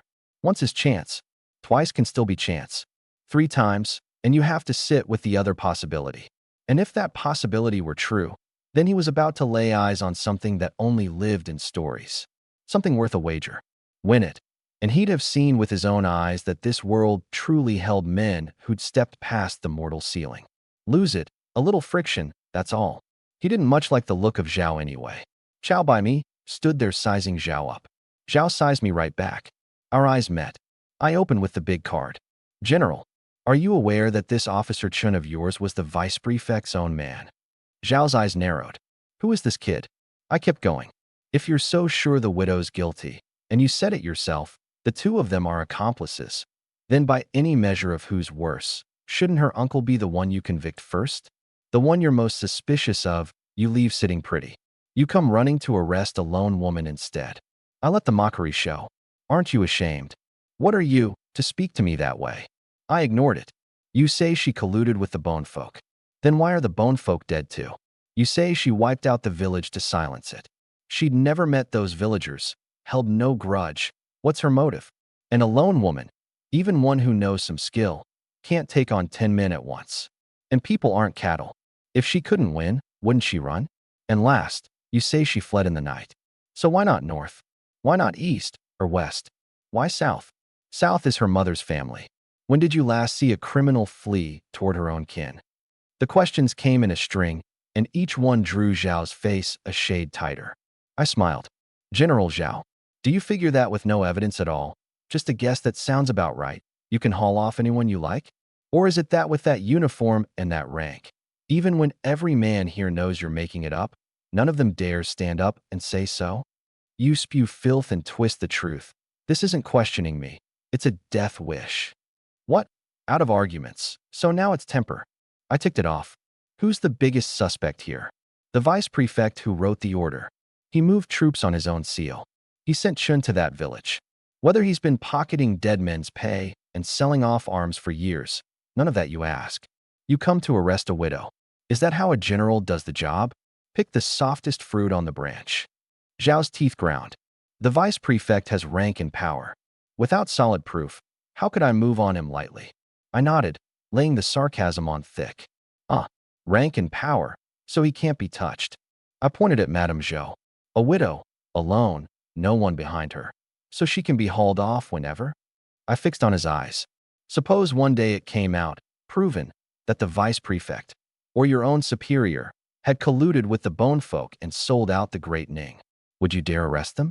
Would you dare stand in front of them and talk the way you just talked to a widow? His face changed. Another step. You find the guts to say yes to that, and I'll go and fetch you your ironclad proof right now. I stood at his horse's head and looked up. Well, dead silence. Every eye landed on Zhao's face. His lips moved. Nothing came out. Inside, he knew the Yushan case was a nest of trouble that reached a long way. Take the woman down, and he could unseat a few Yun City officials. Clear room for the consort's people. Only, looking at this kid's eyes, the little bastard might really have proof. And if that proof cleared the woman, it might splash all the way back onto the consort. Then it really would be lose the chicken and the rice both. He hesitated. I gave it 3 breaths. Then I smiled. Cold. You don't dare. You don't dare. Zhao's face went the color of raw liver. You. I waved a hand, cutting him off. Enough. Drop the act. You're arresting her because she's easy. You won't touch the ones with real power. So you come take a widow whose husband's in the ground and call it doing your duty. You're clever, but you've aimed your cleverness wrong.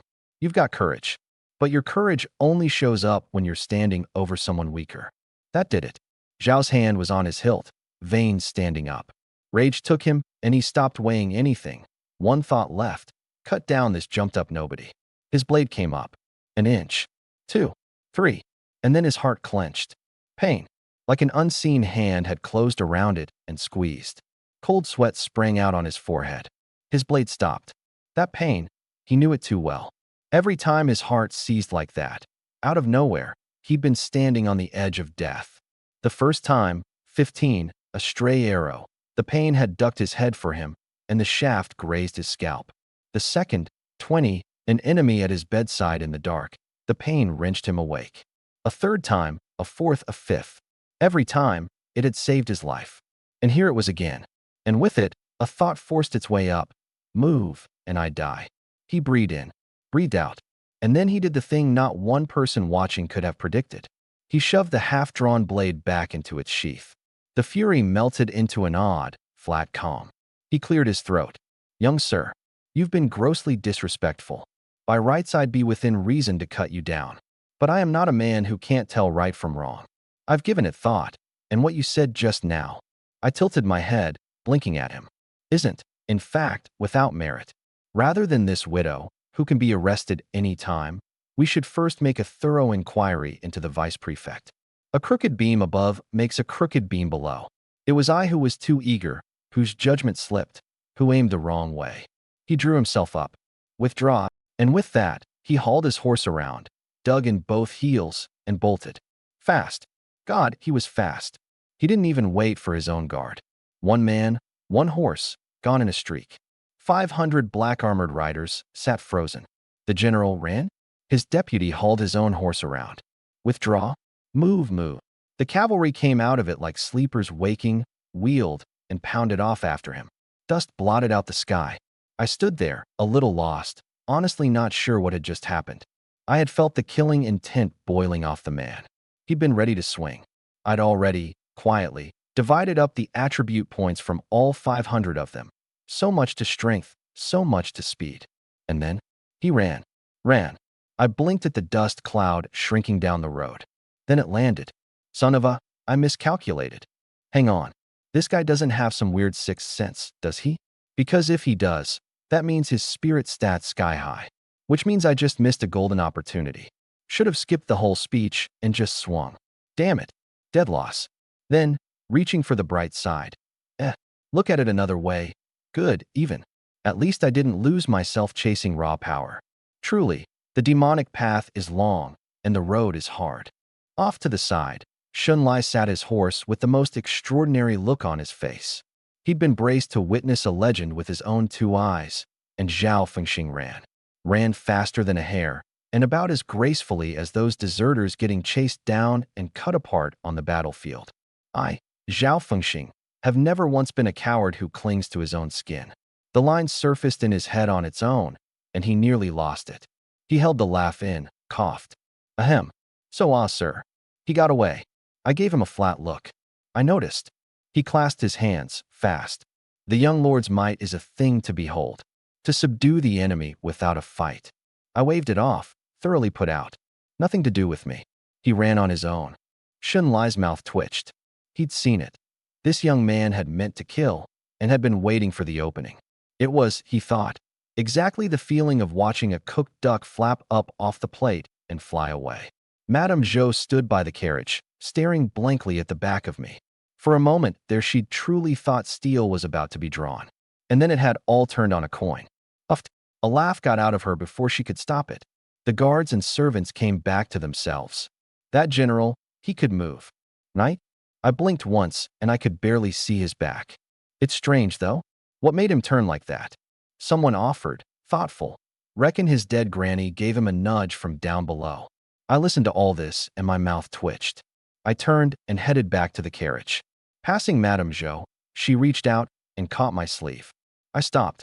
Her eyes were bright, a smile at her lips. Benefactor. That face you made just now. It was awfully funny. I blinked. What face? She did an impression, the frozen, blank, mouth open, eyes wide thing I'd apparently been doing. This one. I said nothing. She laughed harder. I shook my head, defeated, and climbed into the carriage.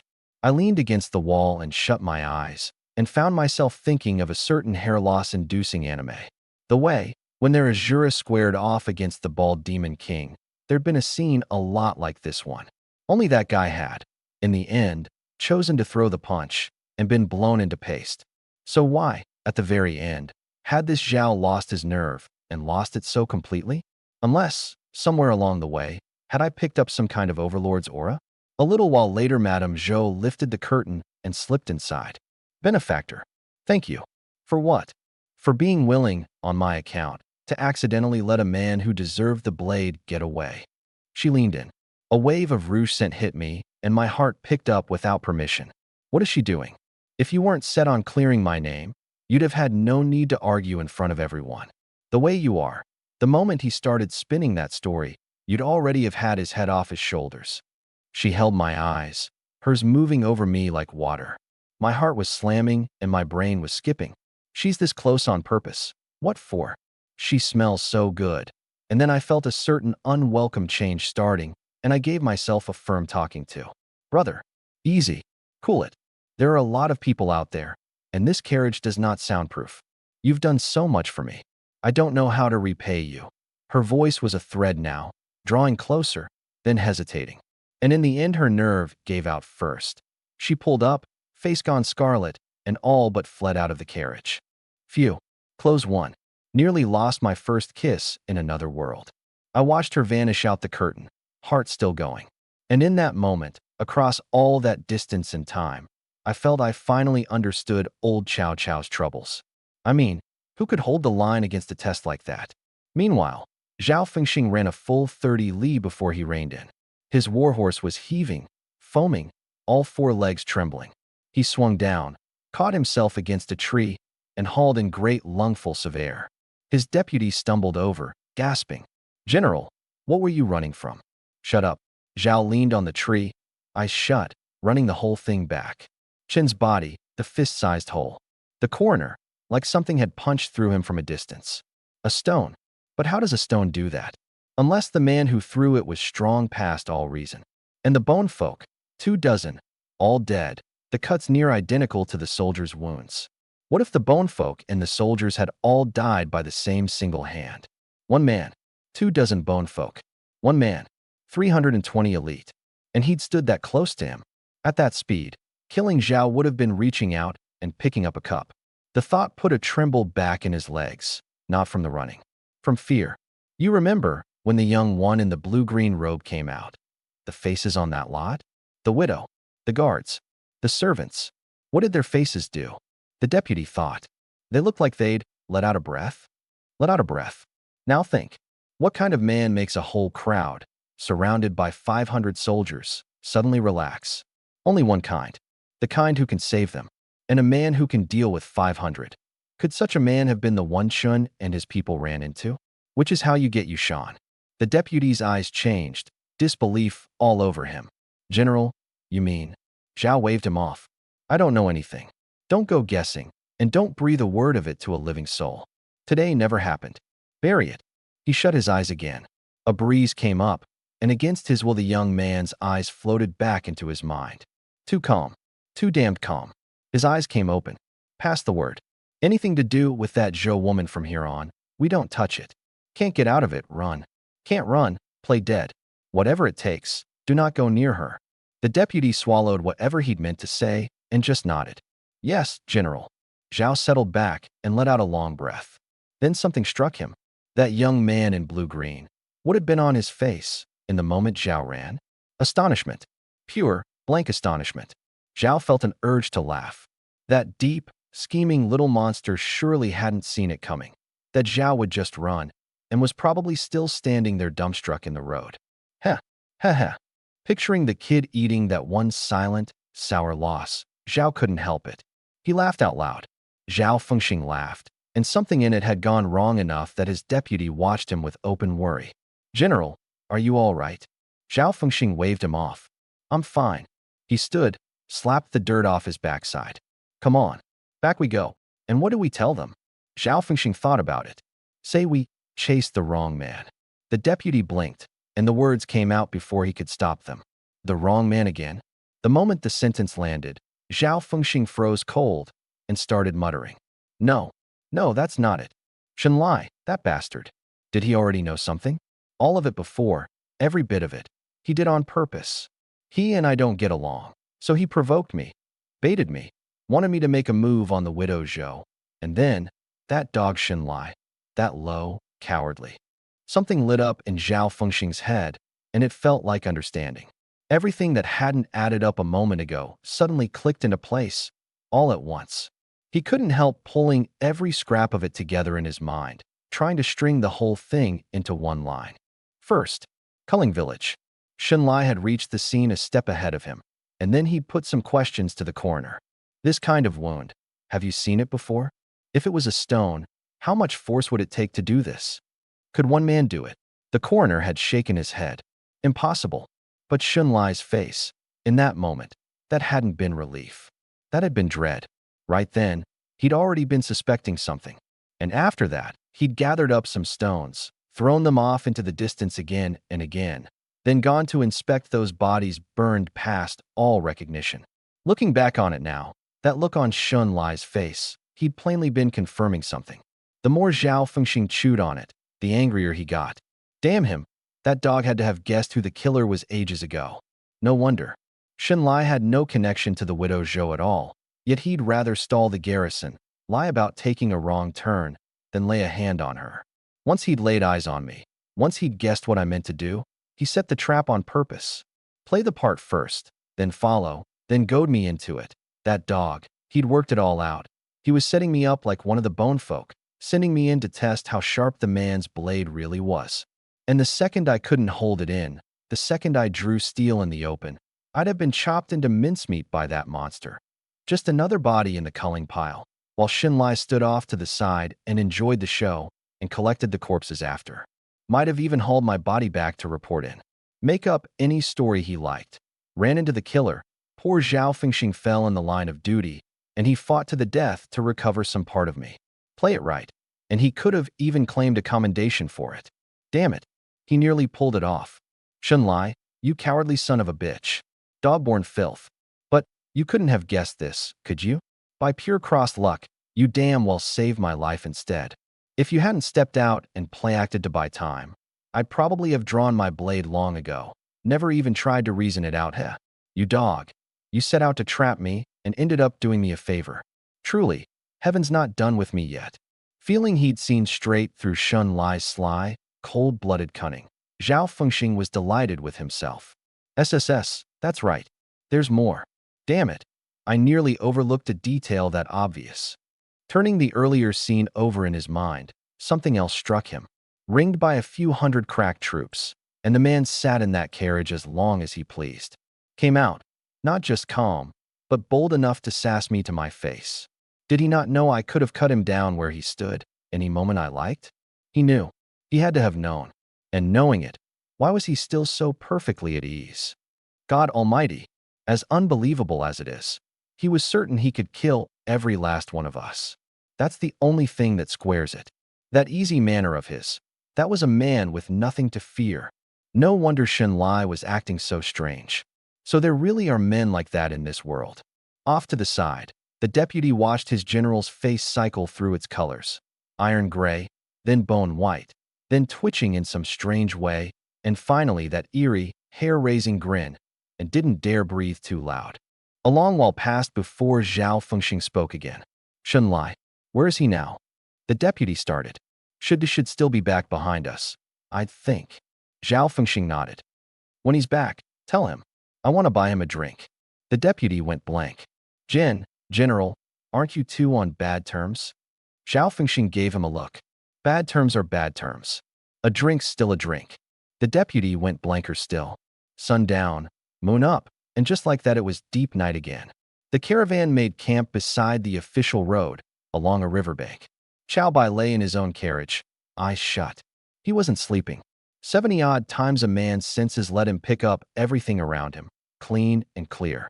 The crackle and pop of the fires. The guards murmuring low. Night birds calling somewhere off in the distance. And, out in the dark, things farther still.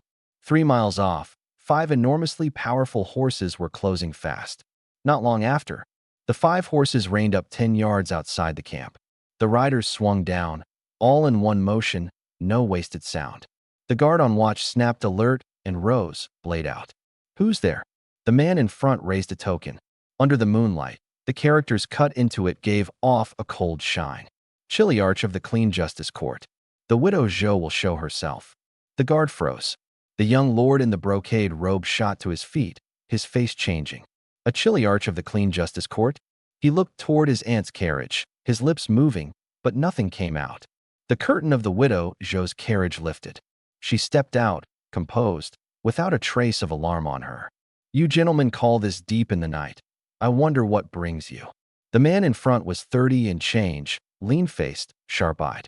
He cupped his hands in a courteous bow, his tone civil, neither high nor low.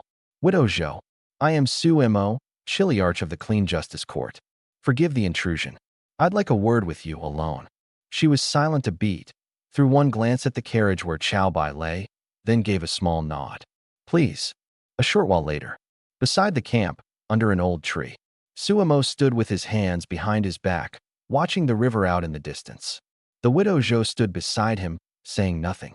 The silence held for a few breaths before Su Mo spoke first. Widow Zhou, do you understand the position you're in? She looked at him and said nothing. Suemo went on. The culling matter has already begun to rise to a boil. A whole village, dozens of souls, slaughtered to the last. Over 300 crack frontier troops dead in a single night. 20-odd bone folk left dead at the mouth of the village. He paused. A thing that big, someone has to answer for it. He turned his head and looked at her. Care to guess who makes the most convenient goat right now? Her hand tightened, just slightly. She still said nothing. Suemo continued. Your uncle, Zhou Mingyuan, for all that the suspicion falls heaviest on him, he's a vice prefect. A commissioned officer of the court. Without solid proof, no one can touch him. And he's washed himself very clean by now. The intelligence came from scouts. The warrant was for suppressing bandits. Warden Chun died by accident. He knows nothing about anything. But you're a different matter. You're a widow. A merchant house's woman. The easiest one of all to lean on. And you were looking into your husband's case. You turned up near that village. You left Yun City in the dead of night.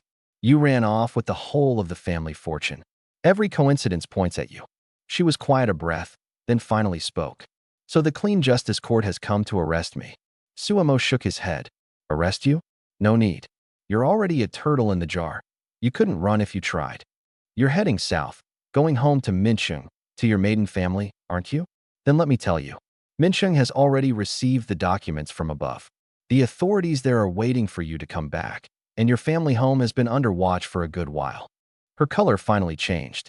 She'd foreseen it long ago. But hearing it out of another's mouth was a different weight of thing entirely. Now even the last thread of luck was gone. Sumo's tone stayed level. Whichever way you go now, there's no getting out. Go back, it's prison. Don't go back, it's fleeing to escape a crime.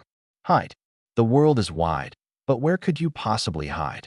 And even if you did, what becomes of your family? The widow Zhou drew a slow breath. Chilly arch, Su spared no effort, riding through the night to catch us. Surely not just to tell me things you and I both already know full well. Suemo smiled. There was something cold in it, and something like admiration. Talking to a clever person really is a different thing. He looked her in the eyes. I rode through the night not for you, for someone else.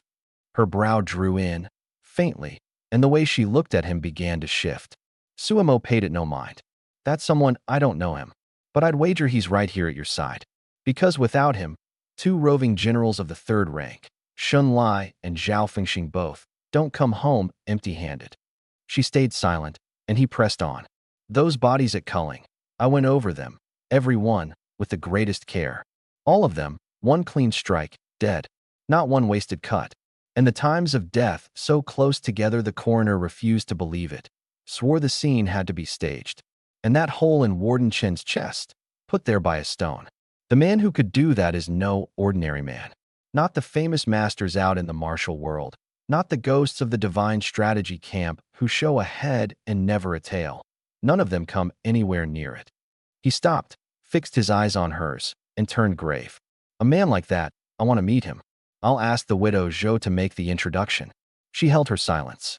She knew who he meant. She only didn't know whether she ought to agree. Just then, a figure came walking over from the direction of the camp. The steps slow, unhurried. Under the moon, a blue robe stirred.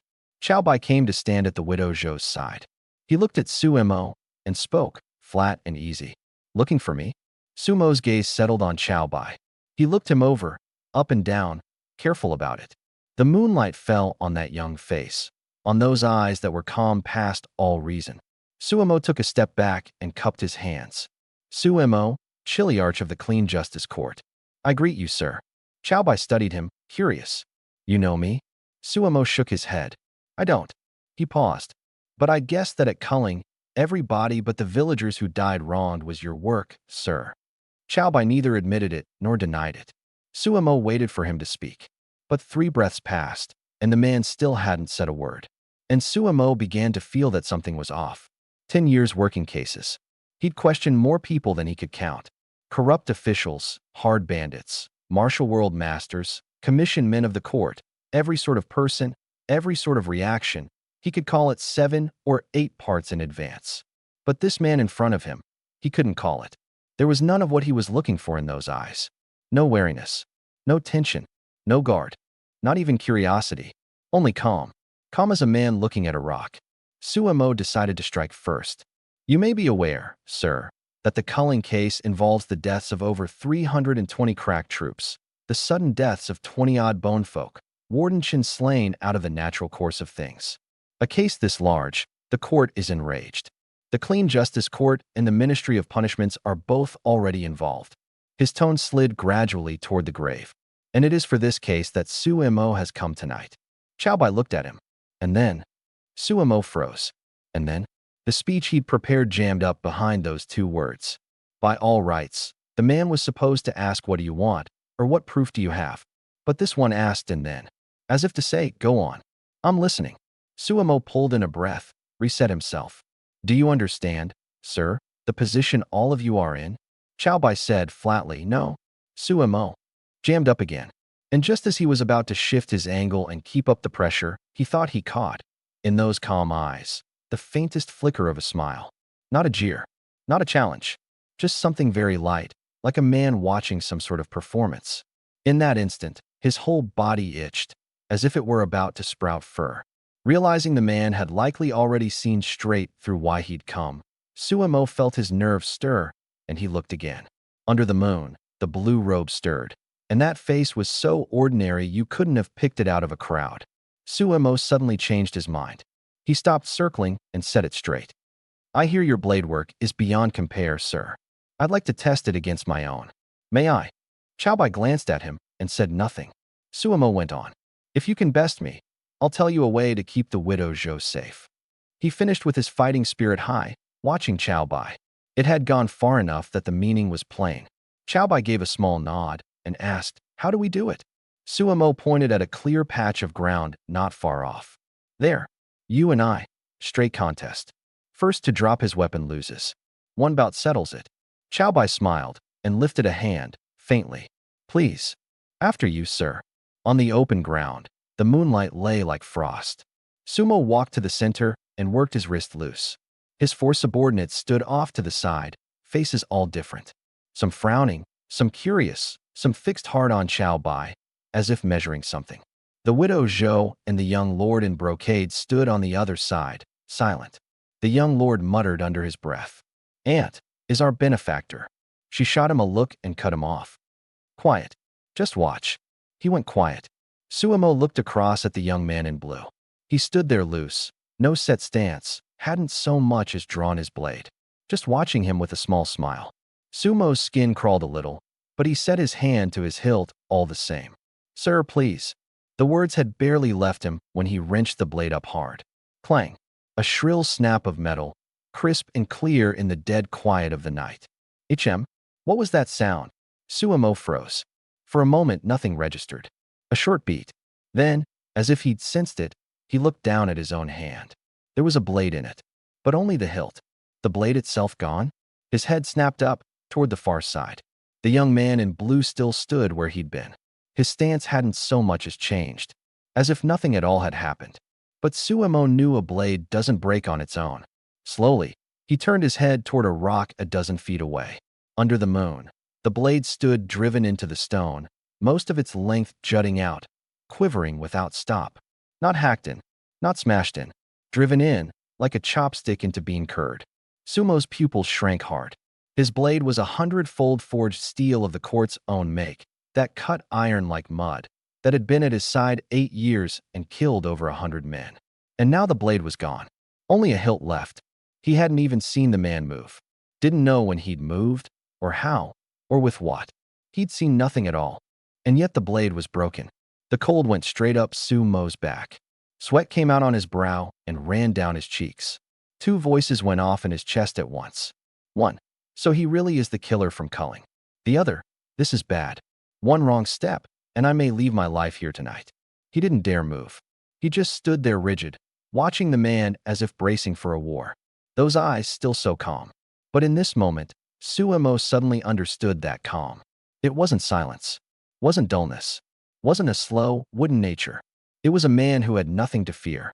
It was an absolute, unshakable self-assurance. He thought, all at once, of the wounds on those bodies. Neat, uniform, clean. A fist-sized hole in a chest, 1 strike, dead. The man in front of him could drive a snapped blade into stone. Then how fast, how vicious, was the stone he'd thrown. Sumo didn't dare follow the thought further.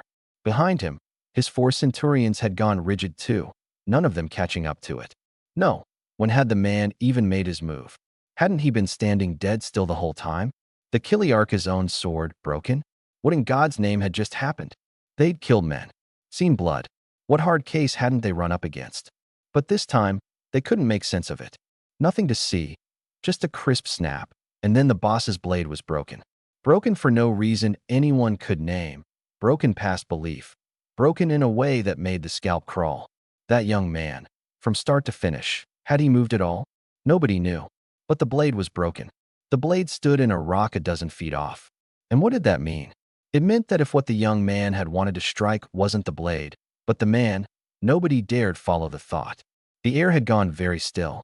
Still enough to hear the night wind pass over the tips of the grass. Sumo stood on the open ground, the bare hilt in his hand, not moving. The back of his official robe was soaked through. The cold sweat was still running, down his neck, into his collar, ice against the skin. But he didn't dare wipe it. Didn't dare make one extra motion. In a moment like this, the smallest misread thing on the man's part, and he could die right there. Sir. He didn't know how long it was before he finally spoke, his voice a little hoarse. Sumo loses. Loses with his whole heart in it. Chaobai looked at him, one corner of his mouth lifting, and said nothing. Sumo drew a breath and threw the hilt to the ground. He stepped forward and cupped his hands. This time the bow was far lower than before. A divine skill, sir. Sumo has never seen its like in all his life. He paused. Sumo came tonight to ask you to join the Clean Justice Court. All of that before was a test. If it gave offense, Sumo begs your pardon here and now. And he bowed, deep from the waist. Chaobai nodded and came back to the point. You still haven't said how you keep her safe. Sumo raised his head, and his voice turned earnest. The Clean Justice Court answers directly to His Majesty. It falls under no ministry's authority. The moment you join, sir, the widow Zhou can be placed in one of the court's outer residences, perfectly safe. Anyone who wants to touch her has to get past the court first. Seeing Chaobai give no reaction, he added quickly, rest easy, sir. As long as she's safe, her family stays safe. Under the moon, the blue robe stirred. Chaobai stood where he was, saying nothing. Sumo waited. 5 breaths. 10. Still nothing. The sweat started up on Sumo's back again. He didn't know what the man was thinking. Had he agreed? Refused? Or was he working out how to kill the lot of them? Drip. Drip. Somewhere a water clock counted. Chaobai glanced at Sumo, then at the widow Zhou a little way off, and spoke. Chiliarch Su. A word, over here. Sumo started, then nodded fast. The 2 of them walked to a stone slab off to one side. Chaobai spoke. Joining the Clean Justice Court, fine. But I have a condition. Sumo drew a breath. Say it, sir. Working cases, running assignments, all that. I'll go along. But when I kill someone, you people stay out of it. Sumo nodded. That goes without saying. The court is a place for killing to begin with. Chow Bai shook his head and put weight on it. You didn't take my meaning. He looked Suemo in the eyes and pressed harder. I said, whom I kill, you stay out of it. Suemo froze, not catching up. Chow Bai explained. My temper's not much good. A lot of the time, I can't stand the grit in my eye. Those who prey on ordinary people, who slaughter the innocent, who lord it over the countryside. Whoever they are, if I run into them, with proof, I kill them. Without proof, I kill them too. Sumo's breath caught a beat. 10 years of cases, and he'd met no shortage of hard men. Not one of them had ever dared to talk like this. No proof, and still kill? What kind of reasoning was that? But meeting those eyes, he suddenly found he had nothing to say. Those eyes still so calm. And in that moment, Suemo understood the calm. It wasn't cold blood, wasn't indifference, wasn't the numbness of a man who'd killed until killing meant nothing. It was something he'd never seen before. As if, inside this man, there was a scale. And that scale answered to no court and to no law. Only to him. Whoever pressed too heavy on it, that was who he killed. Proof or no proof, it made no difference. Suemo was quiet a long time. Then he asked one thing. Sir, that condition of yours, Suemo can't grant it on his own say-so. Chow Bai turned to look at the river in the distance and gave a light mm.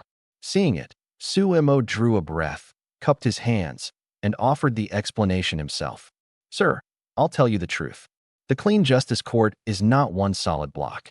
The branch I belong to is only the open blade, the one you can see. Even the man at the very top of it might not dare grant what you're asking. But there's another branch.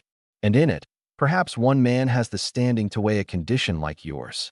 He paused and dropped his voice a notch. That lord is the man His Majesty trusts above all others. There's more blood on his hands than on any Suemo has ever seen. The men in court who hate him would stretch from the palace out to the frontier. And he goes on living, hale and whole, because His Majesty needs him. The people under him are a pack of madmen, men with nothing left to lose. They handle the cases that can't see daylight and kill the men who can't be killed in the open. Your condition, sir, my branch can't decide it. But he, perhaps, can give you an answer. Chow Bai heard him out, silent a breath. Then he asked, where is he? The capital, said Suemo. How long to get there? To the capital and back is over 2,000 li. He ran it fast. By 800 li express, changing horses at every relay post, riding day and night. 4 days there. A day, quick, or 2 days slow, to get word from above. Then 4 days back. He looked at Chow Bai. Suemo can do this for you, sir. But 9 days, at the very soonest, before I'm back. Chow Bai heard it and said nothing. Suemo waited a moment, and when there was no reaction, added, Sir, these 9 days. Chow Bai cut in. I can wait. Suemo paused, then bowed, deep. My thanks for your patience, sir. He turned toward his 4 centurions. Zhao Han, Qian Ming.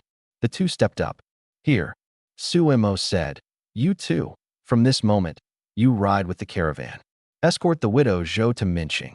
Anyone who moves against them, you stop them, in the name of the clean justice court. Zhao Han and Qian Ming traded a glance and cupped their hands. Understood. Suemo looked to Chow Bai again. Sir, Suemo will return within 9 days. If anything should happen in that time. Chow Bai said, flatly, there's me. Suemo nodded, said no more, swung up into the saddle. The other 2 centurions mounted after him. Hoofbeats broke apart into the dark, and the 3 of them were gone. Under the moon, Chow Bai stood where he was. Zhao Han and Qian Ming stood off to the side, still as posts. The widow Zhou came over. She looked at him, seemed about to say something, and swallowed it back. Chow Bai turned. Come on. A short while later. Chow Bai had only just settled into the carriage when the curtain lifted. The widow Zhou climbed in, sparing not a glance for who might be watching. Just climbed straight in and sat down beside him. Benefactor. You agreed to them, didn't you? Chow Bai nodded, then shook his head. She paused, thinking it over. From the way things stood, she guessed he'd agreed, but set a condition. Perhaps the condition was one that Chiliarch couldn't decide on his own, so he'd left 2 men behind and ridden back to ask his superior. And once the superior agreed, her benefactor would join the clean justice court, and then, benefactor. Her voice shook a little. You've done more than enough for me. Won't you turn them down? Chow Bai looked at her. She drew a breath and worked to steady her voice. The Clean Justice Court, I've heard some things about it. On the surface, there is Majesty's blade. Inside, they've split into any number of factions. Some handle the great cases out in the open. Some do the things that can't bear daylight. They fight one another savagely. Every year, a great many people die there, and no one can say why. She looked at him. A man like you. The moment you go in, those powers will do everything they can to draw you in and use you. And if you refuse them, they'll fear you and want you gone. The water in there runs deeper than Yun City, deeper than the Frontier Army, far deeper. You saved me from those deserters, from those bandits. You shielded me from those officials chasing us down. You've saved me so many times over. Without you, I'd never have reached Yun City, let alone gotten out of it. Xiaobai said nothing. I'm not a woman who doesn't know a kindness when she sees it. My husband's case, that was mine to look into. My family's danger, that's a burden I brought down on them myself. Every consequence should be mine to carry. She looked at him, earnest. Benefactor, I'm begging you. Don't get pulled into those terrible struggles on my account. Please. The carriage was quiet a few breaths. Only the rumble of the wheels over the road came in from outside. The widow Zhou watched him. Her eyes hadn't reddened, no tears had fallen. But that earnest look was harder to take than crying would have been. Xiaobai thought, suddenly, of a line he'd heard in his old life. Sincerity is the real killing move. This woman was truly worried for him. Not the polite, I don't want to be a burden. Not the testing you should go. She would honestly rather shoulder the whole of it herself than have him fall into danger over her. He knew what she meant, and he understood what she feared. And it was exactly because of that that he had to consider joining the court. One man, however strong, was still just one man. He could kill 300, 3,000, 30,000, 30 times that. But could he stand at her side forever? No. There would always be a moment he slipped. A moment he was too late. But if he went into the Clean Justice Court and made himself of use, that changed. The whole apparatus of the court might become her backing, her family's backing. Anyone who wanted to touch her, or them, would first have to weigh whether they carried the weight to try. He could think it. He wouldn't say it. Say it, and she'd carry it. A few days together, but he'd seen it plainly. For all that she seemed clever, sharp as ice and snow, she had one great flaw. She loved to shoulder things. Before she married, she shouldered her family. After, her husband. When her husband met disaster, she shouldered the case. When she dug out the truth, she shouldered the ruinous dread it might bring and the guilt toward her family. Now, when at long last all of it might be set down at once, he didn't want to become the new weight on her back. That way of living wore a person to nothing. He himself was a man who liked to live simple and light, in his old life and in this one. So for the people who were truly good to him, he wanted the same, that they get to live light and glad. Xiaobai scratched his head and put on an easy tone. You know something? Before I met you, I went through some things. Lost every coin I had. Some days I was so hungry I chewed weeds by the roadside to fill my belly. The reason I took your offer so readily, agreed to be your close guard, it was to earn a little silver, honestly. She paused. Xiaobai went on. Meant to coast a while. Draw it out, pick up some coin. Then you told me you wanted to end the arrangement between us. Go our separate ways. He leaned back against the carriage wall, talking like it was small talk. So of course I had to think about what to do once we'd parted. He kept his eyes deliberately off her, on his own feet. The way things look, the Clean Justice Court isn't bad. The terms they're offering, and the outfit itself. She opened her mouth to say something. He gave her no opening. So it's not that I agreed to them because of you. It's that I need a line of work next myself. Uffed. She laughed out loud. Xiaobai looked at her, puzzled. What? Benefactor, has anyone ever told you that when you lie, you can't look people in the eye? Xiaobai. Benefactor. Her voice was soft, but clear. Not one word of what you just said do I believe. You say it was for silver. But when you killed those deserters, I never paid you a coin. When you killed those bandits, I never paid you a coin. When you killed the bone folk and those soldiers, I paid you nothing at all. Xiaobai fell silent. She looked at him. You say you need work. But a man like you, wanting work, where couldn't you go? Why the Clean Justice Court, of all the dragons' pools and tigers' dens? She paused. Do you know what a place like that is? For all its glory and its power, 9 of every 10 who go and never come out. And the one who does comes out no longer a man, and not quite a ghost. Which is why, Unless a person craves power to the marrow or carries a blood feud deep as the sea, almost no one joins it willingly. Bai still said nothing. Her voice dropped lower. Benefactor, I know what's in your heart. You think, one man, however strong, can't guard me every hour. You're afraid that one day you'll slip, be too late, so you want a place, a court, a body of men, to guard me, to guard my family. The clean justice court. That's the place you settled on. That was nearly showing his whole hand. Bai smiled and shook his head, playing it rueful. I covered it so well. Didn't think you'd catch it anyway. Being around you, it's hard to keep so much as one secret. Her smile drew in. She lowered her voice and turned suddenly grave. Benefactor, haven't you worked it out even now? Worked out what? Remember I once said you didn't seem like a man of this world? I remember. What of it? She fixed on his eyes. Haven't you noticed that the way you carry yourself, the way you deal with people, doesn't fit this world at all? Bai said nothing. Let me tell you a story first. When my father was young, he set his heart on a certain woman. She had a younger brother, fond of the theater, fond of tipping the players, but his own purse was thin. So my father saw his chance and laid a snare. First he had men provoke the brother during a show, needle him into out-tipping the players, then beat him at it, and shame him in front of everyone. Called him a pauper playing at gentry, 3 coppers to his name, and the gall to sit at the opera. A laughingstock.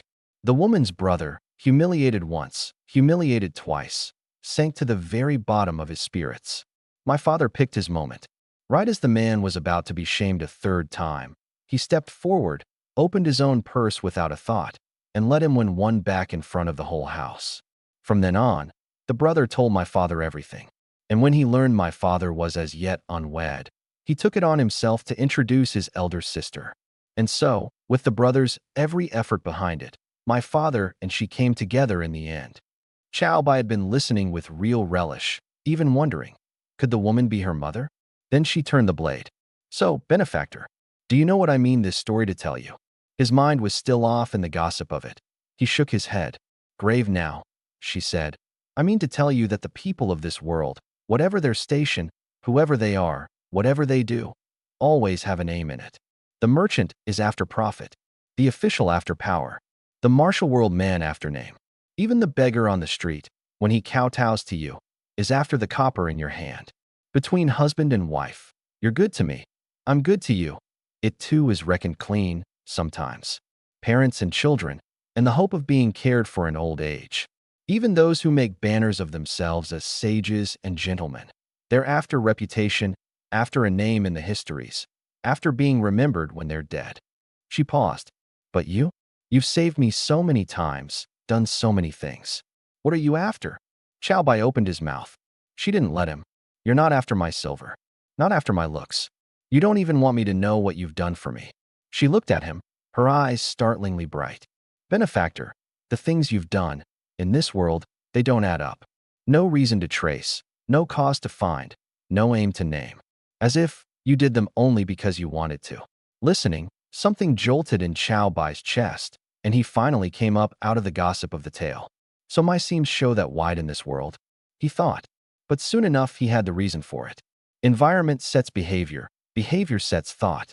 His thought had been through 9 years of compulsory schooling, long since set by that one act, serve the people. And to serve the people, did you need to be after anything? You did not. But he couldn't say that. He could only tease. You're quite the observer. Note 1. On environment sets behavior, behavior sets thought. If a person lives long enough in one fixed environment, a clamoring city, a shut-in town, a remote mountain, a work site that repeats itself day upon day, then as the same kinds of things happen over and over, his behavior is slowly set. Set behavior becomes habit, and habit, in the end, turns and sets his thought. Picture it. A basin of water, left outdoors below freezing every day, will turn to ice. The shape of the ice is decided by the basin. Round basin, round ice. Square basin, square ice. The environment is the basin. If you can't change the basin, the water freezes. Water has no choice. But a person does. A person can choose his environment, instead of being swallowed by it. Bai fled through 3 years of a broken age, saw deserters slaughter villages, saw mountain bandits at war. and his environment forced him to learn caution, hiding, cold detachment. But his thought was never wholly set by it. What truly set him was planted by 9 years of schooling in his old life. A person should be worthy of the name. And it's that setting that lets him be decisive with the blade and still, always, know clearly who is the beast that deserves killing and who is the innocent to be pitted. Reader, what has the environment around you set in you? The habit of complaining when things go wrong? The rhythm of scrolling short videos till dawn? Or the cold shrug of better one less thing to deal with? As they spoke, Chow Bai's brow stirred. Someone's coming. And with that he lifted the curtain and stepped out. Under the moonlight, 3 riders came galloping up from the far end of the road. The horses blew hard. The men on their backs were in a wretched state. Sumo's official robe was torn, a gash on his left shoulder still seeping blood. Dried blood on his face, his lips gone white. Behind him rode 2 centurions, both hurt all over. On one of them, you could half make out the bone through the wound in his arm. Chow Bai stood before the carriage and looked at them. Suemo reined in and swung down. He staggered as he landed, catching the saddle to keep his feet. "Sir." His voice was raw. "The Ministry of Punishments is here." Chow Bai said nothing. Suemo pulled a breath and got it out fast. "We'd gone barely a few li when we ran into them. Men under Xue Qing, the Vice Minister of Punishments. Led by a director, surnamed Qin, named Zhun. A notorious black blade with 20-odd fighters. They came for the widow Zhou. I stood in their way. Couldn't hold them." Chow Bai looked at him. "So you rode back to warn us?" Suemo nodded. "There was no other way.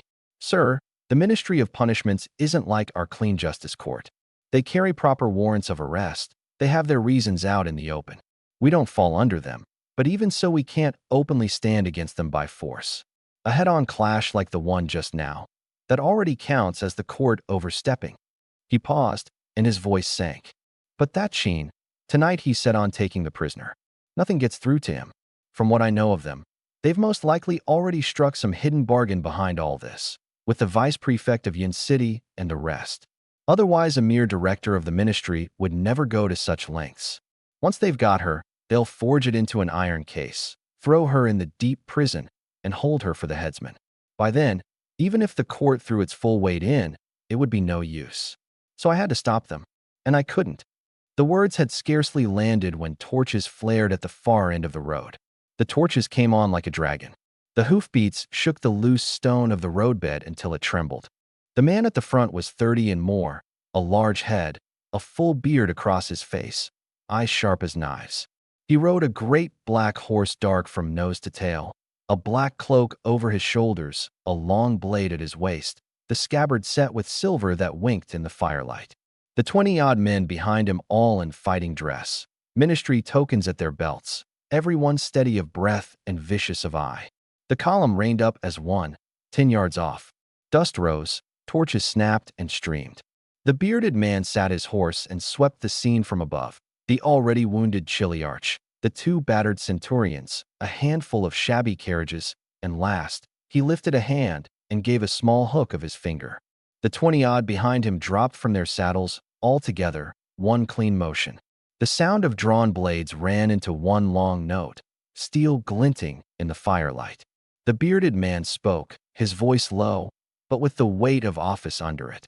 "I am Qin Zhun, director of the Ministry of Punishments. I act on imperial warrant to seize a wanted criminal." His gaze went past all of them and settled on the widow Zhou. "Widow Zhou, your crimes come out. Give yourself up. Come back with me quietly, and you'll be spared the pain of the flesh." He let it hang a beat, one corner of his mouth curling cold. Otherwise, humph, humph. When she said nothing, he turned to the guards and servants around her, murder in his eye. "As for you scum who don't know when you're courting death."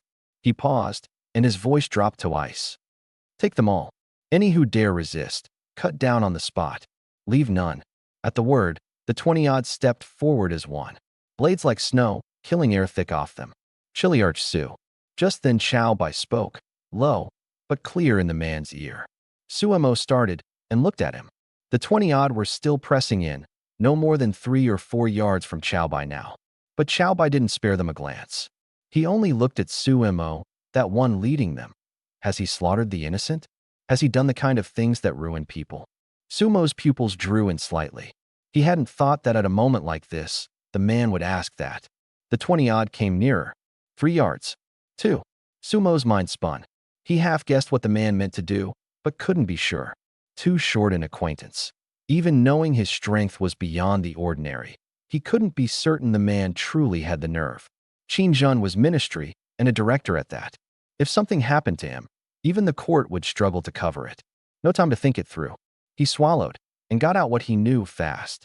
Qin, trusted man of Shueqing, the vice minister. He's run no shortage of cases these years, open and hidden both. By your standard, sir, yes. There's the blood of many innocents on his hands. That I know of, there are several wrongful cases, false cases, with hard proof, that he worked with his own hand. Families broken, men dead of injustice in their cells. Those who cried out, who petitioned, he pressed them all down. Some who meant to carry their grievance to the throne, he silenced outright. The line he stands behind exists to wipe the backsides of certain great lords and men of power. It could never be clean. We've clashed with them more than a few times over the years. Bai nodded and asked, and the men under him? Suemo glanced at the ones about to charge. Following Qin, how many of them could be clean? Even the ones with no lives on their hands are absolutely in it up to the neck. Filthier, worse, than plain killing, some of it. Rape, trafficking in human beings, that kind of thing. Bai heard him out, and his mind was made up. And now, the 20-odd had closed to within a yard. The bearded man sat his horse, a cold smile hooking his mouth. Fools who don't know death when it's on them. Still asking their little questions at a time like this. Did they really think that much of themselves? Though, that widow really was a fresh, tender thing. Once she's taken, I'll search her over well. Inside and out, thorough. See whether she's hidden any weapon on her. Widows with dead husbands are the most starved of all. And if she happens to beg me to stand in for her husband a while, do I say yes, or do I say no? Dark night, high wind, a widow's at her lutest. Ha, ha. Bai, having his answer, caught the veiled, filthy cast of Qin's eyes. A man who'd seen his share of banned comics and over-the-wall films, he knew exactly what the other was picturing. He wasted no more words. He moved. The next instant, boom, one vast sound. No thunderclap, but more than a thunderclap. Suemo felt a stab of pain through his eardrums, a roar through his skull, the world going white for a breath. By the time he came back to himself, it was quiet. The whole world had gone quiet. Those footsteps, those blades leaving their sheaths, gone. He looked forward on instinct, and his pupils shrank hard. 20-odd bodies, sprawled crooked across the road. Some face down, some face up, some heaped one on another. Every one of them with a stark red line across the throat. Blood was welling out of those lines, running together into little streams, glinting a dark, uncanny red under the moon. The bearded man, Qin, was still on his horse, but his head was no longer on his neck. The headless body sat the saddle, holding the pose it had been in. Blood fountained from the cut of the neck, a red spring. The horse spooked and lunged a few strides, and only then did the body pitch off the saddle and slam to the ground with a dull sound. Suemo stood where he was, not moving. Behind him, the 4 centurions were stunned in place too. Zhao blade was half drawn and stayed there, held aloft, forgotten. Xianming's hand was on his hilt, knuckles white, and he couldn't draw it. His whole body had locked. Of the 2 wounded ones, one leaned on a carriage, mouth open, frozen mid-frame. The other pressed the wound on his arm, blood still flowing, and felt no pain at all. No one spoke. No one moved. Only the night wind passing, thick with the reek of blood. Sumo's throat worked once. He wanted to say something, but the words came to his lips and were forced back down. He only stood, staring dully at that back. Under the moon, the man stood among 20-odd corpses, not one drop of blood on the blue of his robe. Just stood there, as if he'd only stepped out for a stroll. Note 1. On the office of a ministry director, duties, and the problem in play. Director of the Ministry of Punishments, rank 5, upper. His work, ordinarily, is trying cases, not arrests. In a way, he's closer to a court judge than a frontline officer of the law. The difference is that he does in fact hold the authority and the means to make arrests, which is why his appearing here, by any normal logic, is itself a problem. And just what that problem is, that's his motive and his reason. Any reader who's taken an interest, go on, put your detective skills to work. See if you can crack the case through the screen. The shock this time was a silent one. A moment passed. Xiaobai turned around. Under the moon, that face wore a look somewhere between a smile and none. He looked at Su Mo and said, teasing, "Chilly Arch Su, do you still mean to recruit me into the clean justice court?" The voice was light, easy, and it landed in Su Mo's ear like a thunderclap. He'd really dared. Those were ministry men, not low in station either. And in a moment like this, with every side watching, so many of them, so much tangled behind them, and he'd killed them all, kept not one. No, he'd lost the thread of it. In a flash of lightning, Su Mo understood. The understanding came out of nowhere, and yet it was perfectly clear. He stood where he was, and inside his head an unseen fire was burning. The scene kept replaying, one blast, like heaven's own thunder, and then 20-odd men of the ministry, gone in the space of a blink. Years of casework, hundreds upon hundreds of masters seen. Killers, blood spillers, men with nothing left to lose, and he had never once seen this. That wasn't killing men. That was erasure, in an instant. And in that moment, all the tangled things in his head, the court's assignments, advancement in the capital, his superior's expression, his colleagues' scheming, went suddenly light and faintly absurd. He thought of the year he first entered the court, when someone had told him, "In our line, work it long enough, and there are only two roads. Die under the blade, or die on the case file. There's no third road." He'd been young then, hot-blooded, and hadn't believed it. He believed it now. 10 years. The great cases, the grave cases he'd worked would fill a room stacked. The men he'd made enemies of, past counting. To his face they were all deference, not daring to move on him. Behind it they'd long been whetting their knives, waiting for him to slip. The day his office was gone, or he grew old and couldn't guard himself, those enemies would fall on him like wolves and tear him to shreds. That was his fate. He'd made his peace with it long ago. But now, looking at those 20-odd bodies, looking at those eyes that were calm past all reason, he thought suddenly, what if the third road were right here? What if this man were the one who could walk him out onto it? In all his years serving the throne, he'd seen too many men. Some stronger than he was, some higher in rank, some smiling tigers, some deep-hearted schemers. He had never once thought of following any of them without reserve. But this man before him was fully worth staking everything on, gladly. A man lives, and the moment of chance flares past in a blink. To hell with the assignment. To hell with advancement. To hell with assistant commissioner and commissioner both. To hell with the clean justice court. I'll take this chance and gamble a future on it. I'm in. He didn't know what lay ahead. But a fierce instinct and the blood roaring in him said the same thing. Miss this once, and there'd be no next time. So he stepped forward. Another step. Until he stood before Xiaobai and stopped. Thump. And without a sign of it coming, he dropped to both knees. His knees struck the bloody mud, spattering a few dark drops. He didn't feel it. I'll recruit you. His voice was loud, loud enough to startle everyone near. It has to be you. He raised his head to Xiaobai's eyes. Under the moon, those eyes were still so calm. But he wasn't afraid now. With an earnestness he'd never shown before, he said, "If that commissioner won't take you into the court, I'll leave the court." He paused, his throat working, and bowed his head to the ground, and said at the top of his voice, "I ask only to follow you, to the ends of the earth, at your side." The words had barely left him when a stir came up behind him.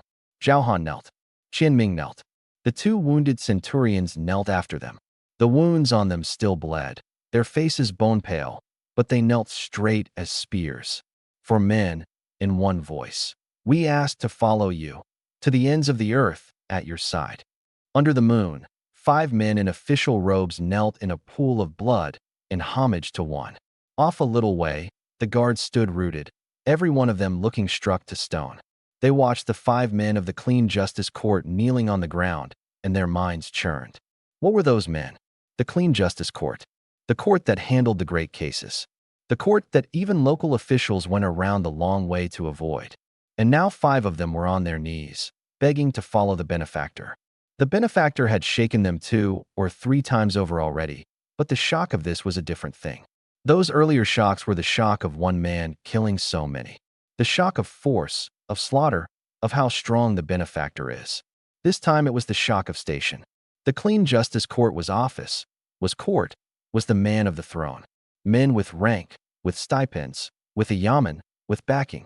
Men who by all rights stood high above in a world like this.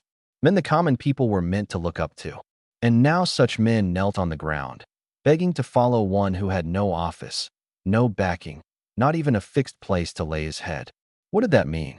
It meant the benefactor's standing could no longer be measured in office at all.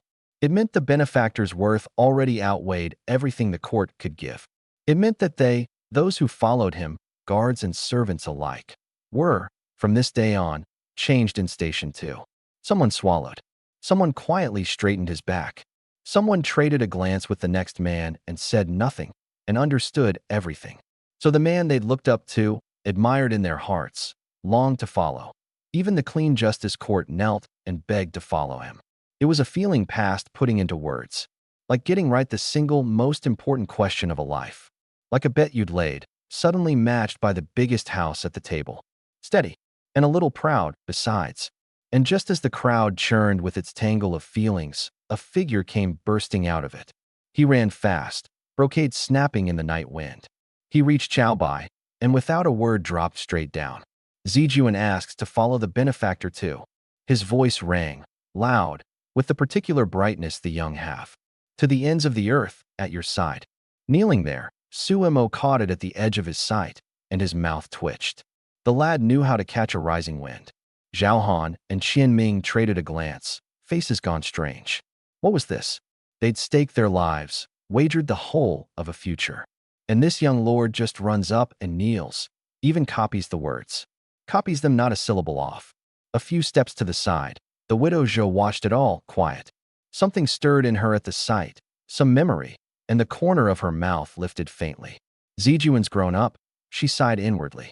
Then she turned her eyes to Xiaobai, and there was something in them past naming. By the carriages, the servants pressed together, not daring to breathe loud. Someone whispered, "Those officials, what are they kneeling in front of the benefactor for?" The one beside him glared. "What's it to you? They're kneeling, and that's the right of it." The first still meant to say something, then saw Little Flower poke her head out of a carriage. She stared with big eyes at the 6 kneeling men, and at the blue-robed figure standing before them, and couldn't help tugging at her father's sleeve. "Papa, what are they doing? Why are they kneeling?" Zhang Laosi looked down at his daughter. The moonlight lay on Little Flower's face, all curiosity. He thought back, despite himself, to the moment he'd carried her on his back and knelt before the madam, thought a while, and said, softly, "They're choosing their own fate." Under the moon, 6 men knelt in the pool of blood. Xiaobai looked at them, and for a moment felt oddly unmoored. So this is what worship of the strong looks like, made flesh? In his old life, scrolling short videos, the comment sections were forever full of it. Strength-worshipping dogs, simps deserve to die badly. Back then he'd thought worship of the strong was a slur. And now here were these several men, kneeling in the flesh, right in front of him. Men with office, with rank, with station. And Xiaobai understood something all at once. The heart of worship of the strong wasn't reverence, wasn't admiration, wasn't that screen-fed fervor of "brother, you're so cool." The heart of it was survival. Put another way, worship of the strong was a word about staying alive. What had gone through Chiliarch Su's head, in the moment before he dropped to his knees? He'd guessed the man had been thinking about all the people he'd made enemies of over the years, and where it left him in the end. He hadn't knelt because he worshipped him so. He'd knelt because he'd seen, in Xiaobai, a chance to break clean of the present order and its whole machinery, and live out his last years in peace. Those 4 centurions kneeling, most likely the same. They'd thrown in with Chiliarch Su long ago, grasshoppers on one string. The road Su chose was their road too. As for Zijuan, Xiaobai glanced at the young man on the ground. His reckoning probably didn't run so deep. Like those college kids in his old life. He'd simply seen the light and wanted to chase it. Set against his old life, this world was more naked, more direct, less dressed up, because there weren't so many rules here, so many lines and boxes, so much of what people called dignity. The strong were strong, the weak were weak. The strong ate meat, the weak drank the broth. The strong stood, the weak knelt. Simple as that. In the haze of it, Another line from the old life internet came back to him. When a person grows strong enough, everything he does is right. Back then he'd thought the line one-sided. Looking back on it now, though, he found it was actually rather fair. Not because the strong were truly right in everything, because the weak had no standing to say they were wrong. Chow Bai drew his gaze back and looked at his own hands. These hands had killed several hundred men by now. But he knew, clearly, that these hands could kill not because he'd worked so hard, been so diligent, been born so gifted. It was because of the system. Without it, he had no idea which ruined shack he'd still be hiding in, or which barren hill he'd be dragging out his days on, each day feeling like a year. Or else he'd have been cut down long ago, rotting in some ditch, without even a soul to bury him. But now, he stood here, 6 living men on their knees at his feet. A chilly arch of the clean justice court. Its centurions, a young lord raised in silk and fine food, kneeling in the bloody mud, begging to follow him, willing, for it, to stake their very futures. System, thank you. You gave me everything. Chow Bai offered it up, in his heart, with real feeling. Then he added, rest easy. Since you gave me a cheat where killing plunders attributes, I'll be sure to kill hard and plunder viciously. I may have been a model student in my school days. Top marks every year, never late, never left early, always glad to lend a hand, respectful to the old and gentle with the young. But none of that will slow me down one bit from here on, pressing ever forward down the evil cultivator's road. Pledge made to the system. Chow Bai turned to the panel in his head. Name, Chow Bai strength, 262.3 speed, 178.9 constitution, 171.9 perception, 74.6 spirit, 74.6. This bout, counting Qin Zhen at the head of them, he'd killed 25 men in all. Of those, he'd plundered strength 9 times, speed 6, constitution 5, perception 3, spirit twice. These ministry men counted as capable, every attribute stronger than an ordinary person's, but only so much stronger. He supposed that in their usual assignments and fights, most of their edge came from their gear and their office. Having felt out the changes the raised attributes brought, Chow Bai looked again at the 6 men before him. They knelt in the blood, unmoving. The moonlight lay on them, on the bowed heads, on the faintly trembling shoulders. His powerful perception could all but see through their chests, feel the beating of the hearts inside, clear as anything. They were nervous, this moment, deeply on edge. Chow Bai thought, suddenly, of a game he'd played as a boy in his old life, Romance of the Three Kingdoms. There'd been a classic bit of design in it, an enemy general submitting. Whenever a defeated commander knelt before you, a box would pop up. Recruit, yes or no? Click yes, and the man became yours. Click no, and he vanished for good. Back then he'd never hesitated over yes. When you were fighting to conquer the realm, one more man was one more measure of strength. But that had all been data. This was living men. Take them on.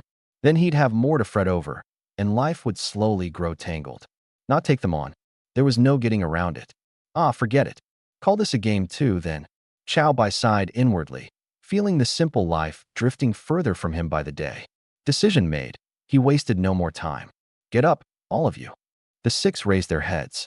Chow Bai paused, then added, by the way, my surname is Chow. From now on, before others, you may call me Lord Chow, or my lord. In private, you can call me Boss Chow, or Boss. Su Mo blinked. Boss. What kind of title was that? But he caught up quick enough. Whatever the title, the man was willing to take him on, and that was all that mattered. He knocked his head hard to the ground. Yes, boss. The 4 centurions cowed out after him. Yes, boss. Zijuan called it too, louder than any of them. Yes, boss.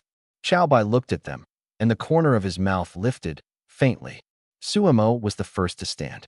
His knees were caked with bloody mud. He didn't care in the least. He only looked at Chow Bai, respectful, waiting for the next word. Chow Bai put the panel away as he spoke. As for this business, you needn't worry over it just yet. That these men are dead, only we know.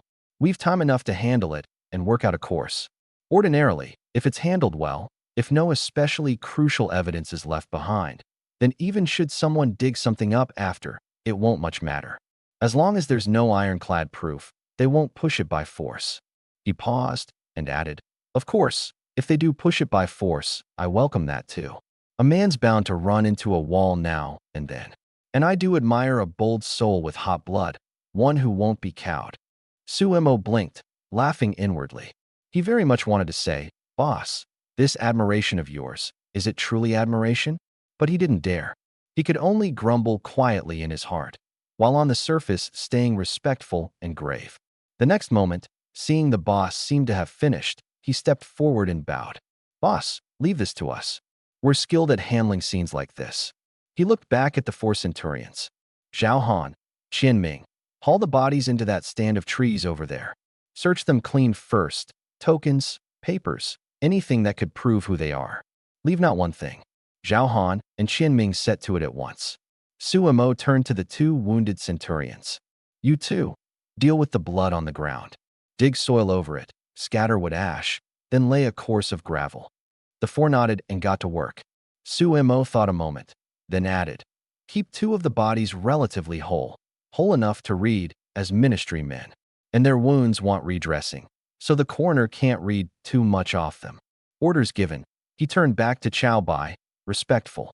"Boss, in a while we'll take the two bodies we've deliberately kept back with us. Once we're back at Yin City, we'll say we ran into a band of unknown killers, huge in number, uncommonly fierce. That Qin Zhen and his men fell into a fight with them for reasons unknown. That we fought to the death and dragged two bodies back, and took losses ourselves, 3 wounded, 2 dead. And those 2 dead of ours will change their faces and stay at your side. Boss, at your command." He stopped, then went on. "This account will only fool a small slice of people, and only for a while. But that's enough, because our real aim is to buy time. Everyone in our line knows time is the best accomplice. So long as they can't find this spot in the shortest span, then later, even if they sense something, they'll be hard-pressed to turn up any convincing proof. On that point, I'm fully confident." Chow Bai nodded and praised him. "Good. Seasoned enough." Suemo at once put on a look of being flattered near out of his skin. "Boss, you overpraise me." And privately he thought, the boss, when he wasn't killing people, was actually rather easy to get along with. By the carriage, the widow Zhou watched the several clean justice court men at their work. Quick, deft, even hurt, even bleeding, not one wasted word out of them. A professionalism that set the heart at ease. But she knew, 5 of them alone wouldn't be enough. She turned to the guards. "Shuehu, Wang Li." 2 guards stepped up. "Madam, your orders?" "Take some men and help. Carry bodies, dig, move stone, all of it at their direction." "Yes." Chow Bai has his system to thank, and I, as the author, have you, my honored readers, to thank with all sincerity. Your support matters far more, and weighs far heavier, than you yourselves imagine. The trial run is nearly over, and its end is the debut. Because of the subject and the slow burn, the shelf ratio is quite low, and this book is not in a good spot right now, but I dearly want to carry this story to the heights I first imagined for it. I beg your help. With your strength, let's build a strange and singular world. My thanks, here and now. Night gave out. The sky brightened, first light breaking. The garrison seat at Yin City. The garrison commander had just lifted his teacup, hadn't so much as swallowed the first mouthful, when hurried footsteps came from outside. Sir, something's happened. Something big." The commander's hand jerked, and half a cup of morning tea sloshed out. He looked up to see his trusted man rushing in, panic all over his face. "Now what?" The man was gasping for breath. "It's the Ministry of Punishments, the Ministry's men. Something's happened to them." The commander froze, not catching up, and asked on reflex, "The Ministry? Which ministry?" The man swallowed. "Director Qin Zhen. He took 20-odd fighters and insisted on leading the chase after the widow Zhou himself last night. And this morning." The commander steadied him. "Easy. Take it slow, get it out straight." "Yes. This morning Chiliarch Su of the Clean Justice Court came back with 2 bodies. Said they'd run into a band of killers on the road. Huge in number, uncommonly fierce.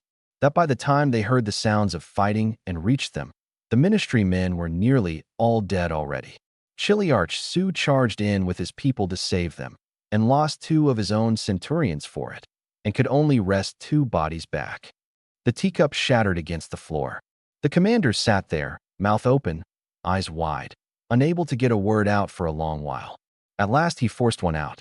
All dead. Over 20 ministry men, all dead. The man nodded.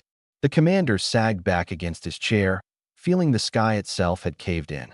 The culling matter still wasn't cleared up. The account for 300-odd crack troops still wasn't reckoned. And now 20-odd ministry fighters gone too.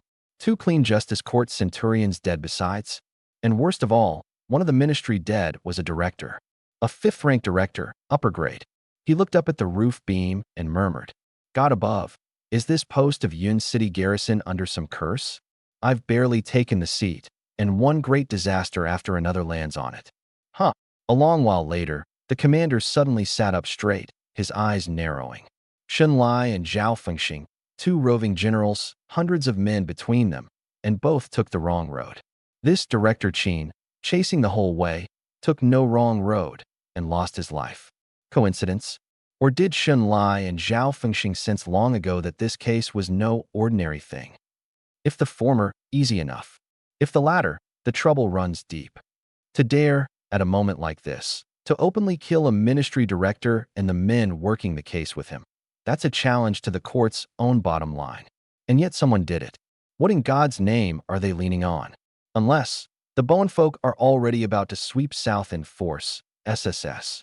The west camp of Yun City. Zhao Fengxing was making his rounds of the drill yard. "General, something big's happened." His deputy came tearing over on horseback and reined up before him, face gone white. Zhao Fengxing frowned. "What's got you in such a state?" The deputy dropped his voice and ran through the clean justice court and ministry business. Zhao Fengxing heard him out and sat blank a good while. Then he swung down, walked to a tree, and beckoned the deputy over. The deputy came. Zhao Fengxing asked, "Those 3 wounded on the clean justice court side, how bad?" The deputy thought. Chili Arch Su took a blade himself, but dodged in time. "It seems not serious. But one of the centurions has a wound to the arm, deep enough to see bone, they say." Zhao Fengxing nodded. "Then, and the 2 ministry bodies they brought back." The deputy swallowed. "Rested back at the cost of lives, so they say. Died horribly. Heads cut off, wounds all over. Axe cuts, spear thrusts, blade and arrow both, a mess of them." At that, Zhao Fengxing fell silent, his heavy brows drawing together, and murmured inwardly, "Heads cut off, an axe, spear, blade, and arrow wounds besides. Were they wounded first and then beheaded, or beheaded first and then wounded?" He looked at the deputy. "Tell me, what kind of killers carry that many different weapons?" The deputy considered a while, then said gravely, "I'd say the likeliest thing is deserters got up as killers. And not one band of deserters either. Several bands come together, banded up on purpose for the job." Zhao Fengxing fixed his eyes on him, a smile that wasn't quite a smile. "Yuan Feng, that theory, do you believe it yourself?" Deputy Yuan Feng thought it over carefully, then shook his head. "I don't." The words had barely left him when something crossed Zhao Fengxing's mind, and he turned suddenly grave. "No, you do believe it." The deputy. "Not only must you believe it, I must believe it too." The deputy. Seeing the confusion all over his face, Zhao Fengxing prompted him. "If we don't believe it, that means someone lied. And if someone lied, then someone has to go dig out the truth. Yuan Feng, tell me, do you want to go dig out the truth?" At that, the deputy couldn't help thinking of the widow Zhou and that young man in blue, and the bodies at culling, and a light flashed through his mind. "General, you're not hinting that the ministry men's deaths are tied to that man too?" The thought struck, and his color changed on the spot. "Looks like you've caught the heart of it. Good, you're improving. Go see to your own affairs. So long as there's no order from above, and the Bone folk haven't cut their way to Yun City's border, don't lift a finger over any of it. Just sit back and enjoy the show." After the deputy had gone, Zhao Fengxing thought of the young man in blue and began to mutter to himself. A director dead, out of nowhere, on the road to seize a killer. Those above will never let it lie. This time, I'd like to see whether you really are strong enough to fear not even the court itself. The east camp of Yun City. Shen Lai was in his tent handling documents when his aide swept the flap aside and came in. "General, something's happened." Shen Lai looked up. "What is it?" The aide ran through the news. Shen Lai heard it and set down his brush. 2 clean justice court centurions dead? Which 2? Zhao Han and Qian Ming. Shen Lai's eyes narrowed. You're certain the 20-odd ministry men, Director Qin Jin included, are all dead? The aide hesitated. Chiliarch Su did bring back 2 bodies, and they've been checked and confirmed as ministry men. But the other bodies haven't been found. Where's Chiliarch Su now? Already ridden through the night back to the capital to report. Says our Yun city has grave troubles. Bandits ruling the roads, deserters by the pack, refugees everywhere, that sort of thing. And the 2 wounded centurions went with him. Yes. So then, apart from the 2 ministry bodies and the testimony of Su and his men, there's no other related evidence left at all. It seems so general. Have you noticed something? Shun Lai waved a hand. Hard to say. I'll go look at the ministry bodies before I judge. Then I'll come with you. The vice prefect's residence at Yun City. Zhou Mingyuan sat in his study, a document spread before him, not a word of which he could take in. After culling, on the surface he'd come through it. In truth, he was already being watched. Those few commanders he'd once been close with now went around him when they saw him. He understood it well enough. They were all waiting for him to slip, to show a crack himself, and then to tear a piece of flesh off him. After all, that was exactly how he'd once treated them. So these past days he'd kept to his house, hadn't set foot past the inner gate, pushed even his daily duties onto subordinates. Lower enough that everyone had all but forgotten there was such a man. Footsteps came from the courtyard. Zhou Mingyuan looked up. His trusted man pushed in, his face wrong. Sir, something's happened. Zhou Mingyuan's brow drew in. Now what? The man dropped his voice and ran through the ministry and clean justice court business. Zhou Mingyuan heard it out and was silent a long time. Then he asked, those 20-odd ministry men all dead? All dead? And the clean justice court lost 2 centurions too? Yes, named Zhao Han and Qian Ming, they say. After this, Chiliarch Su took his 2 wounded centurions and rode through the night back to the capital to report, so he says. Really, to fetch reinforcements. Zhou Mingyuan set down the document and walked to the window. He looked out at the color of the sky, his gaze gone dark. Qinjun, he'd met the man a few times. Xueqing's trusted hand, the vice minister of punishments. Ruthless in his work, never soft. Coming to Yun City this time, ostensibly to look into culling, but truly, Xueqing meant to use the chance to wedge a foot in here. Zhou Mingyuan had been worried Qinjun might dig something up and use it to make trouble. Well, now all dead. By rights he should be glad. And yet, for reasons he couldn't name, he couldn't manage the smallest gladness. He kept feeling he'd overlooked something crucial. The culling matter. Even now, he couldn't work out how it had gone wrong. Sleepless in the deep of night, running it back again and again, every detail, over and over. And however he ran it, he could find no cause. A season of troubles. Long thought yielding nothing. He could only sigh, bitter and low. Linyuan City, the field office of the Vice Minister of Punishments. Xueqing sat before his desk, a coded letter in his fingers, just loosed from the leg of a swift hawk. The letter was short, a handful of words, but he'd already read it 3 times. Each reading drew his brows a notch tighter. 25 men. Not one came back. He set the letter on the desk and looked up at the several trusted men standing below. Qinjun is dead. Su Mo of the Clean Justice Court took his people over and wrested back only 2 bodies, and lost 2 centurions of his own doing it. The room went dead quiet. Xueqing stood and walked to the map on the wall. His gaze settled on Yun City's mark, then rose slowly to culling, and he murmured inwardly. Culling. The able-bodied conscripted, the village slaughtered, over 320 of Yun City's crack troops dead in a single night. 20-odd bone folk dead too, and 1 widow and her guards live on. He turned and looked at them. The Clean Justice Court says killers did it. The 2 bodies they wrested back, heads cut off, axe wounds, spear wounds, arrow wounds, all of them there. How do you read it? For 1 body to carry that many kinds of wound, the enemy must have been many, and their weapons a mixed lot, not a regular army. One trusted man stepped up and analyzed it in earnest. Xueqing glanced at him and added, Sumo's testimony says that by the time they arrived, the fight was near its end. The scene ablaze, figures moving thick, at least 100 men. 100 men? By what I know of Yun City, A scale like that is deserters or fugitives, or else vicious hard bandits drifted in from somewhere else.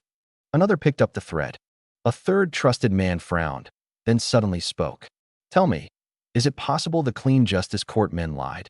The others looked at him. It's a broken age, granted, and the fighting in the north is fierce. But deserters and runaways keep some measure of sharp eyes.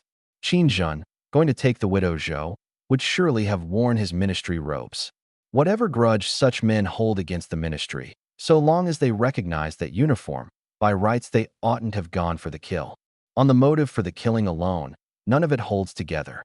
The others turned it over, thoughtful. The fourth took up the thread. They say Qin Jun pressed the chase by night. Could it be that on a black, fog-thick night, the killers didn't recognize them at first? And once blades were out and blood was drawn, with Qin Jun's temper, he'd never have let it drop. The two sides went at each other head-on, until the clash boiled all the way over. And in the end, the killers simply decided to see it through, silence the lot of them. He paused. That would explain, too, why the two bodies brought back had wounds so chaotic, heads cut off. What a brawl leaves behind, and not wanting them recognized, both fit. At that, the others fell to thinking it over together. A few breaths later, the fifth trusted man, Tu Sheng, silent until now, suddenly spoke. There's sense in all you say, but you've all overlooked one point, and a crucial one. They looked at him. Tu Sheng went on, unhurried. The ministry and the clean justice court have never gotten along.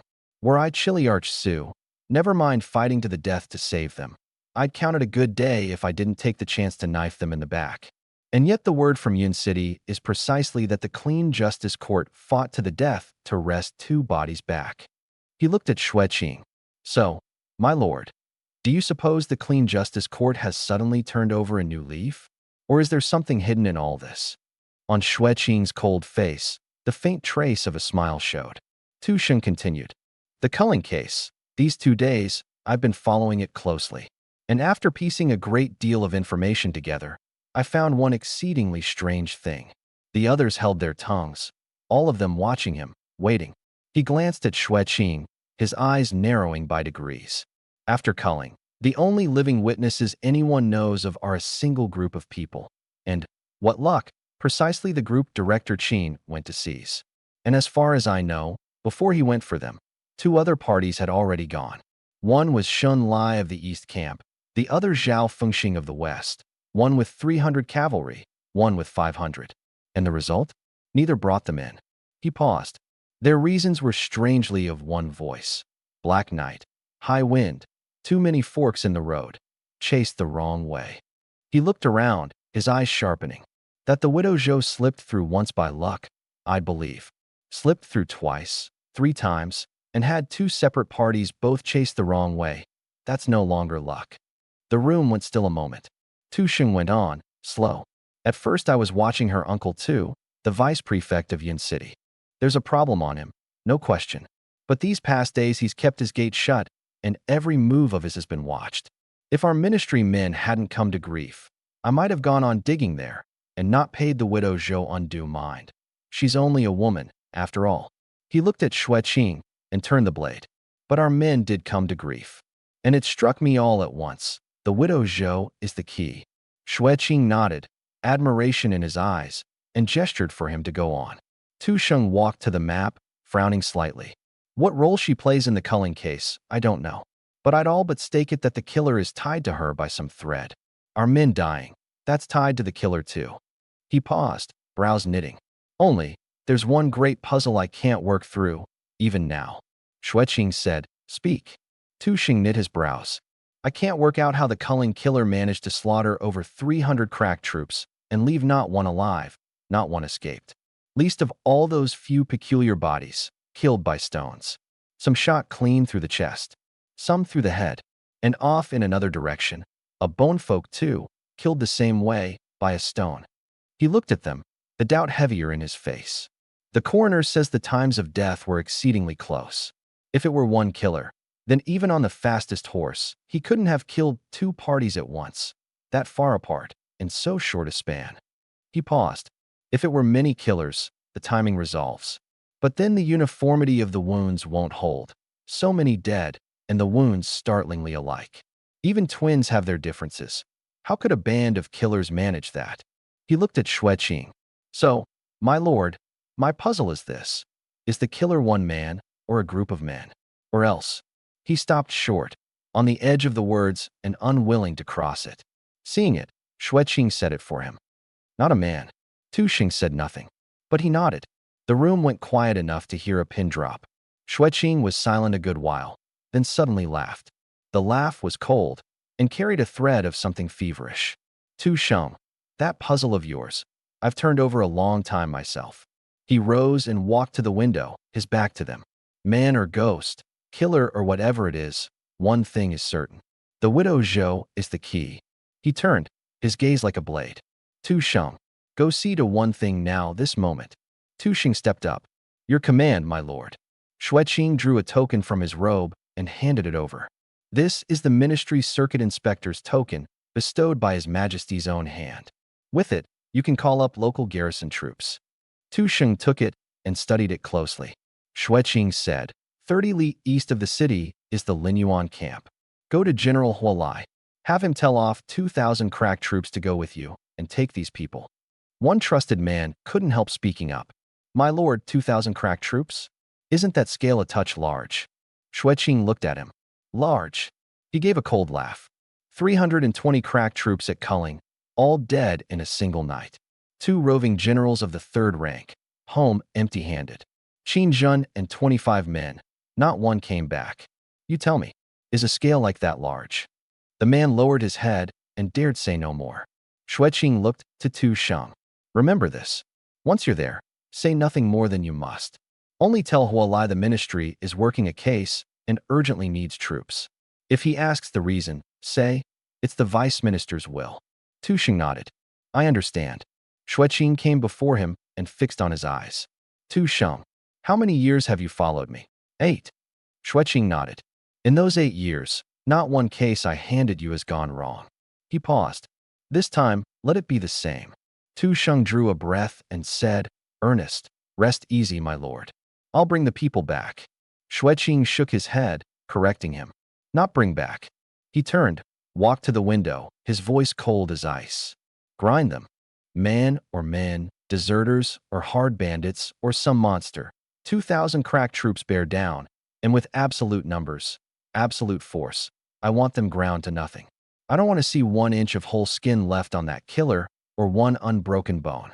With that he whipped his head back to the others, murder bared in his eyes. Whoever dares to kill my men pays the price in blood. At your command, my lord. Xueqing added, one more thing. Tusheng looked at him, waiting. Once the widow Zhou is taken, whether she's tied to the killer or not, I want her. He paused and said it a word at a time. Sent to the instruction quarter. The trusted men's breath caught, all of them, for a beat. What the instruction quarter was, they knew all too well. It was where the state courtesans were kept, to a woman, a place more fearful than death. But that wasn't the end of it. Watching the looks on their faces, Xueqing's mouth curled slowly into an arc, and he said, mild. And then, let the men below go pay her plenty of attention. He added a line. After all, Qin Jun died to seize her. She owes the dead a reckoning. The room went dead silent, not even a breath to be heard. Tusheng frowned faintly, feeling that since he'd thrown in his lot here, the Lord had grown more and more possessed with the years. But he didn't dare show a flicker of it. He could only cup his hands. Yes. Xueqing turned to the window. As for the Shen family of Minqing, his voice held no feeling at all. I see no further need for it to exist. The men, conscripted and banished. The women, sent to the instruction quarter along with her. The old and the young, pin some charge on them, whatever comes to hand, and let the local officials clean it up. I want the name Shun gone from Daning from this day on. Tusheng was silent a breath, then bowed low. I understand, my lord. Xueqing waved a hand. Go. The faster the better. And let it show those with their own designs the price of provoking my ministry. Yes. Tusheng turned and strode out. A day and a half later, Minqing. The sky had just gone dim with dawn, and the lane before the Shun residence was already packed solid. 200 prefectural troops stood in formation, torches lighting the whole street bright as noon. Archers held the roofs on both sides. arrowheads trained on the great courtyard of the house. Constable Fong and 30-odd bailiffs stood at the very front, hands on hilts, expressions taut. Not that they wanted a display this size. They had no choice but a display this size. Because the front of the Shun residence was already thick with men. 100 and more house guards, blades and spears in hand, ranged into a wall of bodies, sealing the great gate tight. Every one of them hard and lean, vicious of eye, and not one gave back half a step. The two sides stood no more than 3 yards apart, killing air thick between blade light and torch. Constable Fong narrowed his eyes and gave no order to storm in. He was waiting for the man inside to come out. Before long, the great gate of the Shun residence swung wide. Shin Wanshan came out from behind the house guards, an outer robe thrown over his shoulders. His hair had gone gray-white, his frame lean, but when he stood there, 100-odd guards parted a path for him of their own accord. Constable Fong. His voice wasn't loud, yet it reached every ear clearly. A display this size, come to sack my Shin family? Constable Fong shook his head. Old Master Shin, I've not come to sack the house. I've come for a person. He drew the document from his robe and held it high. A warrant of arrest, issued straight from the Ministry of Punishments. Your daughter, Shun Wanjun, stands suspected in a grave capital case, collusion with killers, the murder of a commissioned officer of the court. By order, the Shin family, high and low, is to be taken and held for trial. Shin Wanshan was silent a breath. Behind him, his second son Shun Huayan rushed up. Constable Fong. My second sister married out long ago. She's of the Zhou household now. A daughter married out is water poured out. What is she to do with our Shin family? Constable Fong didn't so much as glance at him. Connected or not, the ministry has the say. He swept a hand, and the troops behind him stepped up as one. Shun Huayan meant to say more, but Shin Wanshan raised a hand and stopped him. He looked at Constable Fong, then at the drawn bowstrings on the roofs, and last at the house guards. His thoughts turned over 100 ways. The torches crackled, lighting every face. Shin Wanshan spoke suddenly. Constable Fong, I'll trouble you for a little time. Constable Fong narrowed his eyes. Old Master Shin, what do you mean to do? Shin Wanshan said. These guards have followed me many years. A display like today's, I don't want them dragged down into ruin with me. He paused. Let me pay out this month's wages and send them off. Then I'll go with you. Constable Fong froze. He'd worked cases for years, seen men fight to the death, seen men kneel and beg for mercy, seen men bolt in the confusion. But never once had he seen this. A man with death at the door, and his first care to pay his servants their wages. He looked into Shun Wanshan's clouded but calm eyes, and understood, all at once, why the Shin family had stood unshaken in Minching so many years. Not on money, on people. He was silent a breath, then nodded. 1 stick of incense. Shin Wanshan cupped his hands. My thanks. He turned and walked into the residence. The guards looked at one another, blades and spears lowering slowly. Constable Fong waved a hand, signaling his troops back 10 paces. In the lane, the standoff became a wait. In the courtyard, Shun Wanshan looked at the guards who'd been with him so many years and had the accounts keeper bring the chests and pay each man out. No one spoke, only the clink of copper coins. When it came to one middle-aged guard, Shun Wanshan walked over and clapped him on the shoulder. This one was surnamed Wei, 15 years at his side, the most reliable of them all. Shin Wanshan looked at him and said just one thing. Old Wei, you've still got your old mother at home. Take the money and go back to your village. Old Wei raised his head and looked at him. Shin Wanshan's eyes moved, faintly, the slightest thing. Old Wei blinked, then lowered his head and took the money. His hand brushed Shin Wanshan's palm and lingered a breath longer than it should. And when it drew back, there was an unremarkable slip of paper in it. The guards took their wages and left, one after another. Some, before going, knelt and knocked their heads to the ground. Some clung to his leg, loath past bearing to go. Shin Wanshan stood in the courtyard watching those departing backs, his eyes gone red. When the last guard had gone, he turned and looked at Constable Fong. Constable Fong, let's go. Constable Fong was silent a breath, then waved a hand. The bailiffs came forward and took hold of Shun Wanshan. The vice-prefect's yamen of Mincheng, the rear hall. Vice-prefect Zheng Wenyuan sat before his desk, a cup of tea in his hands. The tea had gone cold. He hadn't drunk it. He was waiting for someone. Footsteps came from outside. Constable Fong walked in and bowed. "My lord." The Shin family, over 30 souls, all taken and held. Zheng Wenyuan nodded. "Any resistance?" Constable Fong shook his head. "None." The old master knew how it stood. New resistance was no use. Zheng Wenyuan was silent a breath. Did he ask anything? He did. Asked what his daughter had done. Zheng Wenyuan looked at him. "And what did you say?" Constable Fong lowered his head. "Nothing at all." Zheng Wenyuan nodded and set the teacup down. "Good that you said nothing." He rose and walked to the window. "Constable Fong, how many years have you followed me?" "My lord, 12. Zheng Wenyuan nodded. "In those 12 years, how have I treated you?" "My lord's kindness to me is heavier than a mountain." Zheng Wenyuan turned and looked at him. "Then I'll tell you now. The Shin business, Director Tu Sheng of the ministry gave the order himself. The ministry, we cannot afford to cross." Constable Fong lowered his head and said low, "I understand." Zheng Wenyuan went on. "That daughter of the Shin family. No telling what she stirred up, but she's torn a hole clean through the sky. Now the hole has to be plugged, and someone has to be stuffed into it." He paused and said it plainly. "The Shin family is who gets stuffed in." Constable Fong felt the weight of it, but said nothing. Zheng Wenyuan came before him with his warning. "Remember this. In this, we only carried out orders. Whether the Shin family lives or dies is nothing to do with us. Asked, say it was the ministry's will. Not asked, say nothing at all.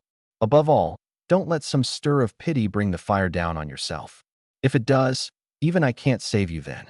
Hearing it, Constable Fong understood this business was no ordinary thing and cupped his hands at once. "I'll remember it." Zheng Wenyuan waved a hand. "Go.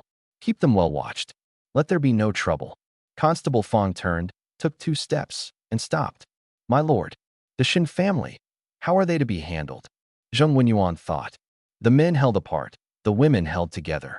The particulars can wait till the ministry's people arrive." Constable Fong nodded and withdrew.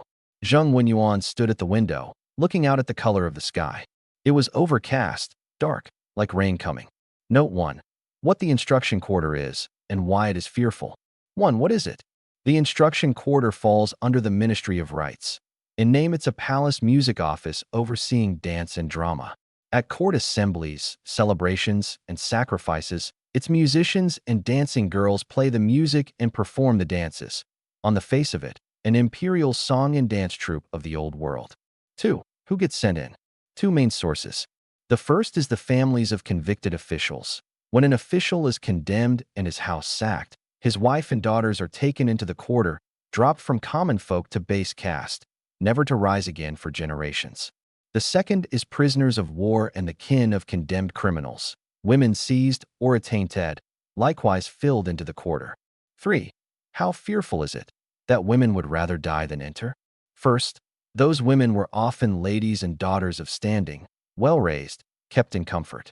The moment they enter, they fall from common folk to base, their station collapsing in an instant, sunk to the lowest state of all, the state courtesan, at anyone's mercy to be humiliated and ruined at any hour.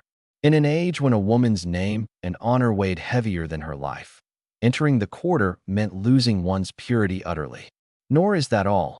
Their children, too, would be base caste for generations, without any road up, ever.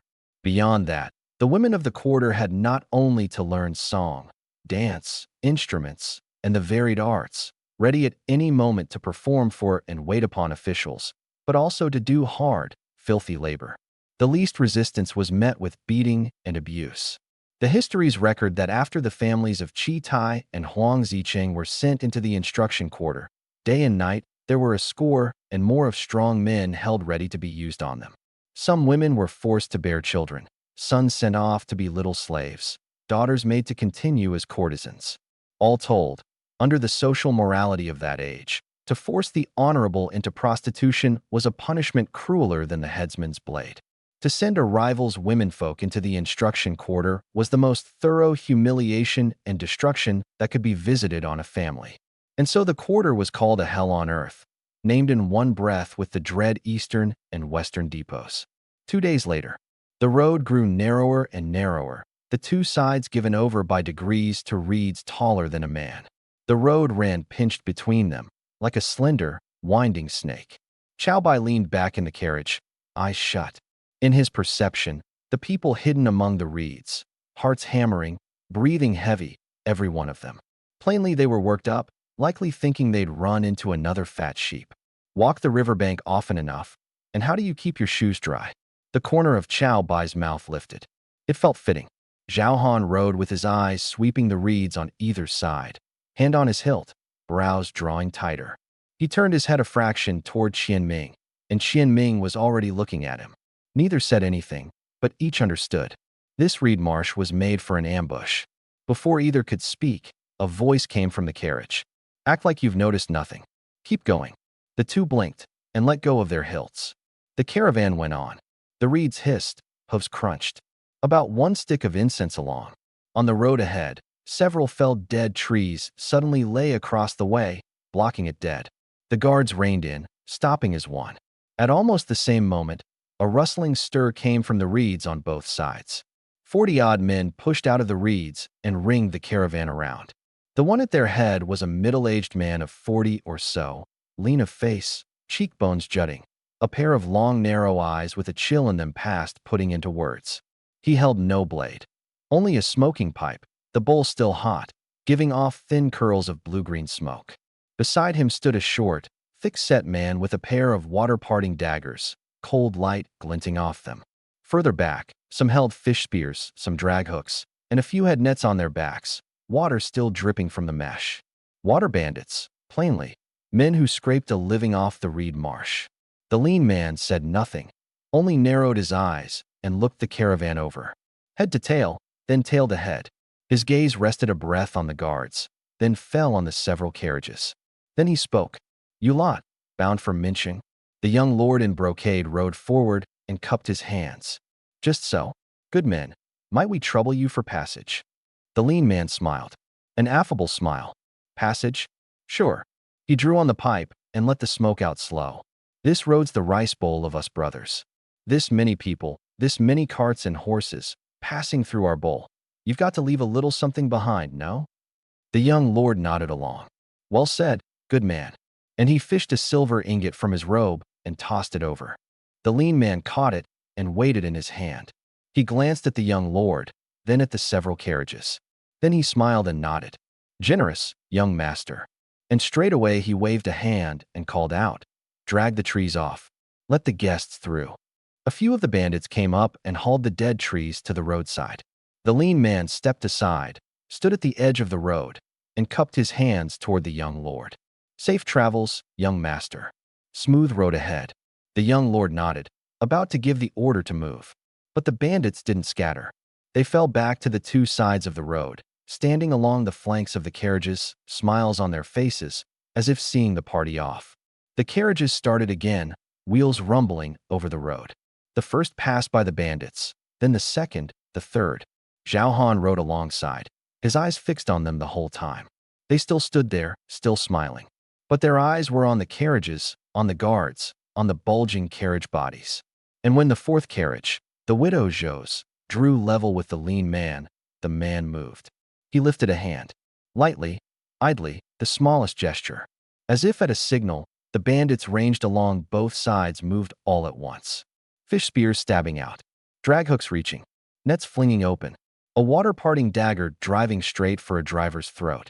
No shout, no warning. Just the sudden strike. In a concert so seamless it might have been rehearsed 1,000 times. And the next instant, the fish spears snapped. The drag hooks flew. The nets tore open. The hands gripping the daggers came off clean at the wrist, blood spraying. Onto the reeds, onto the road, onto the faces still holding their smiles. Only then did the men begin to fall. Not one by one. All at once. 40-odd of them pitching down together. Some to the roadside, some back into the reeds, some straight into a comrade's arms. The lean man stood where he was, pipe still raised. But the bowl of it was shattered, only half a stem left in his grip. He stood with his mouth open, staring at the young man in blue who had appeared, at some point he couldn't name, right in front of him, and for a moment forgot how to think at all. Take the money, then kill besides. Who taught you that rule? The lean man's lips shook. No words would come. He felt off the other man a pressure vast as a mountain, near enough to smother him. Is this your first time? Or your old rule? The lean man dropped to his knees with a thud. Mercy, mercy. No answer? Then it's the old rule. Huh. Chow Bai sighed, turned, and started back toward the carriage. The lean man knelt where he was, believing he'd slipped past the reaper. But soon enough he found something wrong. Why was the world spinning? Why did the kneeling man have no head? Wearing clothes just like his own? No, that was him. Chow Bai reached the carriage, lifted the curtain, and looked back at Zhao Han. Clean it up. Zhao Han swallowed. Yes. He and Qian Ming leapt down and set to the bodies. The guards and servants pitched in after them, taking direction from the two. Chow Bai ducked into the carriage, the curtain falling behind him. He leaned against the wall, closed his eyes. In his head, the updated panel gleamed. Name, Chow Bai strength, 278.8 speed, 190.9 constitution, 182.9 perception, 77.8 spirit, 75.8. 43 water bandits this time. Against those crack soldiers and the bone folk before, their attributes ran a good deal lower, spirit and perception especially, averaging only 6 or 8/10. Strength and constitution ran a touch higher, but no more than about 1. Killing them, Chow Bai had plundered strength 15 times, speed 12, constitution 10, perception 4, spirit twice. In all, strength up 16.5, speed 12, constitution 11, perception 3.2, spirit 1.2. The growth in power sent a surge of uncontrollable excitement through his body. And yet, under that excitement, the heart that reason governed was somewhat tangled. What had just happened put him in mind of the 3 years before. Some unbearable memories rose up in him. In this age, an ordinary person, no power, no backing, no station. Walking this land was quite simply one step from life to death at every turn. Bandits on the mountain roads, water bandits on the water, deserters everywhere, burning, killing, plundering, no evil left undone. Even the so-called regular armies had some who'd slaughter the people to claim false merit. This age was the very meaning, made plain, of a human life worth no more than a blade of grass. A quarter hour on. Boss. Done. Zhao Han's voice came through the curtain, steady, without a trace of hard breathing. Chow Bai lifted the curtain and looked. The road had gone back to what it was. The dead trees dragged deep into the reeds, the blood on the road covered with sand and earth, tamped down, nothing to read off it. Of the bodies, not one to be seen. He looked out at the marsh. In the withered yellow of the reeds, a few fresh snapped stalks showed here and there. But without looking close, you'd never catch them. Zhao Han stood at the roadside, brushing the dirt off his hands. Just then Qian Ming pushed out of the reeds, a few blood-smeared reed stalks in hand, and tossed them further in as he spoke. Bodies dragged deep into the reeds, covered over with reed. Even if someone comes looking, they'll not turn them up short of half a day's work. He paused and pointed at a few trampled patches by the road. Swept the footprints too, swept them from the road inward toward the reeds. Short of someone with real powers of observation, no one's reconstructing this scene quickly. Chow Bai looked at the two and nodded. Zhao Han came before him. Boss, one more thing. Their weapons, some of them, I had the guards keep. Fish spears, drag hooks, water-parting daggers, all good stuff. Might come in on the road ahead. And I searched out their silver, over 100 taels, and the ingot given earlier, all here. He drew a bundle from his robe and set it by the carriage. Qian Ming came over too. There were a few small boats in the marsh besides, hidden deep. What they used day to day, I'd guess. I had them dragged further off and covered with reed. Should anyone come searching, they won't find those either. Good. Well done. Zhao Han and Qian Ming traded a glance, said nothing, and stepped aside. Chow Bai let the curtain fall, and the caravan started again. Some time later, the endless reed marsh dropped away behind them, and stray fields began to show along the road. Some held crops, more lay fallow, the weeds grown taller than a man. Another half hour, and bodies began to appear at the roadside. First a few, wrapped in torn straw mats and thrown into the ditch. Then a dozen and more, sprawled crooked across the open ground, some already gnawed past recognition by wild dogs. and badly broken carriages abandoned along the way. Some missing wheels, some missing their bodies, some scarred all over, a few with rotting corpses still inside. Zhao Han rode expressionless, only his eyes narrowing slightly as they passed over the dead. He glanced at Qianming. Qianming glanced back. Neither said a thing, but each knew. The nearer they drew to Minqing's territory, the more bodies. What that meant, they both understood. The carriages went on. Another 3 or 4 li, and a fork in the road appeared ahead. By the fork crouched a dozen or more refugees, clothes in rags, eyes hollow. As the carriages passed, they only lifted their gazes a moment, then dropped their heads again, unmoving. One of them, 50 or so, face gray with grime, huddled at the back of the group. But his eyes stayed fixed on the carriages. 1, 2, 3, and when the fourth passed, his gaze settled on a guard beside it. He knew that guard, surnamed Wang, 7 years with the Shin family. The two had once worked together. Old Wei lowered his head, drew his neck in. Then, slowly, he rose and started onto the road. The guards went alert at once, hands to hilts. Old Wei raised both hands, his voice hoarse. "Spare a bite of food, soldiers. I've not eaten in 3 days." He came on slow, swaying, as if too starved to keep his feet. But his eyes stayed on the guard named Wang. Guard Wang seemed to sense something. He turned and stared at the man 3 breaths. Then he sheathed his blade, rode forward, and put on a show of wariness. "Back off." His voice wasn't loud, but it was hard. Old Wei staggered back, muttering mercy, mercy, and retreated to the roadside. And in the instant they drew level, his hand brushed Guard Wang's, light as anything. A slip of paper slid across. Guard Wang, face blank, wheeled his horse around. Old Wei shrank back into the huddle of refugees, shut his eyes, and went still again. The carriages went on. A few dozen yards further, Guard Wang rode close to the widow Zhou's carriage and dropped his voice. "Madam, someone's passed something along." The curtain lifted a corner. A plain white hand reached out, and Guard Wang set the slip into it. The curtain fell. Inside, the widow Zhou opened the paper. Just 4 characters, the strokes forceful, her father's hand. "Do not return to Minqing." Her hand jerked, hard. "Stop." A little while on, the widow Zhou halted the caravan. The carriage stopped by a stretch of waste ground, dead grass shivering in the wind. She lifted the curtain and called Guard Wang over. "The man who passed you that paper. Who was he?" Guard Wang said low, "Madam." It was Old Wei. "Is he still there?" Guard Wang nodded. "Yes. He stayed crouched at the fork, hasn't left." The widow Zhou drew a breath. "Go. Bring him here." Guard Wang wheeled about and soon brought Old Wei back. The moment Old Wei saw the widow Zhou, he dropped to his knees with a thud. "Young miss." His voice caught, then shook. "Young miss, the Shin family's come to grief." And then he told it, from start to finish, the events of that dawn.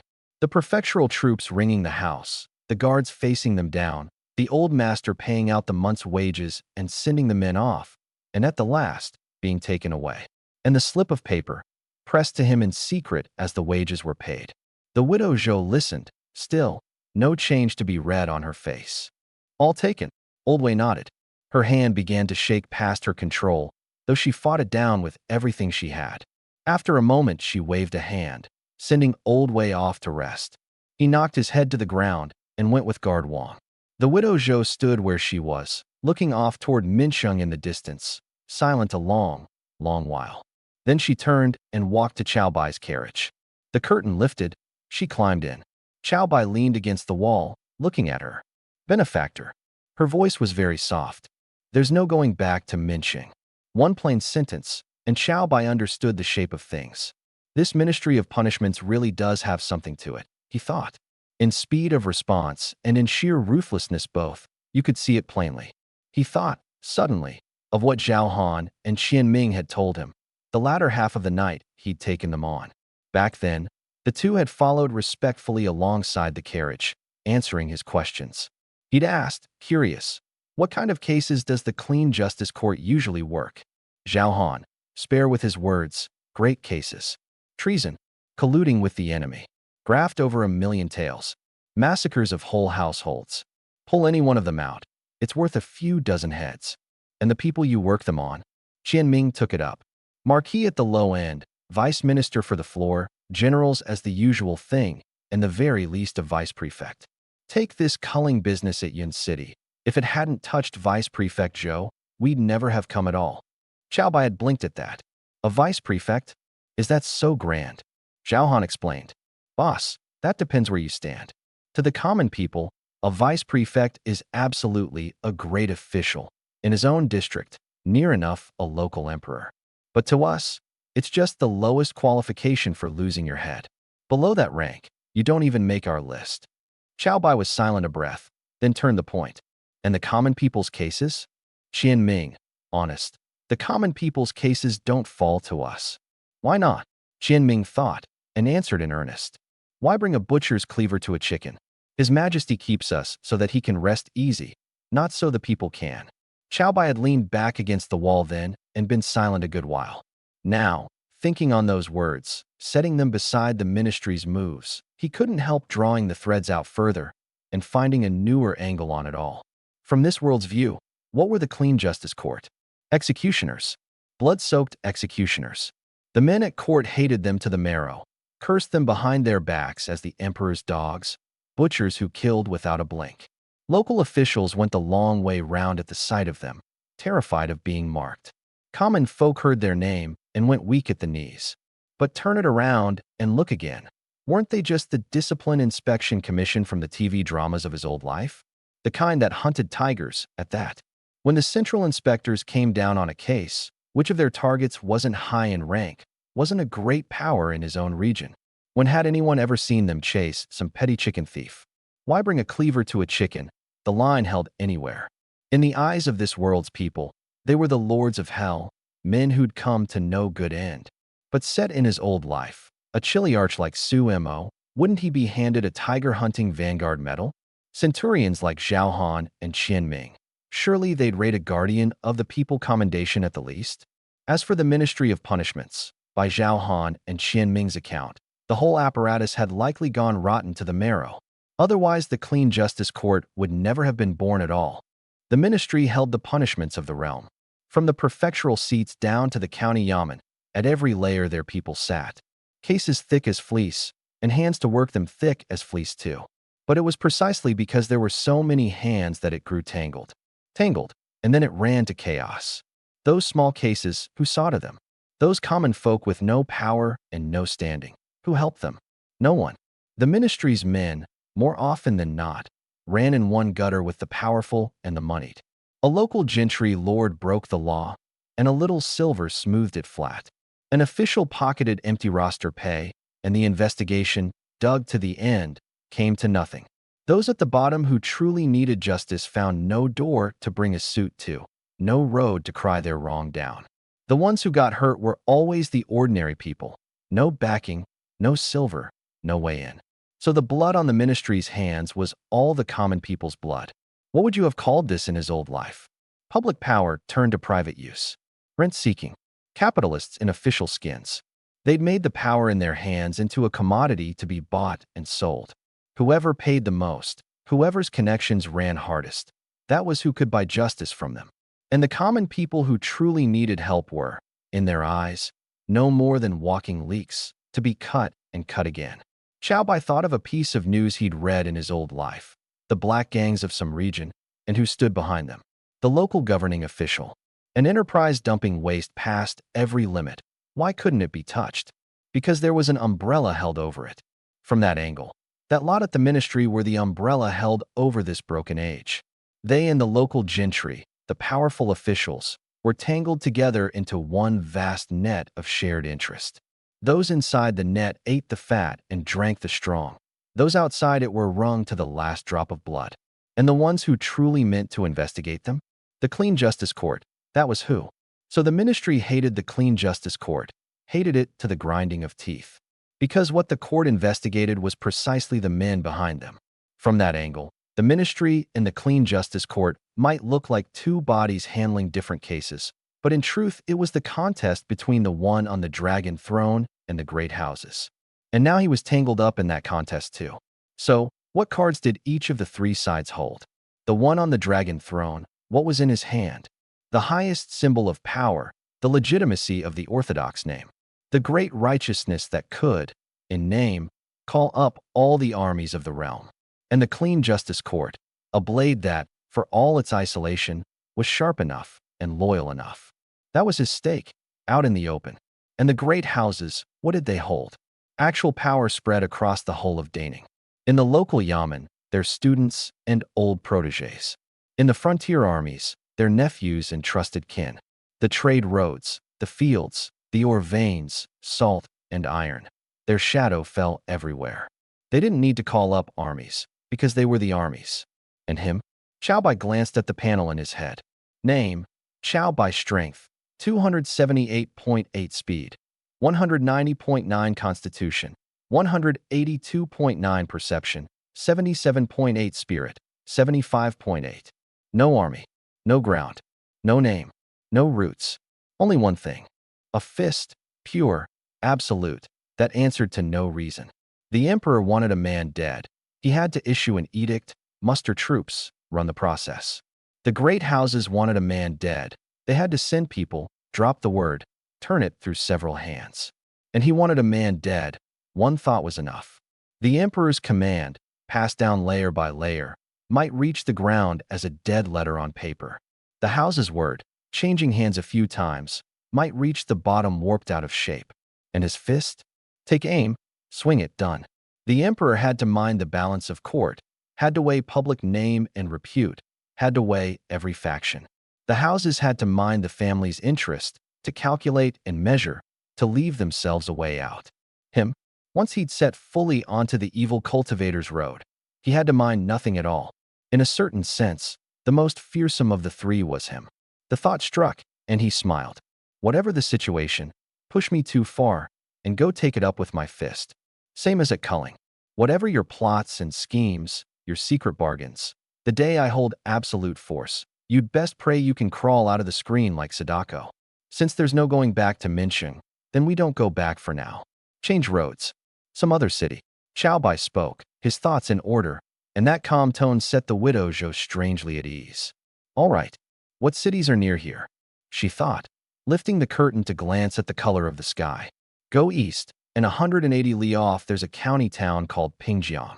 Not large, but the bandit trouble around it is severe, and no suppression campaign has ever stamped it out. 220 li west is Anzhou, far bigger than Pingjiang, but the garrison there is heavy, easy to run into checkpoints. She paused. Southeast, 250 li off, is Wuzhou. Well known, on the river, easy for water transport, and the safest of the three. At the bandit trouble is severe, Chow Bai's eyes lit at once, and he settled it on the spot. Pingjiang. All right. The widow Zhou answered, passed the word, and the caravan turned east. Half a day on. On the road, dust rose to blanket the sky. 2,000 and more crack troops, horse and foot mingled, pressed toward Micheng like a great black dragon. At the very front, 500 black-armored cavalry. Tall war horses, iron hooves like thunder, every rider with a long blade at his waist and a hard bow on his back, the killing air rising off them. Behind the cavalry, 1,500 foot, leather armor and ring pommel sabers, spears and shields all present, marching in step, banners snapping. And in the middle of the column, mixed among them, a body of perhaps 200 in a different dress, black fighting garb to a man, ministry tokens at the waist, superb horsemen, cold and hard of eye. They fit not at all with the soldiers around them, and yet seemed dimly to form a body of their own. Their head was a young man of 30 or so, lean of face, cheekbones high, a pair of hawk's eyes bright and keen, a black cloak over his shoulders, chain mail beneath, a narrow straight blade at his waist with silver worked into the scabbard. This was Tu Sheng, trusted hand of Xueqing, vice minister of punishments. At Tu Sheng's side rode a general of 40 and more, cold-featured, in crimson gleaming plate, on a warhorse black from nose to tail. The most striking thing about him was a scar over his left brow, slanting from the tail of the brow across the corner of his eye, as if some sharp edge had planed it, lending 3 parts more menace to a face already hard. At the front of the column, scouts rode back and forth, questioning refugees and passers-by along the way. Seen a caravan? 7 or 8 carriages, guards and womenfolk. Which way did it go? The refugees, trembling, Some shook their heads, some pointed different ways. But at one fork, an old man crouched resting by the road pointed east with a shaking hand. Looks like they went toward Pingjiang. The scout drew his blade in a flash and laid it to the man's neck. You know what comes of lying? Mercy, officer, mercy. I didn't lie. I saw it with my own eyes. They went that way, several carriages, rich family by the look. I couldn't have mistaken it. The scout's eyes lit, and he wheeled straight back to report. Tu Sheng heard it out, glanced at the road running east, and the corner of his mouth lifted in a thread of cold laughter. Pingjiang? A clever one, then. Hualai's face didn't move. He only waved a hand. Pass the order. Change course, toward Pingjiang. Cavalry pick up the pace and go ahead to intercept. Foot follow after. The runner waved his signal flag, and the 500 black-armored cavalry wheeled first, hooves like rolling thunder, tearing off east. Tu Sheng spurred up alongside Hualai, and the two rode abreast. General Hua, this officer has a question, if it's not out of place to ask. Hualai kept his eyes forward. Ask it, Director Tuesday. Tu Sheng put on curiosity. The generals led troops many years, and surely met no shortage of men of rare ability. I'm curious, of all the ones you've seen, what was the fiercest like? Hualai's brow stirred. The fiercest? Tu Sheng nodded. The kind that can fight many men alone. Has the general seen that? Hualai was silent a breath. I have. Tu Sheng's eyes lit. Oh, what kind? 10 years back, there was a bone folk called Bei Gutu. With no armor on, just a bone blade. He killed 30-odd of our crack troops single-handed. Later, a master of the divine strategy camp killed him. Tu Sheng nodded and asked again, and how would the general reckon that Bei Gutu against yourself? Who's the fiercer? Hualai glanced at him. I can't kill 30-odd. He paused, and the picture turned hard. But the troops I lead can kill 300 Bei Gutus. Tu Sheng blinked, then laughed. The general's men are naturally the crack of the crack. Let this officer ask one more. The fiercest man of Daning the general's ever seen, what was he like? Hualai thought. Zhao Wushang of the divine strategy camp. Killed Bei Gutu with a single sword. And besides him, none. Tu Sheng narrowed his eyes. So the general's never seen the kind that, kills 100 men alone, even several hundred? Hualai reined in, turned his head to him, and said, Lo, Director Tuesday. If you've something to say, best say it plain. Before setting out, I went and looked over the bodies shipped from Yun City again, and I found their wounds too unreasonable by far. Chests and heads pierced clean through, yet not by blade, spear, sword, or halberd. The Yun City people say it was stones, and even sent 2 of the so-called murder weapons along. But however I examined it, I couldn't make the wounds and the stones match up completely. I'm slow, and I thought on it the whole road and never worked it out. If it truly is as Yun City says, those wounds put there by a man with stones, then what manner of man could do it? Well, I heard it out, silent a few breaths, then suddenly laughed. Not a laugh of scorn, the easy laugh of a veteran long used to the storm, hearing a raw recruit make much of nothing. He looked back at the black mass of cavalry behind him, listening to the thunder of hooves, and said, his breath full and deep, Director 2, do you know what kind of war I've fought these years? Tu Sheng shook his head. Hard war. Those bone-eaters, every one a head taller than us, twice our strength, and they fight like life means nothing. I had a brother torn clean in 2 by them, guts spilled across the ground, and still he crawled forward and got in 3 more cuts. His voice was very level, as if he spoke of some ordinary thing. I've seen a man ringed by 30-odd bone folk, kill 7, and go down only when someone smashed his skull with a stone. I've seen a man chased and hacked at by 100 of them, run 20 li, turn and kill a dozen back, and die with his strength gone. I've seen a man charge into a bonefolk camp alone, kill near 20 by main force, and fall at last to a hail of arrows. He reined in and looked back at the rolling dust, his eyes gone keen. Director 2, the kind of master you're imagining may truly exist. He paused and put weight on it. But however fierce he is, he's flesh and blood. He pointed at the black-armored cavalry.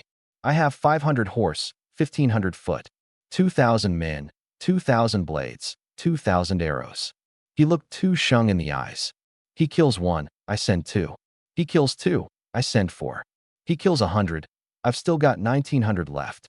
When he's killing, Does he not tire? Not gasp? Not go soft in the hand? He gave a cold laugh.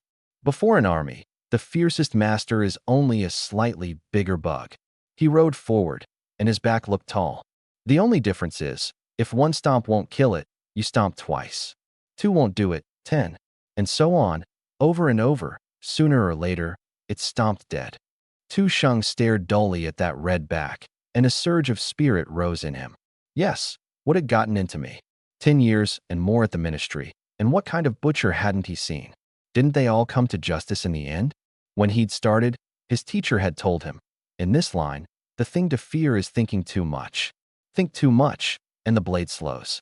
But this time he'd been thinking, the whole way, about the unreasonable dead and the unreasonable living. About the holes in those bodies, the wounds a stone had made. The more he thought, the more he doubted. The more he doubted, the more he thought, until he'd spooked himself into seeing ghosts in every shadow. Qin Jun was dead, and he'd meant to see him avenged. And without noticing, he'd built the killer up into a monster no force could match. How absurd. The killer was a man. And a man tires, and a man dies. Behind him were 2,000 crack troops who'd stake their lives against the bone folk. Even if the killer could kill 100, 2, 3, 500, 1,000, the rest, one blade apiece, could still chop him to paste. Tu Sheng spurred up beside Hualai, a self-mocking smile on his face. General Hua. This officer lost his composure back there. Hualai glanced at him. Worked it through. Tu Sheng nodded. This officer overthought it. The men riding with you this time have staked their lives against the bone folk. However high one man's force, can it run higher than an army? Besides, I've brought 200 and more crack ministry men myself. Even if he's the martial world's very topmost master out of some storyteller's mouth, so long as he dares show himself, we slaughter him.